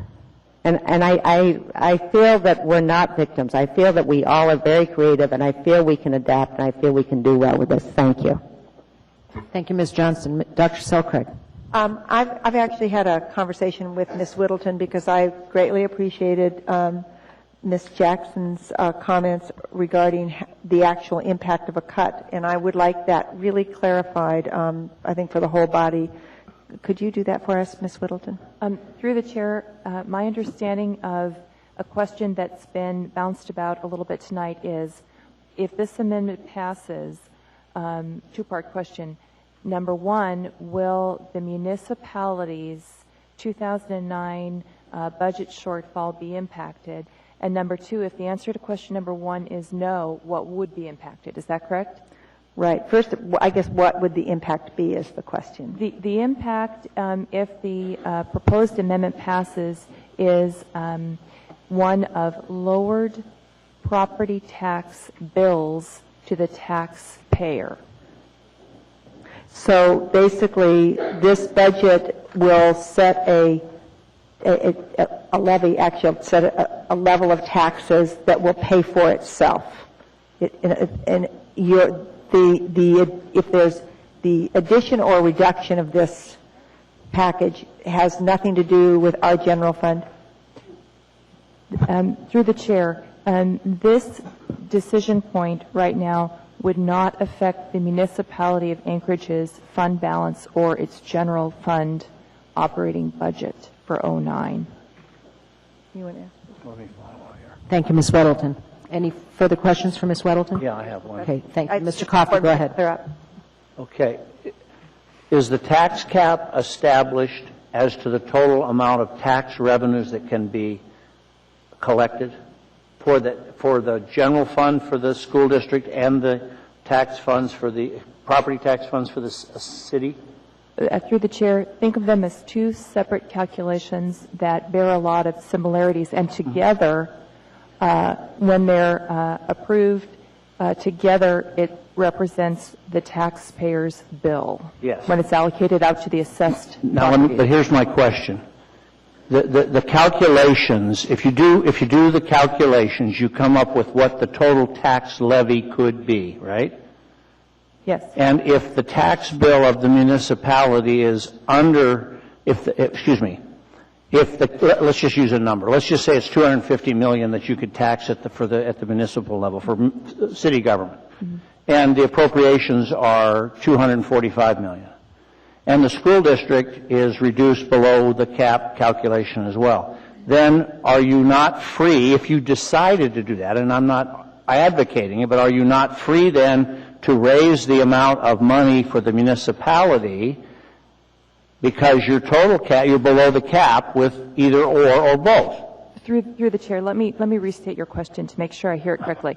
If they cut the school district, can we increase the MOA's property tax cap calculation? No, that's not my question. No. What I'm trying to figure out here is if you are below the cap, in your calculations, which is just a number based on, you reach the tax cap through a calculated process. It's not subject to anything. It is what it is based on the things that go into it, right? You reach the So then if you say that the appropriation for the municipality is, pick a number, $5 million below that, the tax limitation, and the school district is in the same circumstance, there is nothing that says that the money in either one of those budgets couldn't be applied to another budget, so long as they remain below the cap. You can't cross over. Okay. Why? Well, it becomes unfungible? Well, think about the municipality of Anchorage's tax cap calculation. It's an independent calculation that we don't ever pull a couple $1 million from the school district or vice versa. They're independent. The calculations, yes. Okay, I understand that. Well, we're getting into a semantics battle here. There's the total level of taxation is determined by the tax cap calculation. And depending on where you are relative to those calculations determines how much you can expend. How much you can expend in two different budgets. Yes, I know there's two different budgets. All right. I want to follow up. Can I follow up? Yes, go ahead, Dr. Selkirk. We're still on the same question. So if one is larger, the other needs to be smaller? No, ma'am. It's to stay under the cap? No. It's a shared, isn't the tax cap? No. The municipality's tax cap calculation is performed completely independent of the school districts. So let me give you an extreme example of how it could work. Let's say that the school district taxed to its cap year after year after year for 30 years. But during that same time, every year, the administration proposed a more narrow underspend of the municipality of Anchorage's calculation year after year after year. What would happen over time? Over time is that base for the school district would continue to grow and compound, while the municipality's base would not.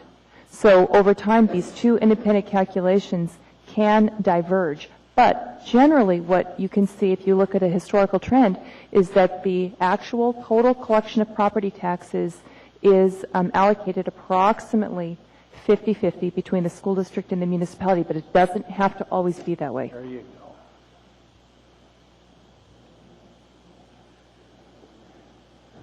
go. Ms. Osiander, go ahead. Excuse me, that's the point, I guess, that is causing some confusion. And I remember a great lengthy discussion when Ms. Fairclough was chair about the definition of the tax cap. And she kept maintaining there was one tax cap, and then we talked about there's two different ways to compute it. Right. The Assembly has the ability to set the bill levy for different functions of government, including we set the school district mill levy. We can set mill levies for all aspects of government but the revenues, the total revenues that come in are limited. If one mill levy is lower, then potentially another mill levy can be higher. I hope I stated that correctly. Through the chair, I would offer an amendment to your statement. An amendment to my statement, okay. I would probably disagree with your statement, and let me give you an example of why mill levies don't have to shift as you described. If you live in a limited road service area, remember that the limited road service areas were removed from the tax cap in 2004, and as a result, there are no longer those pressures to shift like there used to be, and those pressures were frustrating for some of the homeowners living in those areas. So I think historically it was closer to the paradigm you're describing. But the school district is not outside of that circle as Alersa would be. Yes. Correct? You are correct, but it's not that that there's one mill levy that affects every single mill levy that a taxpayer would sum to. I know that, but they're related. Everything that's under the circle, though, is related. We're going to run out of time, and that's frustrating. Can we go on? I have 4 people lined up to speak. Any more questions for the Chief Fiscal Officer? I just have to say that this is a fundamental question. That's right. It's a central question to the whole conversation tonight. And it's not clear to me what the answer is. I mean, if in fact we're talking about reducing the school district budget because we have a $12 million deficit and there's some way it's going to make a contribution to it is one thing.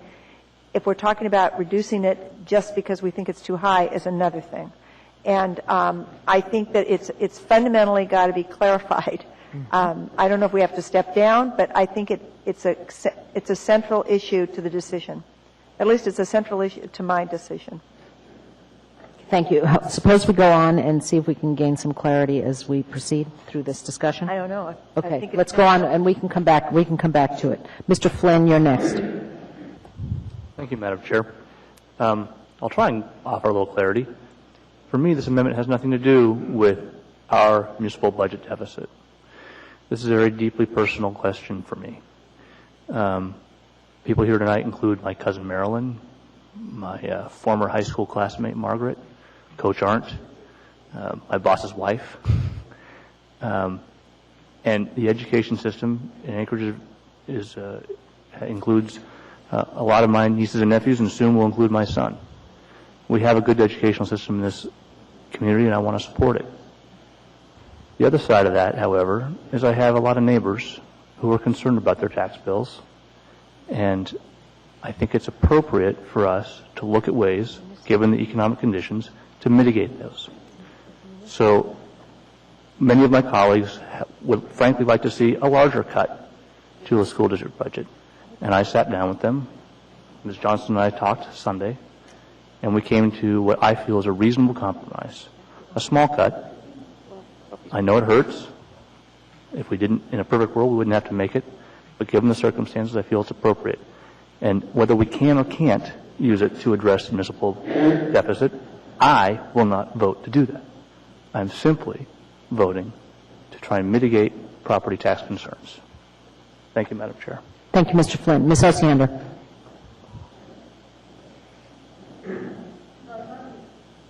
It's obvious now we should have had a little further discussion on tax cap definition, because this is differing from the discussion that I had 2 years ago on the same topic. I am trying to be as fair as I can in this job. My personal priorities have always been education and public safety.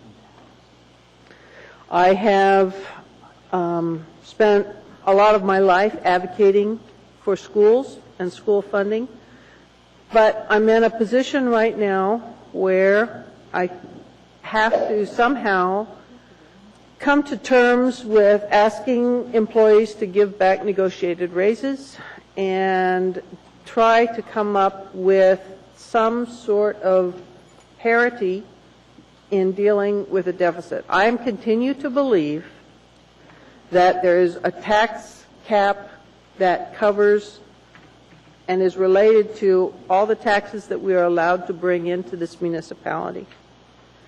And I also believe that I have the ability, and I've done it now for 5 years, to set the mill levy for different parts of government. So I've resolved in my mind that for the first time in my life, I'm not going to fully support the school district's requested budget, which is $15 million more than the school district received last year.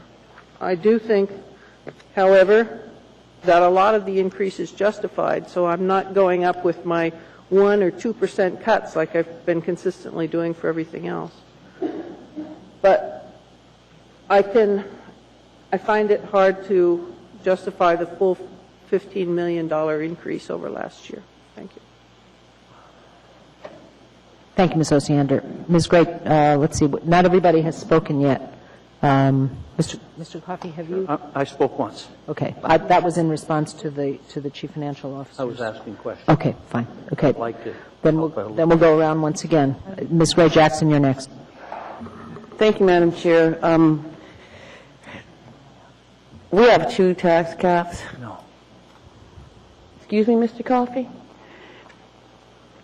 We have a tax cap calculation for the general government operating budget and one for the school district. If the intent is to save money on the general government operating budget side, then we don't tax to the cap, and whatever's left is the tax savings. The same is true with the school district budget. That $3 million reduction that was offered by Mr. Flynn and Ms. Johnston, if that's approved, then we're going to collect $3.8 million less in taxes, thus thereby providing $3.8 million in property tax relief. And that's the bottom line. Thank you, Madam Chair. Thank you, Ms. Gray Jackson. Mr. Coffey? Thank you. I asked the question if we have 2 tax cap limitations, and I read the charter again, and we have one. It's found in section 14.3. So then I asked, has there been a practice of doing 2 calculations? And the answer I received was yes, there's a practice of doing 2 calculations for 2 reasons. It's 2 budgets, and it's 2 fiscal years. That's a practice that's grown up. Then I asked another question. Is that practice codified? Is it the law? As of 2 minutes ago, when I was over there with the lawyers the last time, they said they hadn't found it. So it apparently, so far, I would wait for an answer. It's not the law. So a practice is just that. It can be changed if you want to change it without having to change the code. And so far, there's been nobody has given me a code section that says we do the tax cap calculation for the school district one way and we do it for the city in another way. That's not to criticize the practice. There's good reasons for it. 2 fiscal years, 2 different budgets developed in 2 different places. So, but the code, the charter says the total amount of municipal tax that can be levied during a fiscal year shall not exceed, and so on and so on. So we have one charter tax cap. That's where it was. It was an initiative. It was put in the charter. Now, what does that mean? For me, it just means this, that if we want to adjust the school district budget by whatever the amount of this amendment was, we're free to do so. If for some reason that ends up in an appropriation that's less than the tax cap, the aggregate amount of taxation, theoretically we could take the money when we finalize our budget in April and use those funds. Now, I'm not arguing for that. I'm just saying that's what I've been able to find out from talking to council and reading the charter. Okay, so that doesn't address the amendment other than that. And now I hope that brings clarity, and I will keep asking the lawyers to keep looking and see if they can find anything in the code that codifies the practice. Yes, Dr. Selk. So that means that we could take that amount of the tax cap and move it over to our side and raise taxes that amount. I believe so. That's really what it means. It transfers the raising taxes from one pile to the raising taxes for another pile. So in terms of is your intention to not do that in terms of the sponsors? I'll repeat. The intent is to provide a reduction in taxes collected by the municipality and relief to taxpayers. So your assumption would be then that it would not be moved over to a municipal side? That is correct. Okay. Okay, thank you. Mr. Gutierrez, you're next. Thank you, Madam Chair. Confusion, the greatest political tool ever invented. We heard unequivocally from the CFO that we cannot rob Peter to pay Paul. We heard from both Ms. Johnston and Mr. Flynn, who, by the way, did a tremendous amount of work, both of you, who worked honorably and strenuously on this, and I appreciate that. And you deserve a tremendous amount of thanks for that. That robbing Peter to pay Paul is not their intention, was not the intention of this. All of that aside, before the meeting started, Acting Mayor Klayman made his rounds, and the mayor asked me how I was feeling about this and if I was going to support a cut to the budget, and I told him no. And I said, honestly, Mr. Mayor, I'm not going to support this for the same reason I've leveled some criticism at him in past weeks in our attempts to resolve the municipal budget deficit. My angst has been that we have sought parity and a sort of little bit 3 to 5% from everybody across the board. Everybody cuts the same. Every department bleeds the same amount. No department is more or less vital than another. And I have a fundamental disagreement with that. I think there are areas that should be a higher priority. There are areas that should be inviolate. And frankly, I believe education is one of those areas. I think that if we are to say, okay, a 2% cut, maybe that's a little bit less than what we're asking some of the other municipal departments to make, it still says to me that the machine that clears a sidewalk is as important as a teacher, or that a teacher is no more important, that or a police officer or a firefighter, et cetera, et cetera. I think there's a great deal of confusion tonight, and I think a lot of apples to oranges kind of debate has ensued with the idea that we could somehow reduce one budget deficit by reducing another budget proposal, and that's just not the case.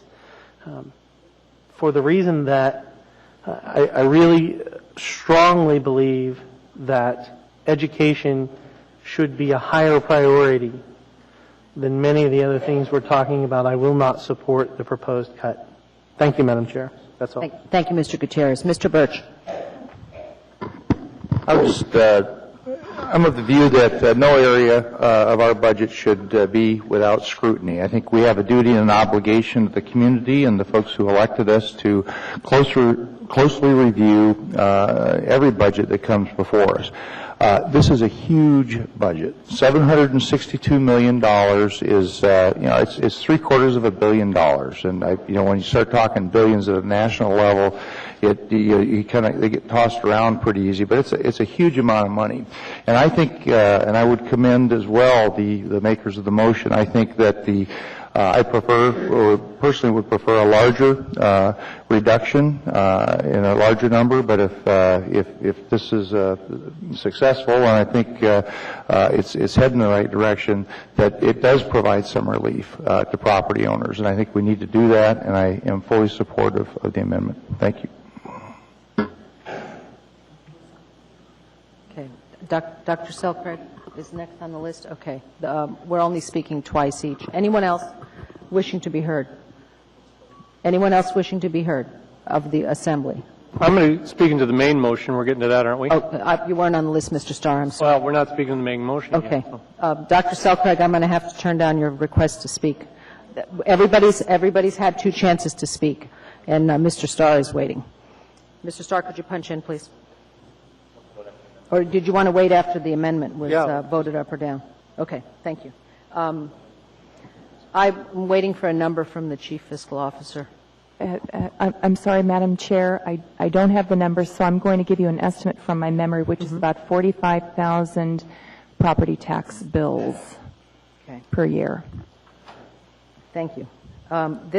My statement regarding this amendment is that we're looking at a $3,839,833 cut divided among 45,000 taxpayers is $85 a year. Divided by 12 months a year, that's $7.11 per month savings. That's 2 lattes, folks. I don't need to say anything else. Okay. Time to vote on the amendment.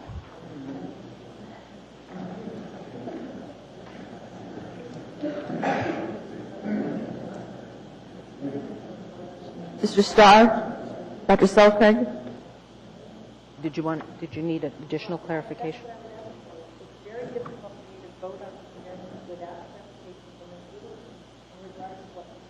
Can you speak into the microphone? Okay. Ms. Weddleton, could you hear her? Through the chair, could I ask you to repeat the question? Well, it's very difficult. It seems to me that Mr. Coffey brought forward information reading the code that was different than what you said. So I'm looking for some clarification between what's the interpretation of the code, what's the correct way to understand this situation. Through the chair, I would ask Mr. Reeves to interrupt me if I start saying something that he disagrees with, but I think Mr. Coffey has brought up something fairly intriguing tonight, which suggests that there is only one limitation, which would suggest that, not that this is the intent of the motion right now, but it suggests an opportunity to take the first calculation that comes in front of this body, whether or not it's the school district or the municipality, and if the assembly were to elect a lower number, that the total could be calculated with a third calculation that is currently not really being performed, and then given to the other party. But I would say this. I very recently did a recalculation of the municipality of Anchorage's tax cap for many, many, many years, and I never saw any indication that there were transfers of that kind, because the only way they could happen is on the calculation, and I never saw it. So so the question is it possible? It's possible. Have I ever seen any evidence of it? No, not on the municipality side.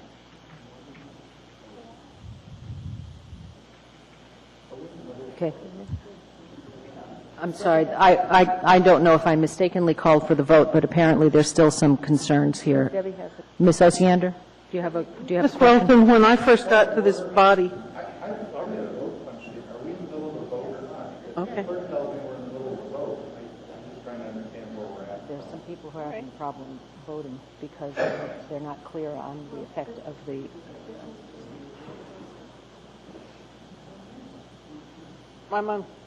Do I have the floor? Well, can we withdraw? Can we close out the vote, Madam Clerk, and do it again in a few minutes? This is a rather important issue, and I think people need to be allowed to understand it. So you can't back out of that? What difference does it make? Madam Chair? Yes, Mr. Gutierrez. Might I suggest we finish the vote, continue with the information. If the amendment fails, the makers could re-propose the amendment. We could vote again. That seems fair. Is that all right with the folks who need to speak? Okay. Let's finish voting. Okay. Who's missing? Mr. Starr, Dr. Selkirk.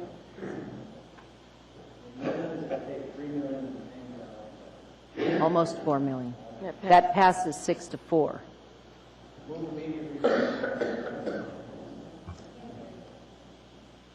Doesn't matter.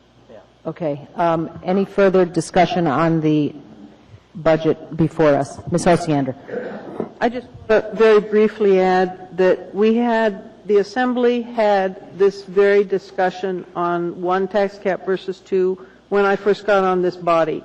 And it was somewhat of a revelation to me because I had always considered it two separate. I guess I would urge us to go back and look at that discussion again, because my understanding has been for the last year solidly where Mr. Coffey stated it. And frankly, that's why I'm voting the way I am. Thank you. Thank you. Ms. Gray-Jackson. Thank you, Madam Chair. I just want to make one comment, like it or not, but it just behooves me how my colleagues try to change the rules to fit what they like to see happen. And it's unfortunate, it really is, because it is real clear what I said, what Ms. Weddleton said, and that's all I have to say about it. Thank you, Ms. Gray-Jackson. Mr. Starr.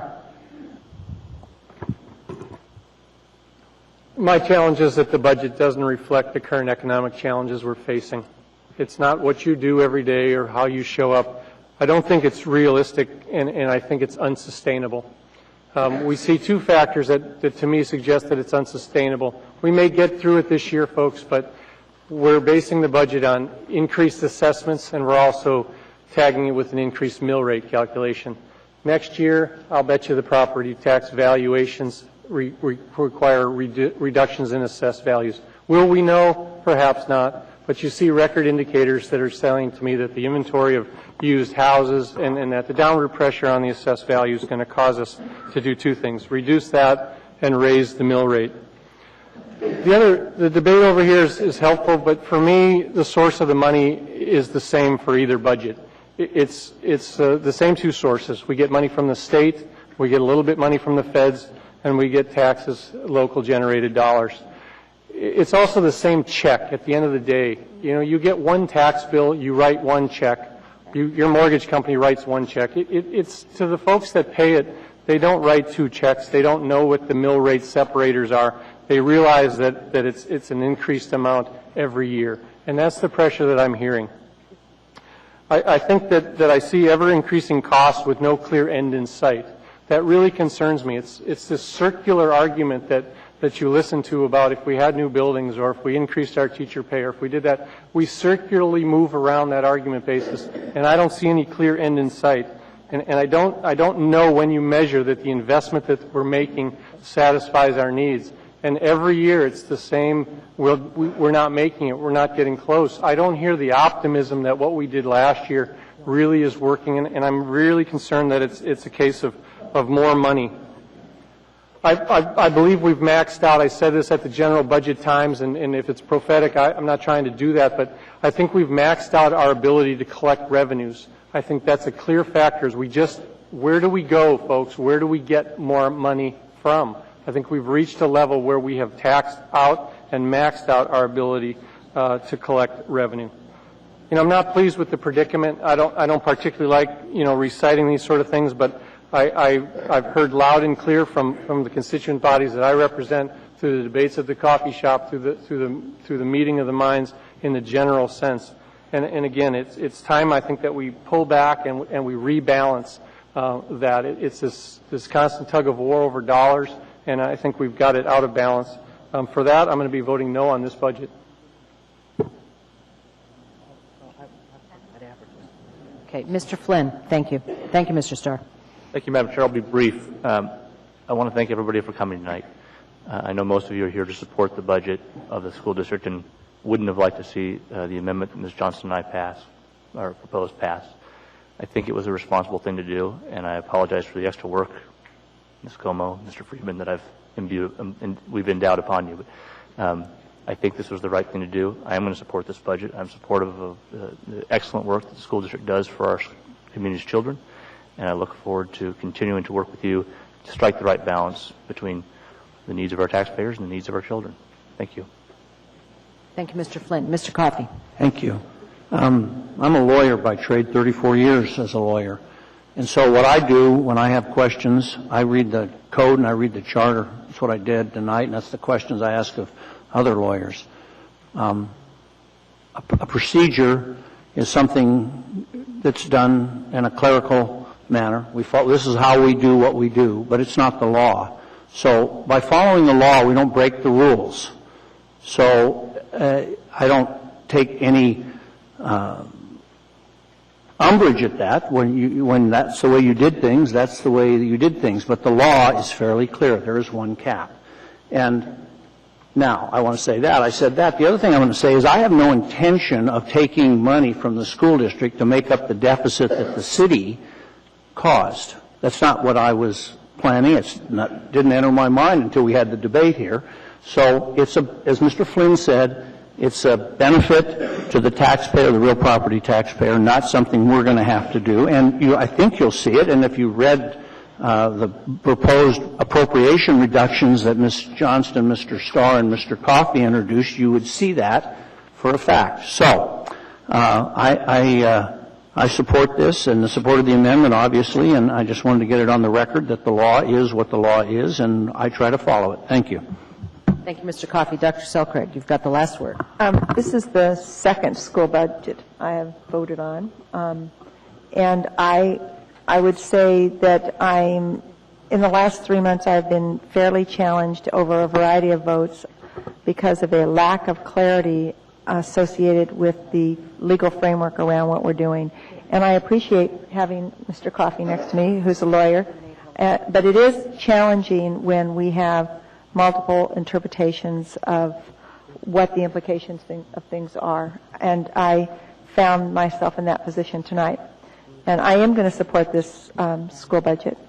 And I'm happy to support the school budget. I think it's a good budget. I think it's an okay budget. I would have liked to had a strategy that would have allowed some reductions that actually could contribute to that $12 million.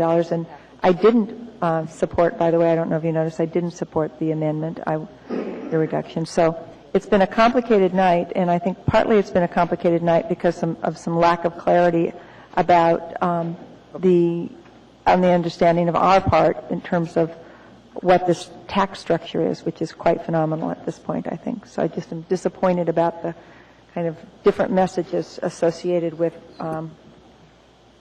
actually the legal framework of what we're doing. Thank you. Okay, thank you, Dr. Selkirk. We had better vote on this. We have half a dozen items that need to be dealt with tonight. The motion before us is the school district budget as amended. Please vote.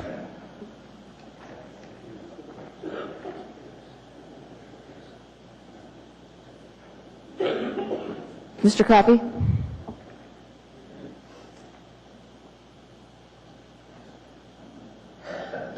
That passes 9-1. Thank you. Move for immediate reconsideration. A vote for reconsideration. A yes vote will reconsider it immediately. A no vote will not reconsider it. Urge a no vote. Please vote. Wait, Who don't you have?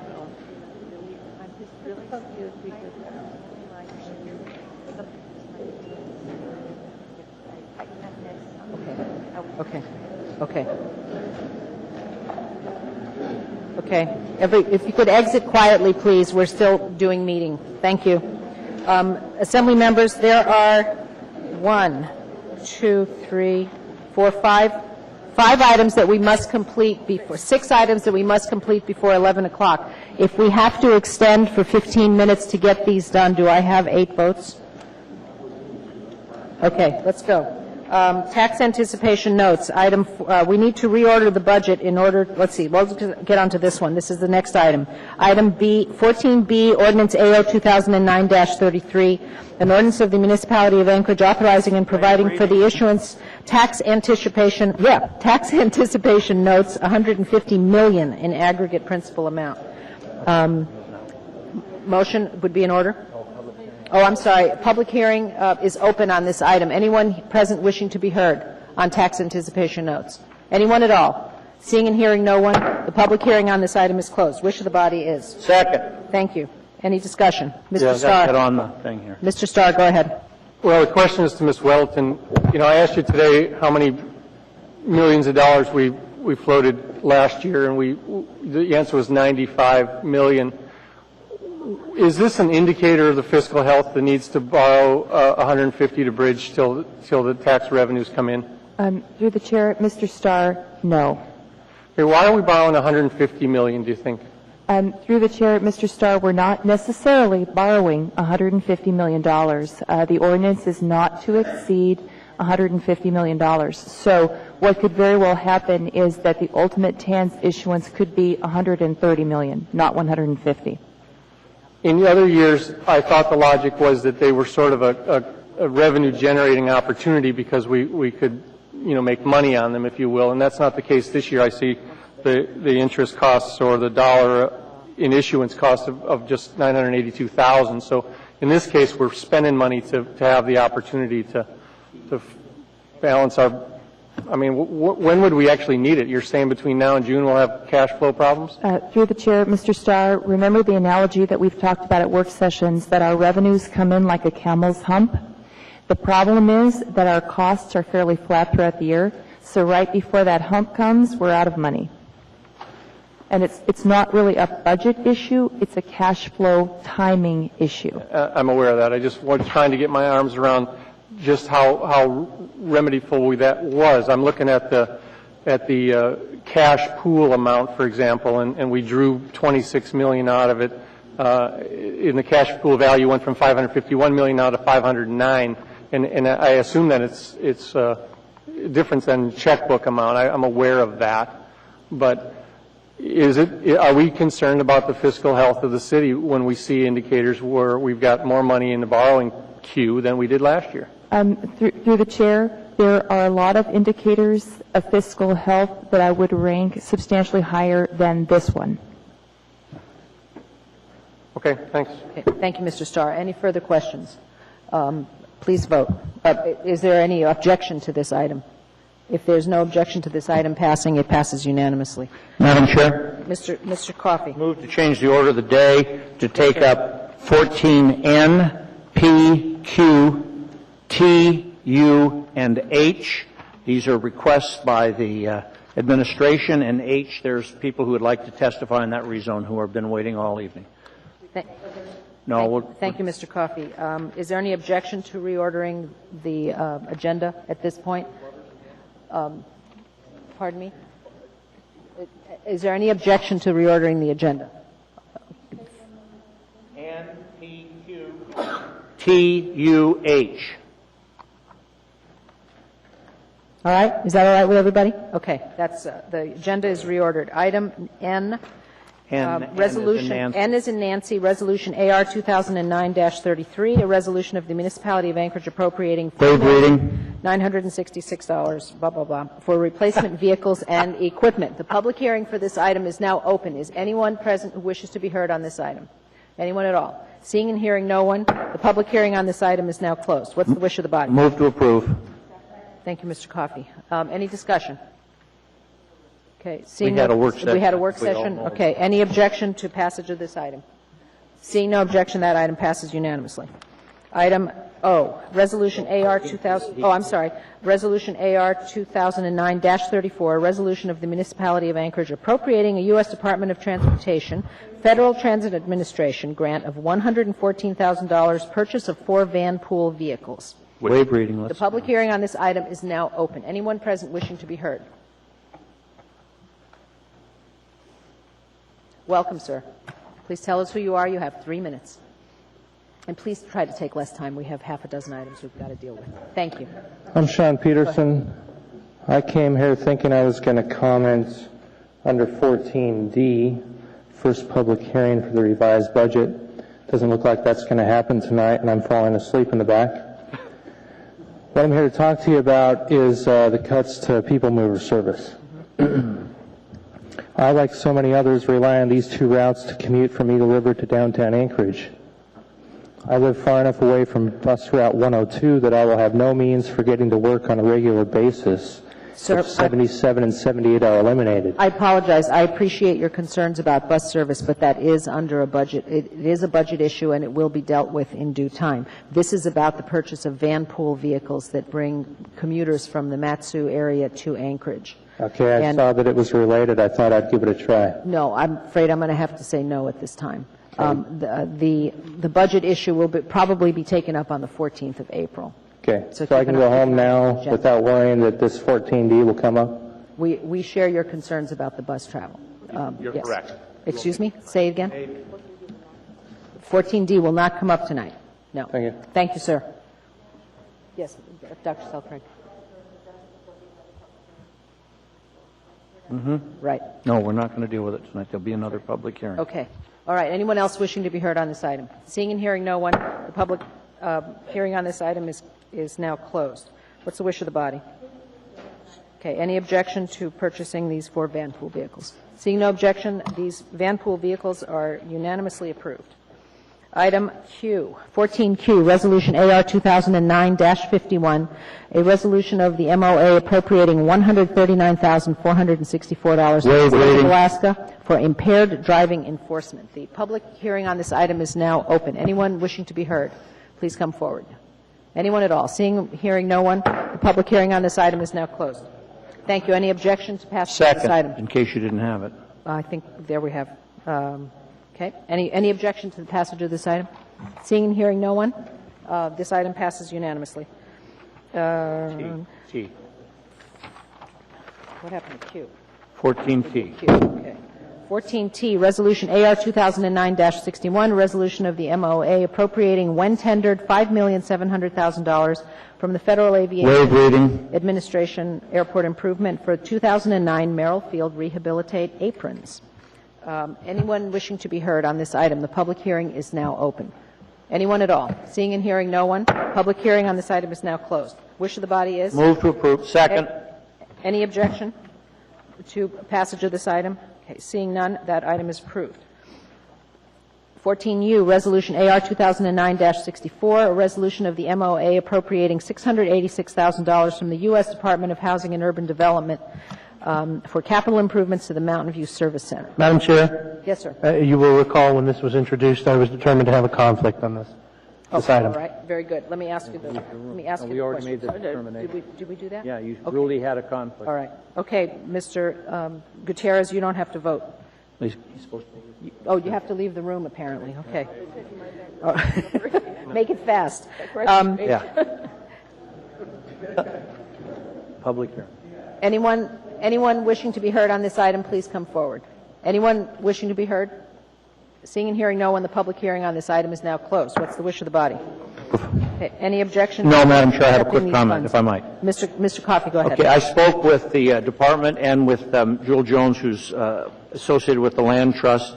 The purpose of this funding is to make sure that there is sufficient funding to do some tenant improvements and rehabilitation. It's a federal grant. If the money can only be spent for that purposes, the hope is that we will have a new tenants. They will have new tenants in there, 2 new tenants by the end of late summer, early fall, and then some of the financial issues which I had made inquiry about earlier in the week will be resolved. I have made arrangements to meet with the department head from Mary Jane Michael and discuss this to make sure that the city's position relative to this is protected in the event that the aspirations of the Land Trust are not met, and I have received some assurances tonight that my concerns will be addressed, and that is sufficient for me to appropriate, to support this resolution and urge others to do so. Thank you. Thank you, Mr. Coffey. Any other comments? Okay, seeing, hearing, no comments. Any objection to passage of this item? Seeing no objection, that item passes unanimously. 14H, Ordinance AO 2009-24, an ordinance of the Anchorage Assembly amending the zoning map and providing for the rezoning from I-2 with special limitations, heavy industrial district 4, tract 38, lying within section 5, et cetera, et cetera. The public hearing for this item is now open. Anyone in the room wishing to be heard on this item, please come forward. Madam Chair, before we start, Yes, Mr. Flynn, go ahead. as you may recall, when this was introduced, I was ruled to have a conflict of interest, so I would ask it to be excused. You may be excused. Thank you, Mr. Flynn. Good night, everybody. Hurry up and get out of here so you don't listen to this. Okay, come forward, sir, please. Tell us who you are. You have 3 minutes. My name is Chris Loescher. Actually born and raised here. My family's been living in the Birchwood-Chugach area since 1970. 1960, my grandparents moved out there. My parents grew up there, and I'm growing up there. 25, so I guess you'd say I have grown up there. Thinking about the zoned acreage that we're talking about, back then when it was zoned originally, it was originally this industrial, correct? Well, there wasn't residential then. Now it is. Much more developed, many more people. You're looking at impacts that goes just beyond the boundary lines of what they're trying to deal with. Yes, they've taken, I've read a lot of the information, they've taken great actions, parameters to lessen the impact. The wall for noise and sound, they're talking about all the research and using scientists for the pollution, everything like that, the whole 9 yards. But what I'm more concerned with is that maybe I want to still live there. There's no guarantees that water is going to be polluted. There's no guarantees of how possible should-haves will go. So for me, think about the direct impact now of the now, not a big deal. They're doing a great job. Well, that wall that they're going to put up, are they going to take it down after the 5 years that they're going to be allotted the time to do the strip mining, which it is going to be. That's all it is, a gravel pit. It's going to be a dead area. They're putting up the wall. That's forever. That's permanent impact. If I still want to live there, that's forever, destroyed and gone. I think the appropriateness of rezoning it again, it's not the same time, it's not the same situation of the people who live there. There are actually people who live there now. It's not just my grandparents and maybe, a couple other boony people who are out there. So again, I would like you guys to consider the appropriateness of actually having and what it's going to impact. Possible. Again, possible. Yeah, they're taking a lot of action, the parameters, to make sure things don't happen. The oil spill wasn't supposed to happen. That should have. Well, it did. So, thank you very much. Thank you, sir, for coming. Any questions for the speaker? Okay, seeing and hearing. Oh, Dr. Selkirk, did you have a question for him? Yes, ma'am. Okay. Thank you very much for coming, sir. Appreciate your spending the time. Welcome, Mr. Potter. Madam Chair, members of the Assembly, I'll try and be relatively quick. My name is Tim Potter with Dowell HKM, and I'm representing Eklutna Inc. tonight. I think it's very important to clarify that, yes, the property is zoned I2SL, and we are modifying the special limitations only, not the zoning district. It is heavy industrial. It has been heavy industrial zoning. It has not been developed to date. And what we have taken to the Community Council and to the Planning and Zoning Commission and the municipal planning staff is a modification to when it was originally zoned I2, the special limitation was that there would be a 200-foot wide natural vegetative buffer. In going through and figuring out how to create a industrial park out of this property, which is identified in the comprehensive plan for the Eagle River Chugiak Birchwood area as being a high need, it's possible to take all the material out by train, so there's no truck traffic. So this is actually a project to get ready for a future use in line with the comp plan and the zoning. And the modification of the special limitations is to leave 100 feet of natural vegetation there, take the second 100 feet and build a 20-foot high berm that is 100 feet wide as a sound and visual barrier. So this will add noise attenuation and visual attenuation between the existing residential area, this proposed industrial park, the railroad, the shooting range, the airport that's already there. And I think it's important. I know Mr. Starr and Ms. Oziander know that those other uses that are very noisy are already there. What we're looking at is taking all of the material out by train because there is a rail line there. There will be a spur developed into the property. We are taking a conditional use that's very specific, that guarantees the construction of the berms, that the berms are there for the life of the property. How it's all set up and established has already gone through a very detailed conditional use permit with public hearings at the Planning and Zoning Commission. So all of those assurances are in place. So with that, I'd be happy to answer any questions. Okay. Thank you very much for coming, Mr. Potter. Hold on a second. Okay, we have questions? We've got to make them quick. Okay, Mr. Coffey, go ahead. Mr. Potter, I didn't see in here the reclamation plan for this when it's finished. Is it? I mean, I thought I read in here that there was. How much is being excavated? Let me just ask the question. How much is being excavated in terms of material? It's about 3 million tons. 3 million tons.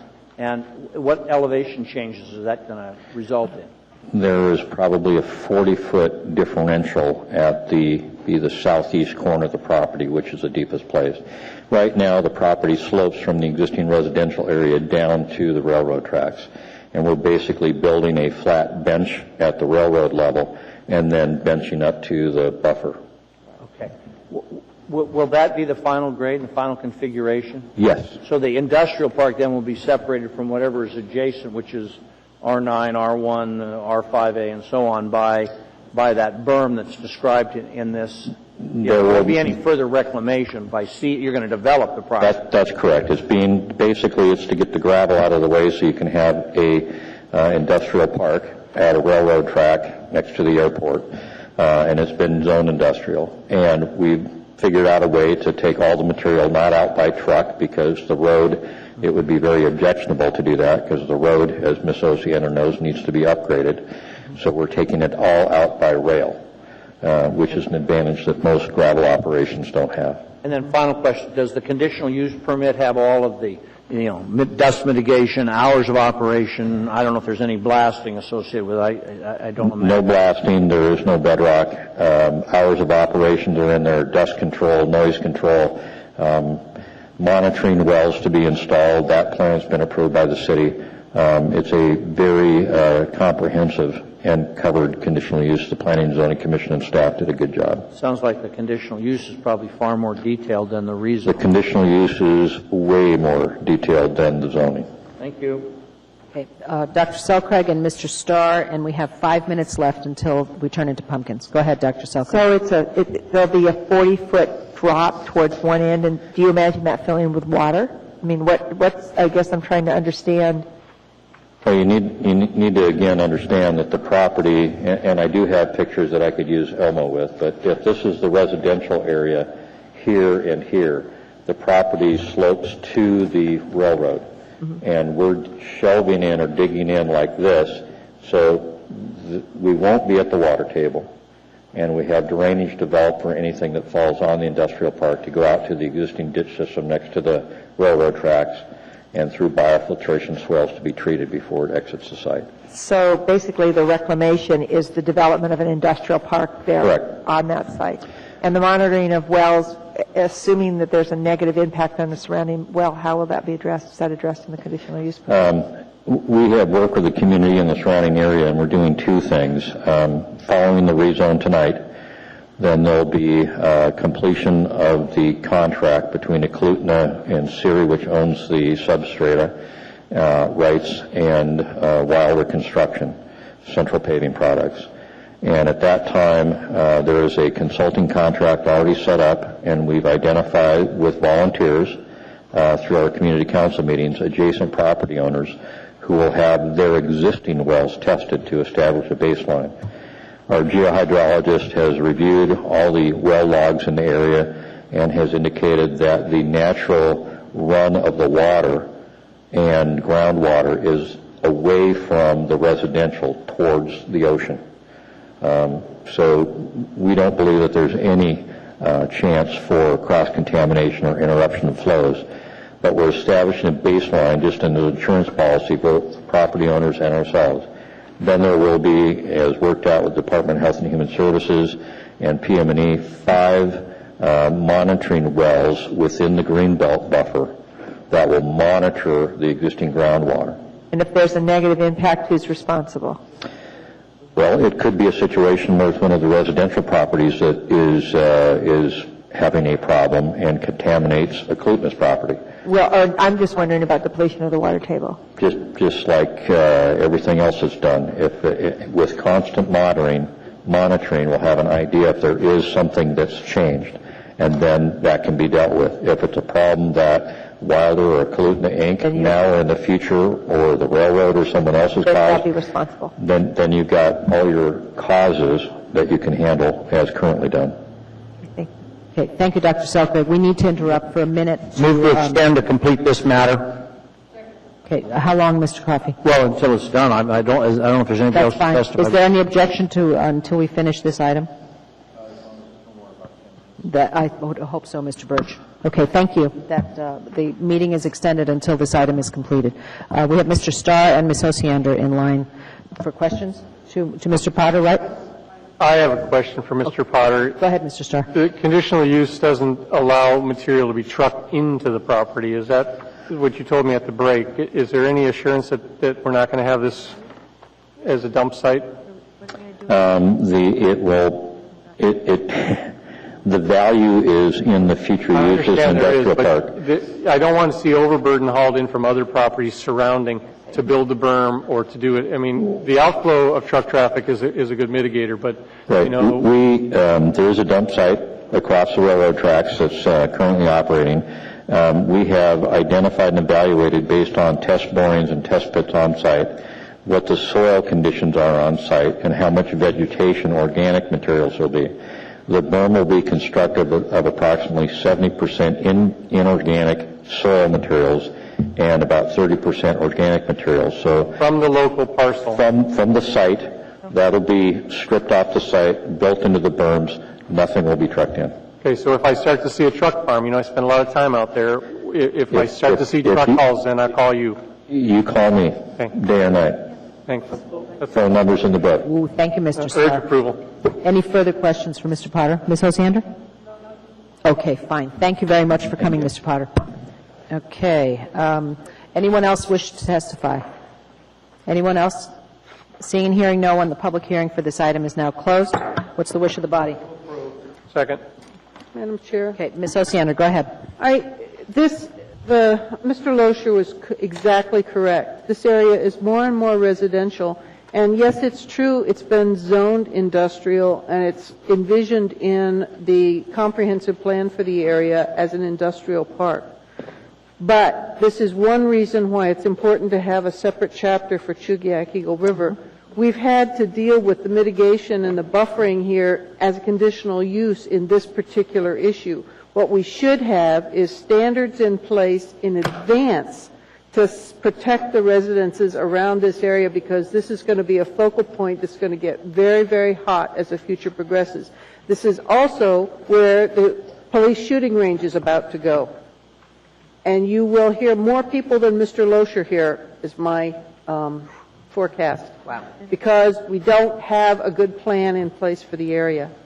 This particular one, I think, is fairly well done. Mr. Potter's done some good outreach work. The community council is supportive, and I'm going to vote for it. But be aware, this is a hot spot that may give a lot of testimony and concern in the future. Thank you, Ms. Osiander. Where is the shooting range going to go? Is it within this site?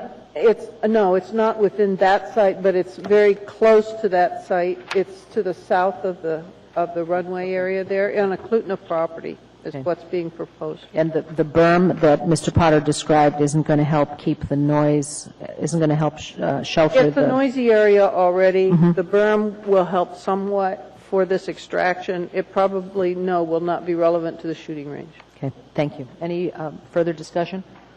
Okay, seeing and hearing no further discussion. Any objection to passage of this item?